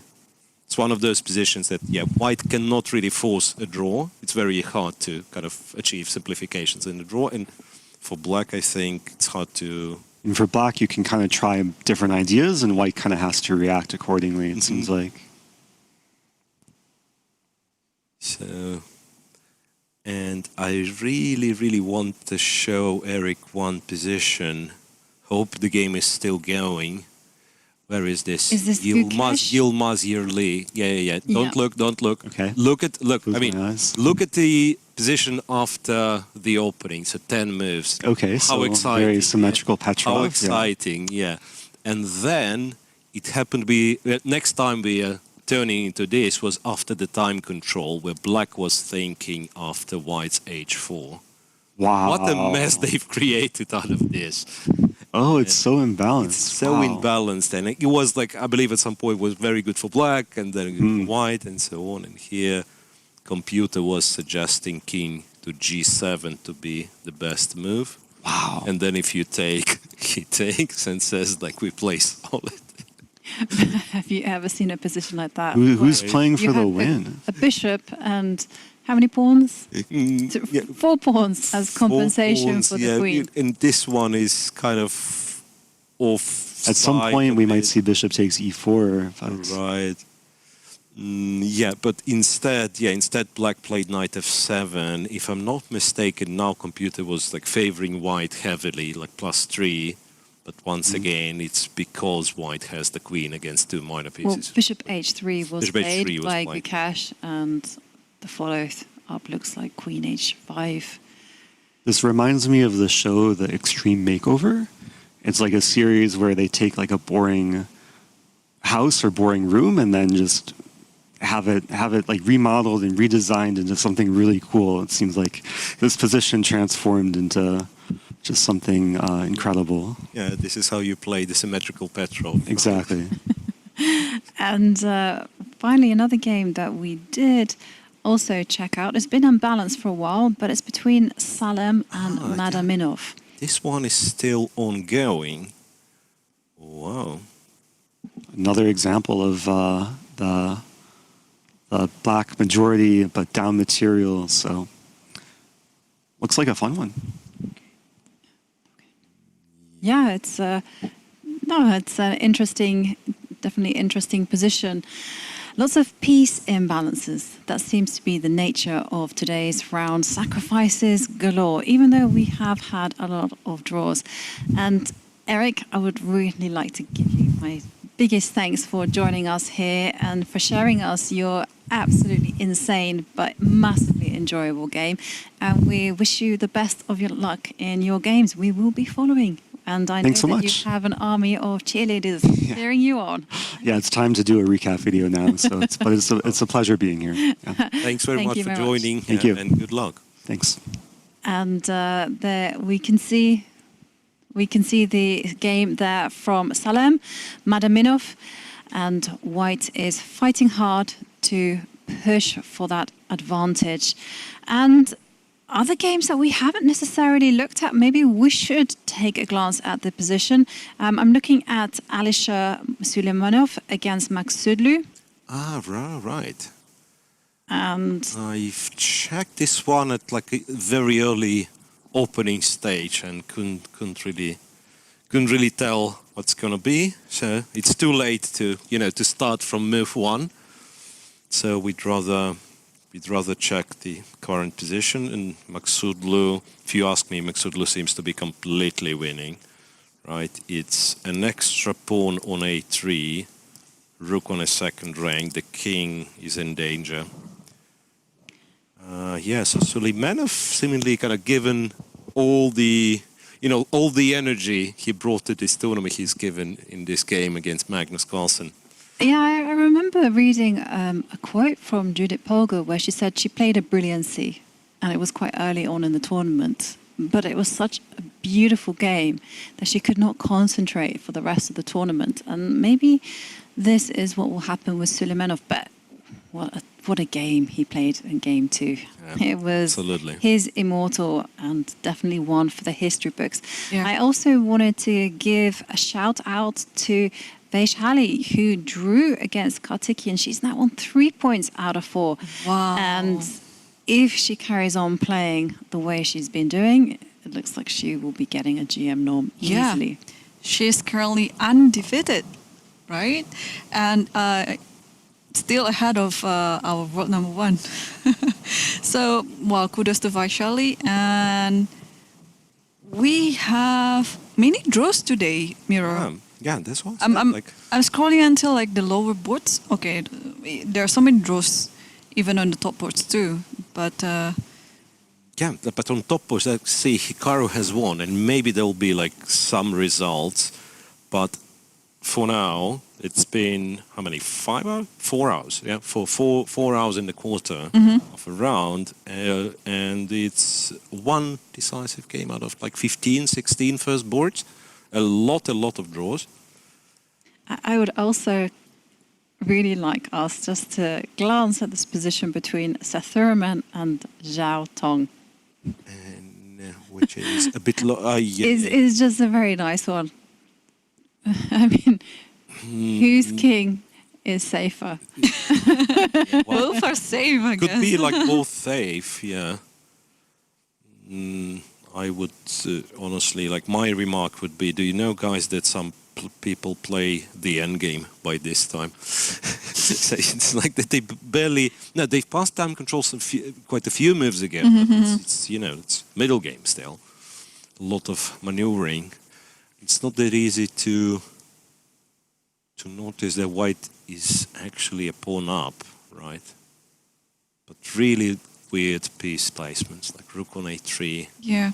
Rook on a3 was attacking the a pawn, perhaps. Well, white is just hoping that black might play something like queen f7 so that you can sacrifice the On rook on e4. e4.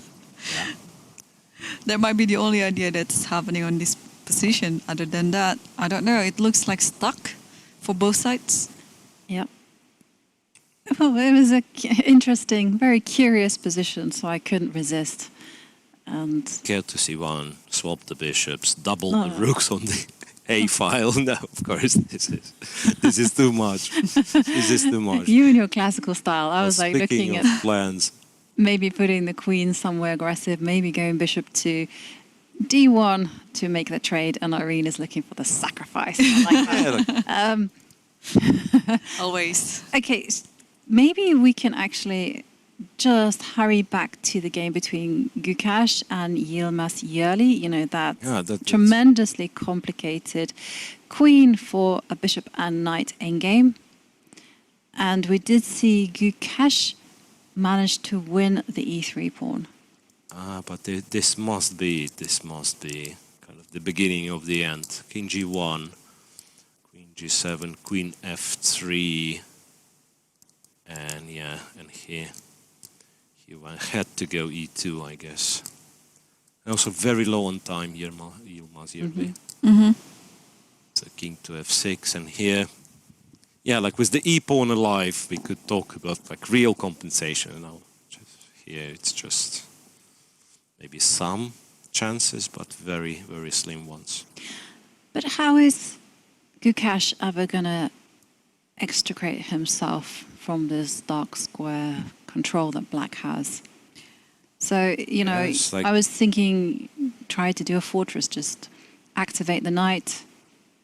But this is where we are running in, yeah, like easier said than done, right? The knight on f7. It's not on a be good on circuit. d5. Yeah, if it was on d5, black would have great chances for a draw. Yeah, there's no good route for the knight to go to d5, and I just suspect something to do with the pawn on b7. I don't know. It's putting the bishop back to g2 with also the idea some breakthrough with b5, or if the white queen can reroute it to the back rank and somehow attacking the b7 pawn, then that's like what you said, the beginning of an end.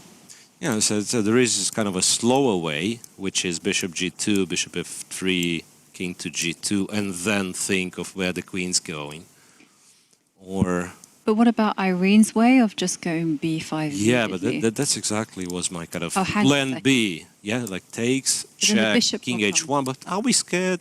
I'm not sure we're scared, because if we get b7, But you're going to we'll just lose. win.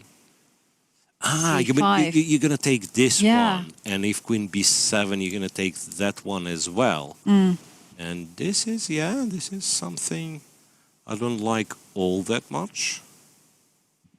Okay, well, Yeah. that means that you can't go b5 immediately. Then some bishop f2, like protect this, protect that. And then- It must be a fortress then. No, I think black is playing for a win then, because there is nothing to be done on the queen side anymore. And yeah, and what did Gukash do in that game? After king Bishop f6, g2. Bishop g2. Bishop g2.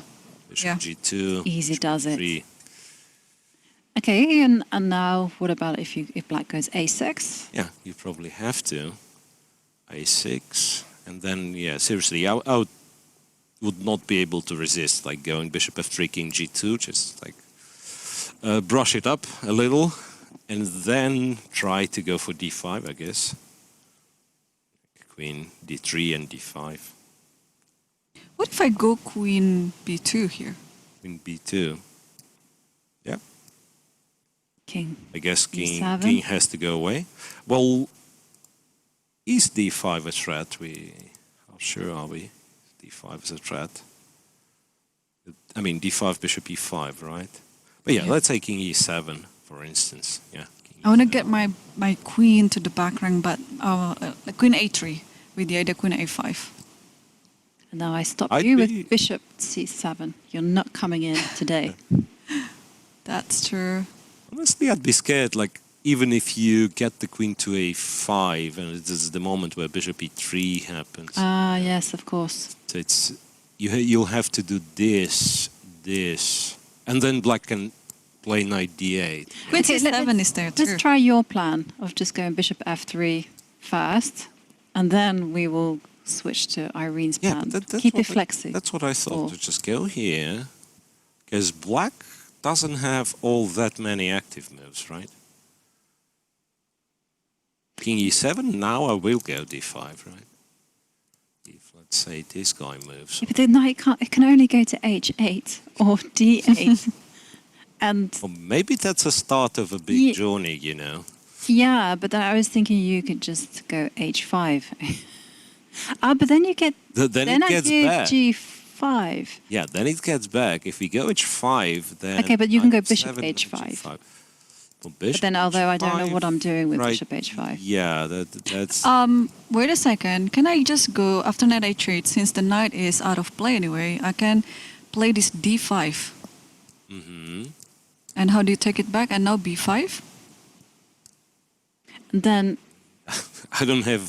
and now you And just take takes. once, and now go knight g6. right. And this guy will still be taken, if anything. Right? I mean, it's still tricky. Yeah. I would say it's still tricky. We shall see. Anyway, it's a very, very interesting development. Yeah. Queen to d3 is what Gukash does. Prepare it to go d5, especially after knight h8, to open the position up. Now The knight is too bad. What is the strangest queen versus piece imbalance you've ever seen? Seen or That's you've seen, but obviously I'm not talking about the queen sacrifices to checkmate. Just like a positional one. Now you're asking on demand. I cannot. I cannot remember any single one. obviously there are like studies, right? Yeah. Which say fortress with one piece against the queen. What about real games? Real game. The most impressive was Ivanchuk's sacrifice against Karyakin, I think. Was it this queen The G7? Sicilian, no, Queen E6 check in the Sicilian. It was some Bishop G5 knight of, and at some point, like the E file's getting open, and pretty much in the position where normal person, sane person would sacrifice knight on E6, or or the bishop on E6. Ivanchuk takes the Queen E6 check, pawn takes, knight takes, and say he has the rook on E1 and the king on E8. A quiet move. pretty much. Okay, sounds. And he won the game, but later on it was figured out that it was preparation, and then second, black had resources to save. I've seen a few in my commentary live, like for instance, How You Fan. I can't quite remember who she did it against, but she sacrificed her queen for minor pieces. I think 2 minor pieces, and that was very impressive. And I think there was a famous Hikaru game, but I think that was preparation. And then I was just going to ask, have you ever sacrificed your queen for positional compensation? I mean, it's a brave thing to do. Not on purpose. I lose the queen, and then I realize, there is compensation. I remember I had a moment in the Torquay British Championships where I had the opportunity to sack the queen and get 3 minor pieces in return, and the theory is that you should just do it, right? But I was so afraid that it took me about 45 minutes to find the courage to actually do this sacrifice. And I only convinced myself once I was like, okay, my 3 pieces will work like this. And but then again, I am a chicken. It's not good. It's not a bad thing to be a chicken when it comes to chess. No, there is. No, chicken is delicious. Speaking of which, it's not 3 minor pieces. It was It was like a bishop and rook. Of course, it's a normal compensation for the queen, and it happened when I was relatively young. I think I was 15. I remember the game. It was against Natalia Stevskaya, but it was just out of the opening of this knight of bishop g5. So she played knight off, I played this bishop g5 line, and then in some position, I just sacrificed my queen for this bishop and rook, and then just played a very good attacking game, and it was successful. On top of that, I'm sure I play tournaments like pretty much every month, so I'm sure there are games that I sacrificed my queen, whether on purpose or not, for positional or attacking games.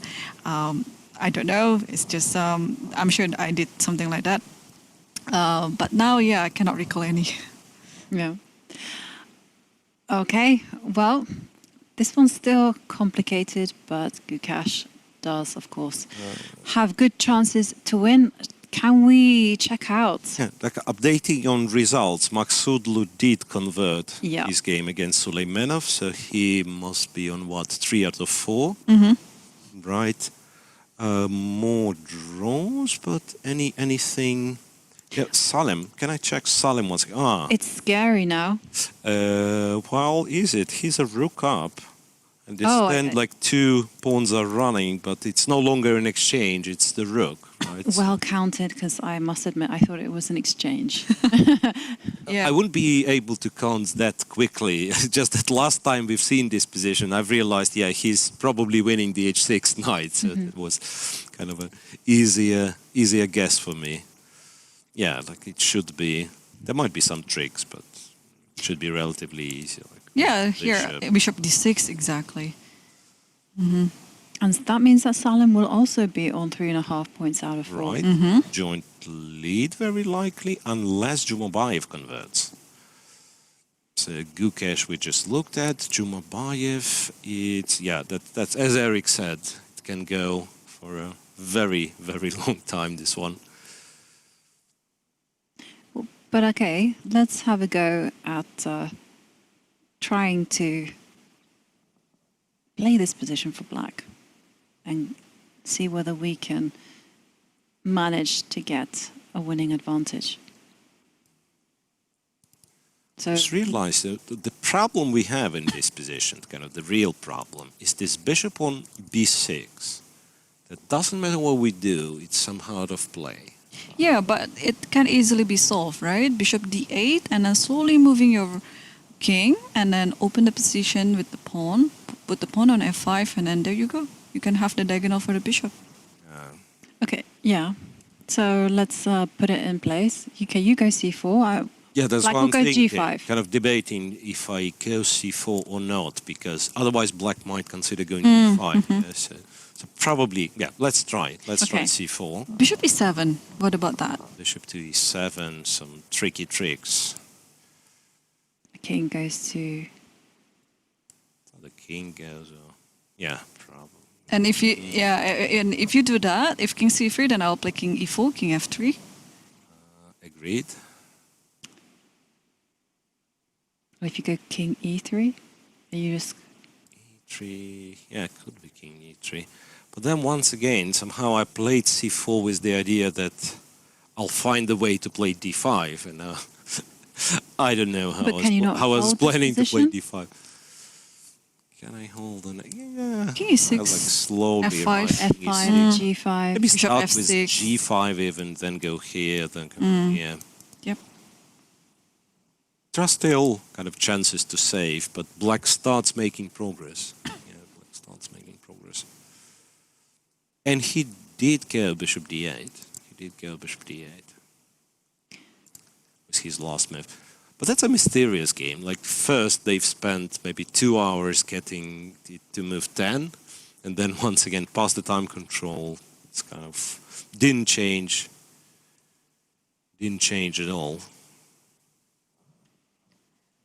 Where did he win the pawn though? Because it was a very, very symmetrical position for a very long time here.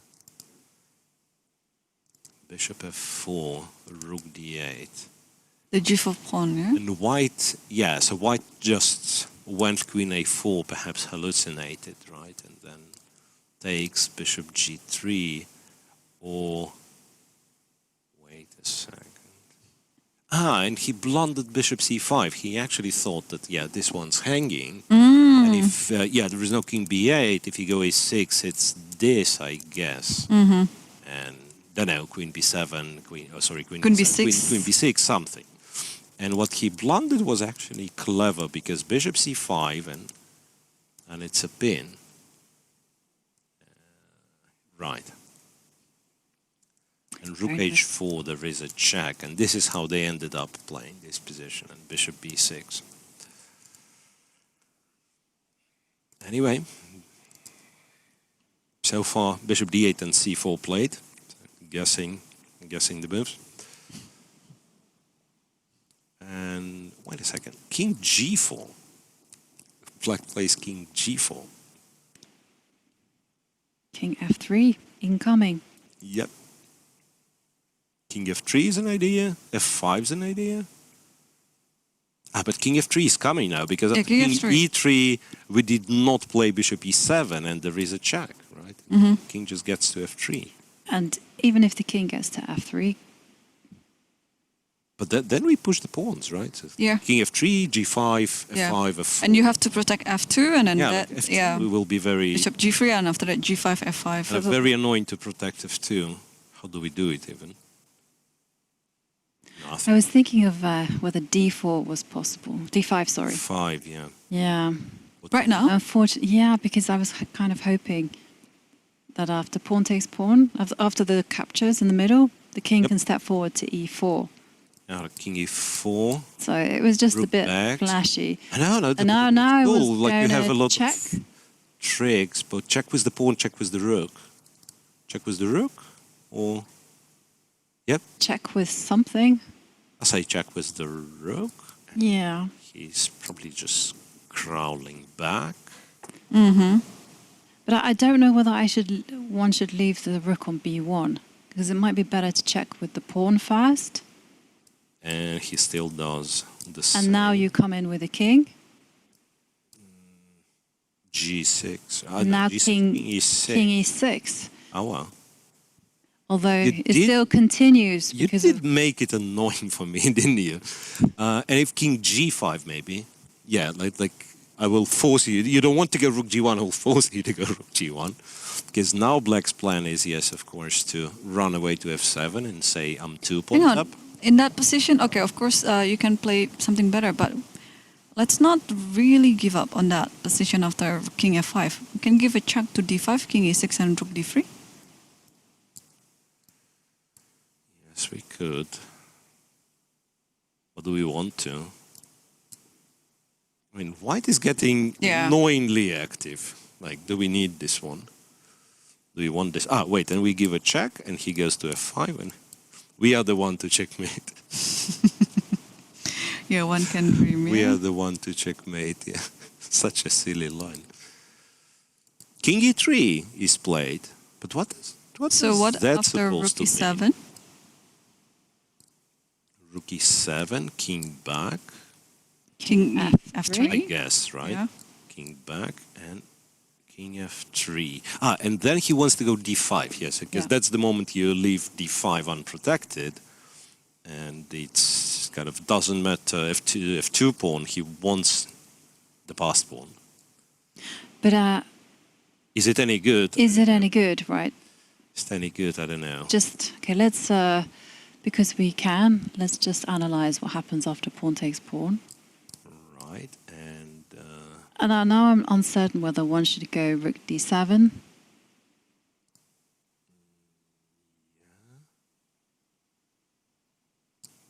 I'd say d6. Oh, then you go bishop e7. Oh no. There's rook b6. So Yeah, I was still- hoping that I would win the. But it's okay. It's not a problem. King takes pawn. Yeah, but maybe you don't need bishop b7 then. Yeah. I don't know though. Wait a sec. I Because- just wanted to restrain the pieces, so. Yeah, no, that's fine. Yeah, so here, and then he starts kind of running in with the king. D5, or rather F5, E6. So I'm afraid it will all kind of will break down to, say, us sacrificing the bishop for this D6 pawn, and the question will be how far will we be able to advance the pawns, the G and F pawn. So it's still not one-sided, right? So,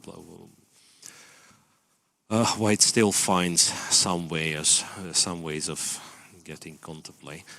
But what's good about this position for black that he can always change his mind, go to f5, Yeah, go back. go to this like slow plan with g5 And king e6, making the yeah, bishop. mhm. It's good for Jumabayev and it's bad for us, right? It can be a very long game. Yeah, right. So I was thinking this position, maybe it's better to keep the bishop on the board instead of exchanging it with bishop c7, yeah? Because after this king e3, we have this idea. King e3, Yeah, fair point. We have bishop f4. C7. And if rook b7, we have bishop f4. That's right. But bishop c7 just take and takes d5. and d5. Yeah, that's And the king is getting kind of cut off, right? But the king can takes come in. king f5, yeah? Yeah. And king d4. And I switch wasn't back. sure. And I wasn't sure. I mean, exactly. Because you might be winning, but it's... No, I'm actually threatening like d6, king d5, yeah. So rook d7 now? Rook But, d6. no, but still you don't takes need to go. d5. You don't need to go backwards. You can go g5, right? d5? Yeah, because after d6, my big plan is to. That's the C2. one. Yeah.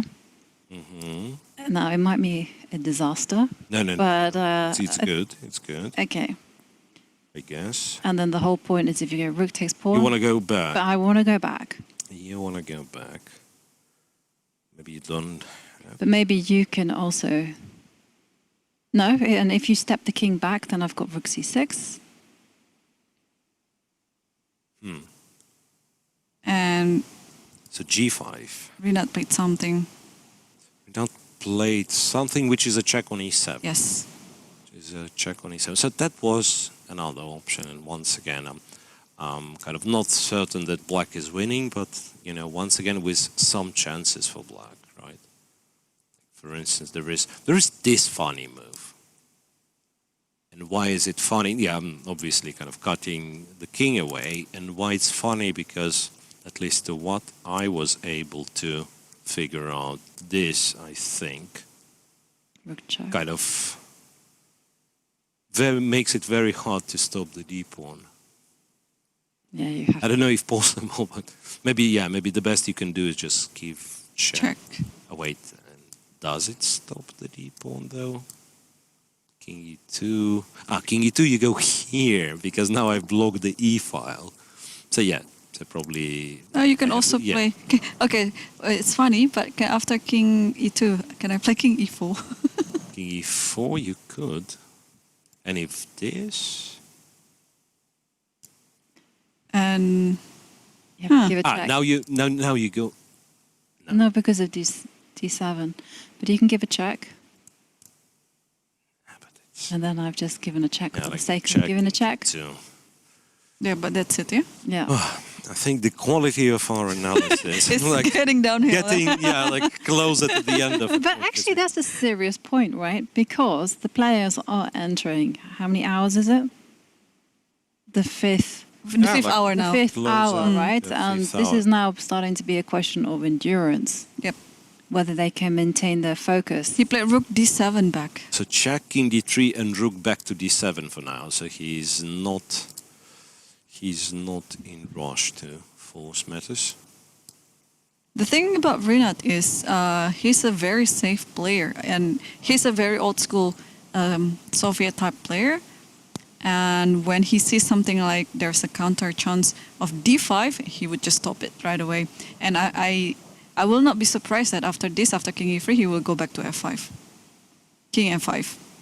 Yeah, so kind of trying to minimize any sort of counterplay from your opponent. But he's trying this idea first. It doesn't work, he can come back. It's good Right. endgame strategy, actually. Make your opponent use as much time as possible. And when they don't have too much time, make it critical. Right, but for this you have to be super, kind of endurant and yeah, because like And super patient. And we have a result on the board of Salem. Saleh versus Madaminov. And it's a win for Salem. it's a win, right? It's a win. Yeah. It is a win, and we should explain why it's a win. It's because the black king will be forced Away. away from the queen side, and all white needs to do is Get march the here, king in, and I don't know, like you can here, even here, sacrifice your here, rook and here. Yeah, for the pawn. No, I'd like to push all the pawn first. you can do. You can do whatever you like, but the king is cut off. Yes. And it's just a case of the rook and the king just surrounding the b pawn. The rook will sacrifice itself, and it is an elementary king and pawn endgame. Yep. And on the game between Gukash and Yilmaz Yerli, now the bishop has started off with the knight, and we're left with a queen versus a pair of bishops. So h5, bishop to f3, knight h6, bishop h5, knight g4, takes. So there is still kind of, some, I wouldn't say like fortress, but some chances. I'm afraid black's pieces are too unstable though. Can white slowly play h5 and then queen g6? Not so slowly, right? Yeah, just immediately. Maybe just play h5 immediately. Yeah. And after bishop f5, queen e2. And put the queen back on e8. Something like that. Yeah, like I was thinking maybe bishop d5, but then I'm afraid I'll lose one of the bishops. Namely this guy. Yes. How?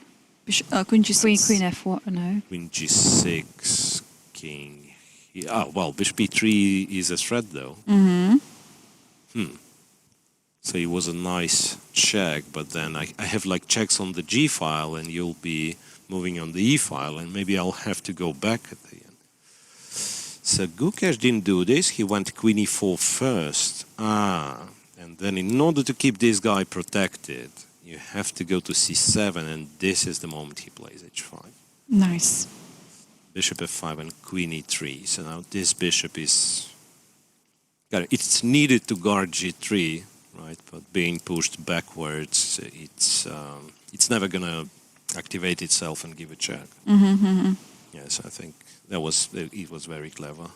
And if, for instance, all the pawns gets traded, a queen versus two bishops. Or plain queen versus two bishops. Right? I think it's...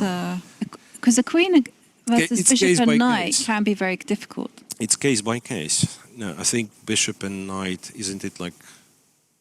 I thought the opposite, to be honest. Like, this is super easy, bishop and knight. I mean, it's easy in terms of what's winning, what's not, because that's precisely one fortress. Yeah. With what's knight on e5, let's say bishop on g7, king in a corner.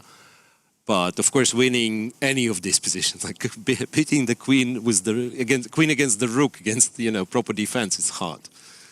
So with, as far as I know, once again, I'm maybe not the biggest expert on this, but at some point, like all the books, they would say, yes, queen wins always against pair of bishops, but it takes an enormous amount of time, and they would, publish those 40 moves analysis, which of course had a lot of mistakes. And now if you check with database... Oh, hang on a second. He simply resigned. He simply resigned. Yeah, he went bishop e6, queen h6 check, and he loses... One of his bishops, yeah? One of his bishops, or he has to kind of go all the way back and then h-pawn. Yeah, queen f6, we can throw in queen f6 here. 7. King d7 and then push the pawn. Yeah, well done by Gukesh. And so far, I think that's the second most interesting game of the day, besides the game on board one between Pranesh and Magnus Carlsen. I think this is, this should be the final position for later. Yeah, this one. And we'll search for fun. No, that's not fun. So we have 2 games in progress. This is just one on the top board. Yeah. Out of, say, almost like top 20, I want to say that's the only one. Rinat. And we cannot leave him, because the moment he wins, he becomes the sole leader, right?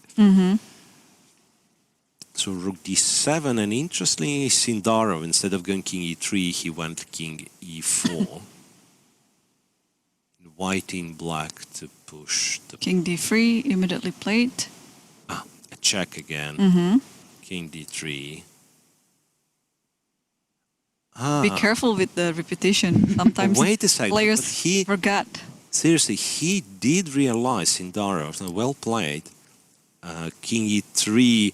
Remember, we are talking, at the very least, he can return to f5. But now, after king e4, you cannot. Right, you cannot.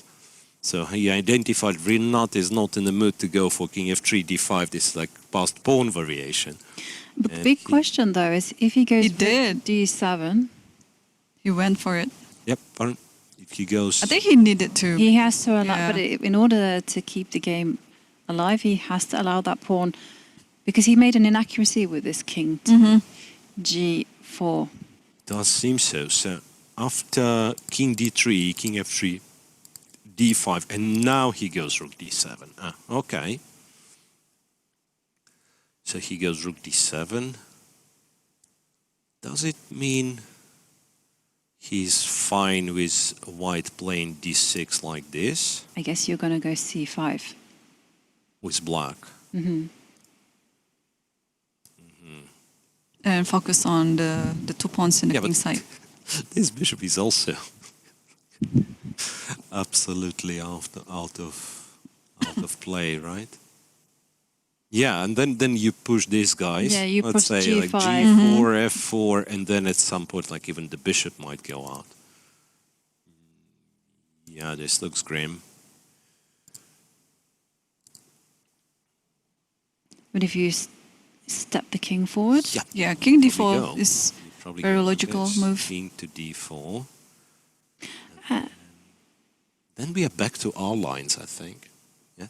Yeah. d4. And maybe it's time to activate the bishop. Bishop a5. Bishop a5. Also, Oh, hang on a bishop second. E7. Bishop You also E7. have bishop c7. But, Yeah. but maybe No, We maybe not a had- good yeah, idea. but- Yeah, just takes Here's- and d6, Yeah. and maybe white is playing for a win. Oops. Yeah, I realized that too late. c5. C5, King F2 though.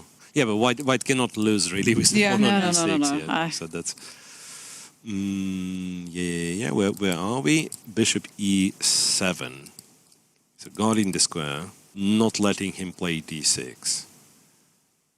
Potentially planning to take this guy, or maybe not. Maybe just once again bring the pawn forward first, right? And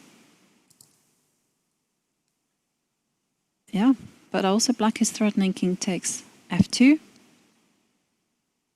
Let's not forget Can white? those basics. Yeah, like can white do something about? And another threat in the position is to go b5, just to clarify the situation. Yeah, b5 is in fact a threat. Yeah, bravo, well spot. Shall we highlight why? Yeah.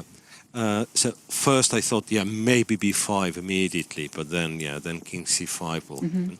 So that's after bishop e7, and let's say white would have played rook b2 guarding f2, then b5 happens, and if a takes, black also takes with the a pawn, and if c takes, it's rook to d5. In order to not to drop this pawn, you'll have to go to c4, takes over here, trade everything, and black is completely winning. Like you can take the pawn, you can also just, I think, go f5, then take the pawn with the bishop. So instead, white decided to go rook b3 to force black to take the pawn. I don't know what's that. So check on b3, king takes f2 already played. I don't know about that. And king e4. So he is playing for a checkmate. Now rook b2, there's the bishop. King f3. You know. Well, also quite good when you bear in mind that Jumabayev has less than 3 minutes on the clock. Right. Yeah, there is something to be worried about. Oh, I just want to make a announcement that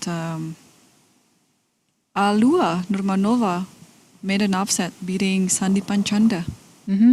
Oh, bravo. She's Bravo. had very good results so Yes, far. 3 yes. draws, and she's had the upper hand in those draws, and now she's beaten Sandipan. Who was her almost victim on the first or second round? First round, I guess, yeah. But then they Yeah. agreed for a draw. But she was just much better. I can't remember who No, that I was. don't recall who the Grandmaster was, but I remember it was a case that she was dominating the position.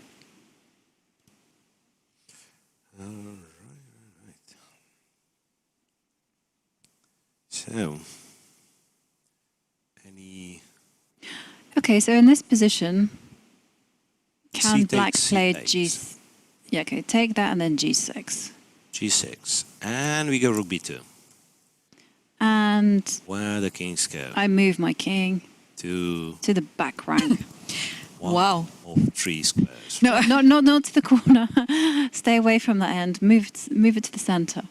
e1. Yeah. Oh, Life Bishop is G3 better. check. okay. Yeah, doesn't matter. And then I'm going to go King D1. King D1. d1. Yeah. No, but wait. But do we need to do? It's like I feel it could be something like that. So I'm still hopeful of getting some sort of a mating net. Is there a mating net right now? Nah. No, but you do have a drawing net. Yeah, kind of.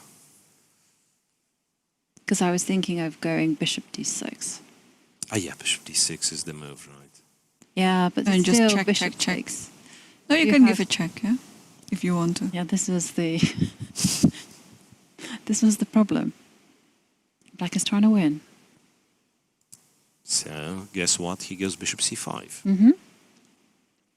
Bishop c5. I believe Rook b2. Rook b2 is going to be played. Yep. Yeah. Rook b2. King. Where the king's going? e1, I guess. Right? Same thing. Goes to e1. Crazy. B6. Well, there's still trouble. Like the thing is, it's not impossible for white to win. Technically, like black king is somewhat in danger. There is still a d pawn alive, and I understand objective black has to be better, but like, you know, given the circumstances that black is down to his last minute, anything can happen. Hang on, how much time? does Less than a minute. Jumabiev Yeah, have? now we just got 1.5 minute.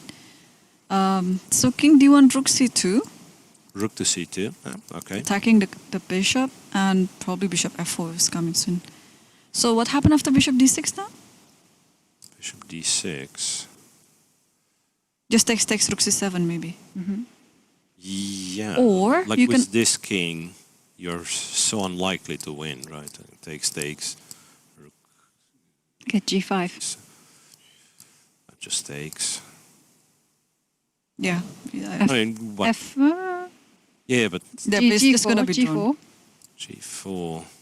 But even this, right? Rook g7, yeah. Yeah, Even this. I was looking at things like f5 here. I've been wanting to play f5 for a while. b6, b6. protecting the bishop. Where is it? Where is it? Rook c2, b6.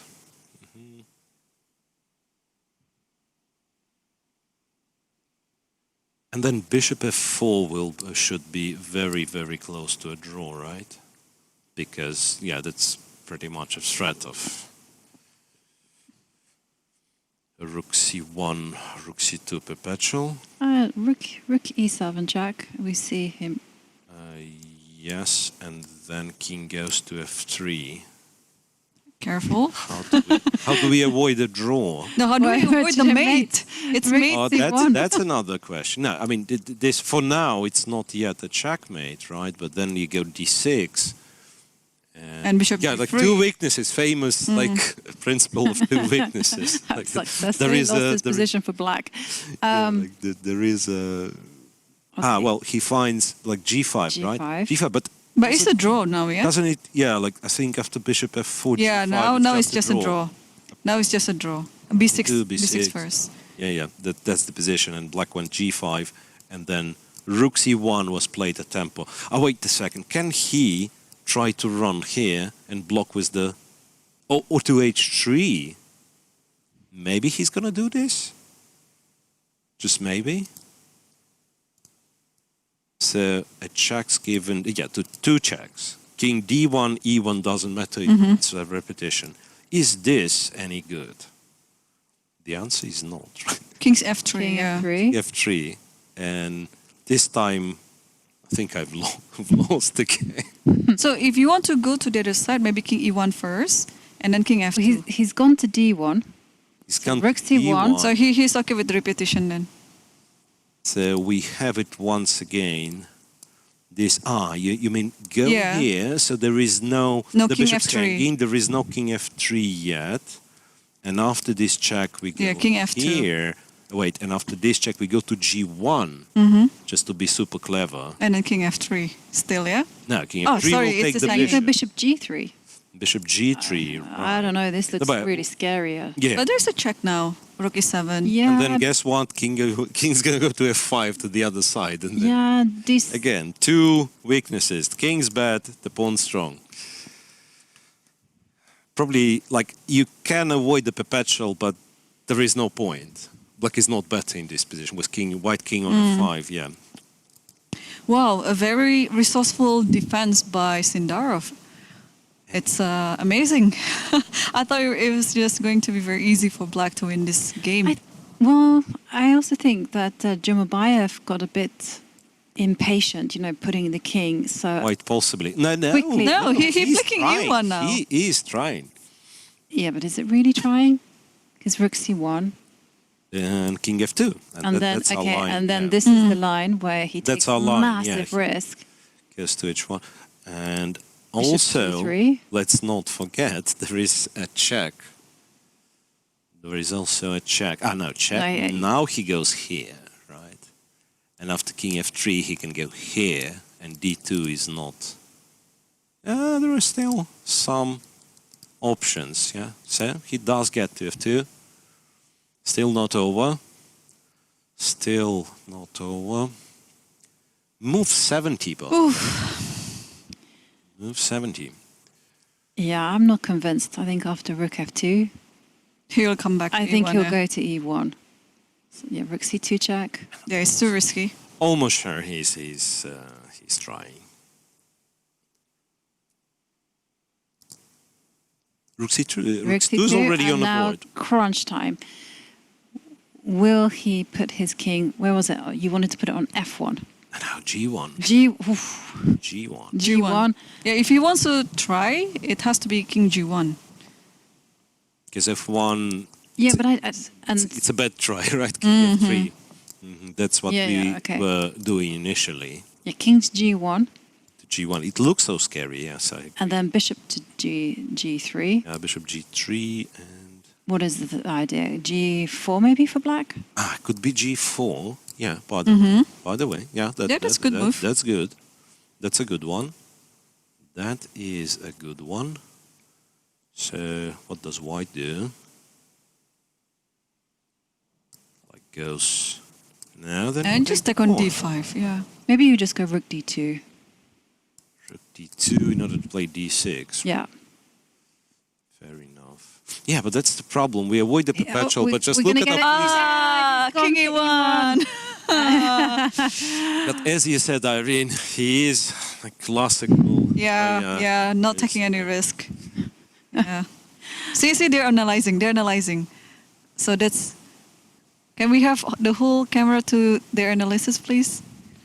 But they're not No. moving the pieces, right? No, they were moving. They were moving. They were moving the pieces. Okay. I think they're probably discussing that critical point where Yeah. See, no, they have g4 on the board. Yeah, so the guy says, yeah, but my pawn's running, but I don't care. Your king is cut off. Yeah. what a fascinating in-game there. Yeah, and then check there. And we saw this position. Okay, king Yeah, f5. something very similar. Yeah, something very similar. So, yeah, I guess. Yeah, I mean, it's a risk to try this line, but it's worth analyzing, of course, because, yeah, Rinat is a bit hesitant. Not a bit. He was very much hesitant to go to this line because it's not really clear whether black could win the position. So instead of taking risk, he decided to repeat and share the score. So, Indeed. So that means there's a big group in the lead, 3.5 points out of 4. No one is in the perfect score score. anymore. surprisingly, I thought so, Jovi, but let me object on this one. It's not that big, in fact. So we had 5 players, right? Then on 3 out of 3. So 2 draws between them means 4 remain. Then Naka. Gukesh. Yeah, Naka in, but Kevlishvili out. So Yeah. it's still 5. 5. So Plus Gukesh. Gukesh and plus Salem. So it is a big group, but it's not. I mean, sometimes 3.5 out of 4 would be 15 players, right? It's limited to 7. Still, we can name them all, right? Well, there we see it. The 2 players analysing after a thrilling endgame, which really had us on tenterhooks. And there we have it. No one is on a perfect score. It's been such an exciting day of chess. Yeah. For me, the big highlight was, of course, the Pranish versus Magnus Carlsen game And- because Sorry, and this one is Arafin. How did he do? This should be winning for black. Yeah, this wins for black. And Arafin got upset by Ahmadzada Ahmad. again, this is one of the perks of playing in a strong open. There is opportunities for upsets everywhere. But what a day of chess we've had so far. And Irene, what's been the highlight for you? surely the game between Pranesh and Magnus Carlsen, that is going to be in the history book. And it's a very, very resourceful defense by Magnus, who was having an inferior position. Like, what is, you could tell by the look of Pranesh, what are you doing with King E5, putting the rook for free on F8. But turns out it was a very great defense by Magnus, and he managed to save the game. And the second one for me is obviously the game between Gukesh and Yilmaz Yerli, because when was the last time you saw the position where there is imbalanced material between queen and three major pieces? Yeah, and also Hikaru Nakamura there with one of those three victories that we can see, giving us a masterclass in the endgame against Robbie Kevlishvili. And Miro, what's been your favorite moment? Well, of course, Magnus's King E5 and this look his opponent given him, and kind of 3 moves later, he was the one looking for the only move to save the game. That was priceless. And I remember last time you've laughed at my pawns race example. So if you could give me a chance, instead of kind of for finishing the show, we have to get one position on the screen. So this time, it's whose king would be checkmated first was the question, and obviously it's only one that can be checkmated. I don't know if we can get the position right. It's on lower boards, like Belasen. It's Miro's board. It's Miro's board, please. It's mine board, yeah. Or you can open this one as well. It's a bit of a confusion. Yeah, but you won't find it, and I won't be able to find it for a second time. So if you can get my board on the screen, but yeah. Anyway, I mean, it was an insider joke. Got it? Yeah. Okay. Beautiful. So it was clearly like a lot has happened in this game because like Black King got mated just one move before White King got mated. But this time it was a fair pawn race because both queens are promoted. So it was a quiet rook endgame before that, but then stuff happened. Both queens are promoted, like E8 queen, H1 queen, not so long ago, and then, Well, that's a very nice example there. And, well, it is now time for us to finish the day. And thank you, everyone at home, for watching the show. It's been a blast full of exciting games and historic moments. Don't go anywhere, because tomorrow we are going to have more of the same as someone somewhere will try to snatch that lead. We'll find out everything tomorrow. So same time, same place. See you then. Bye. See you tomorrow, guys.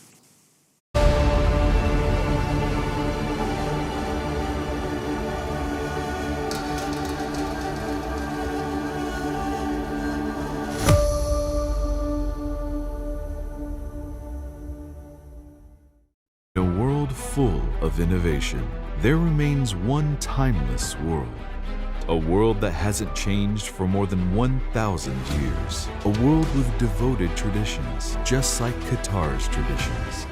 Qatar stands as a notable example of blending traditions with modernity, much like chess. Join us in Qatar Master Open 2023, where you will witness the best chess players go head-to-head in a tactical battle. If you wish to succeed, you must brave the risk of failure.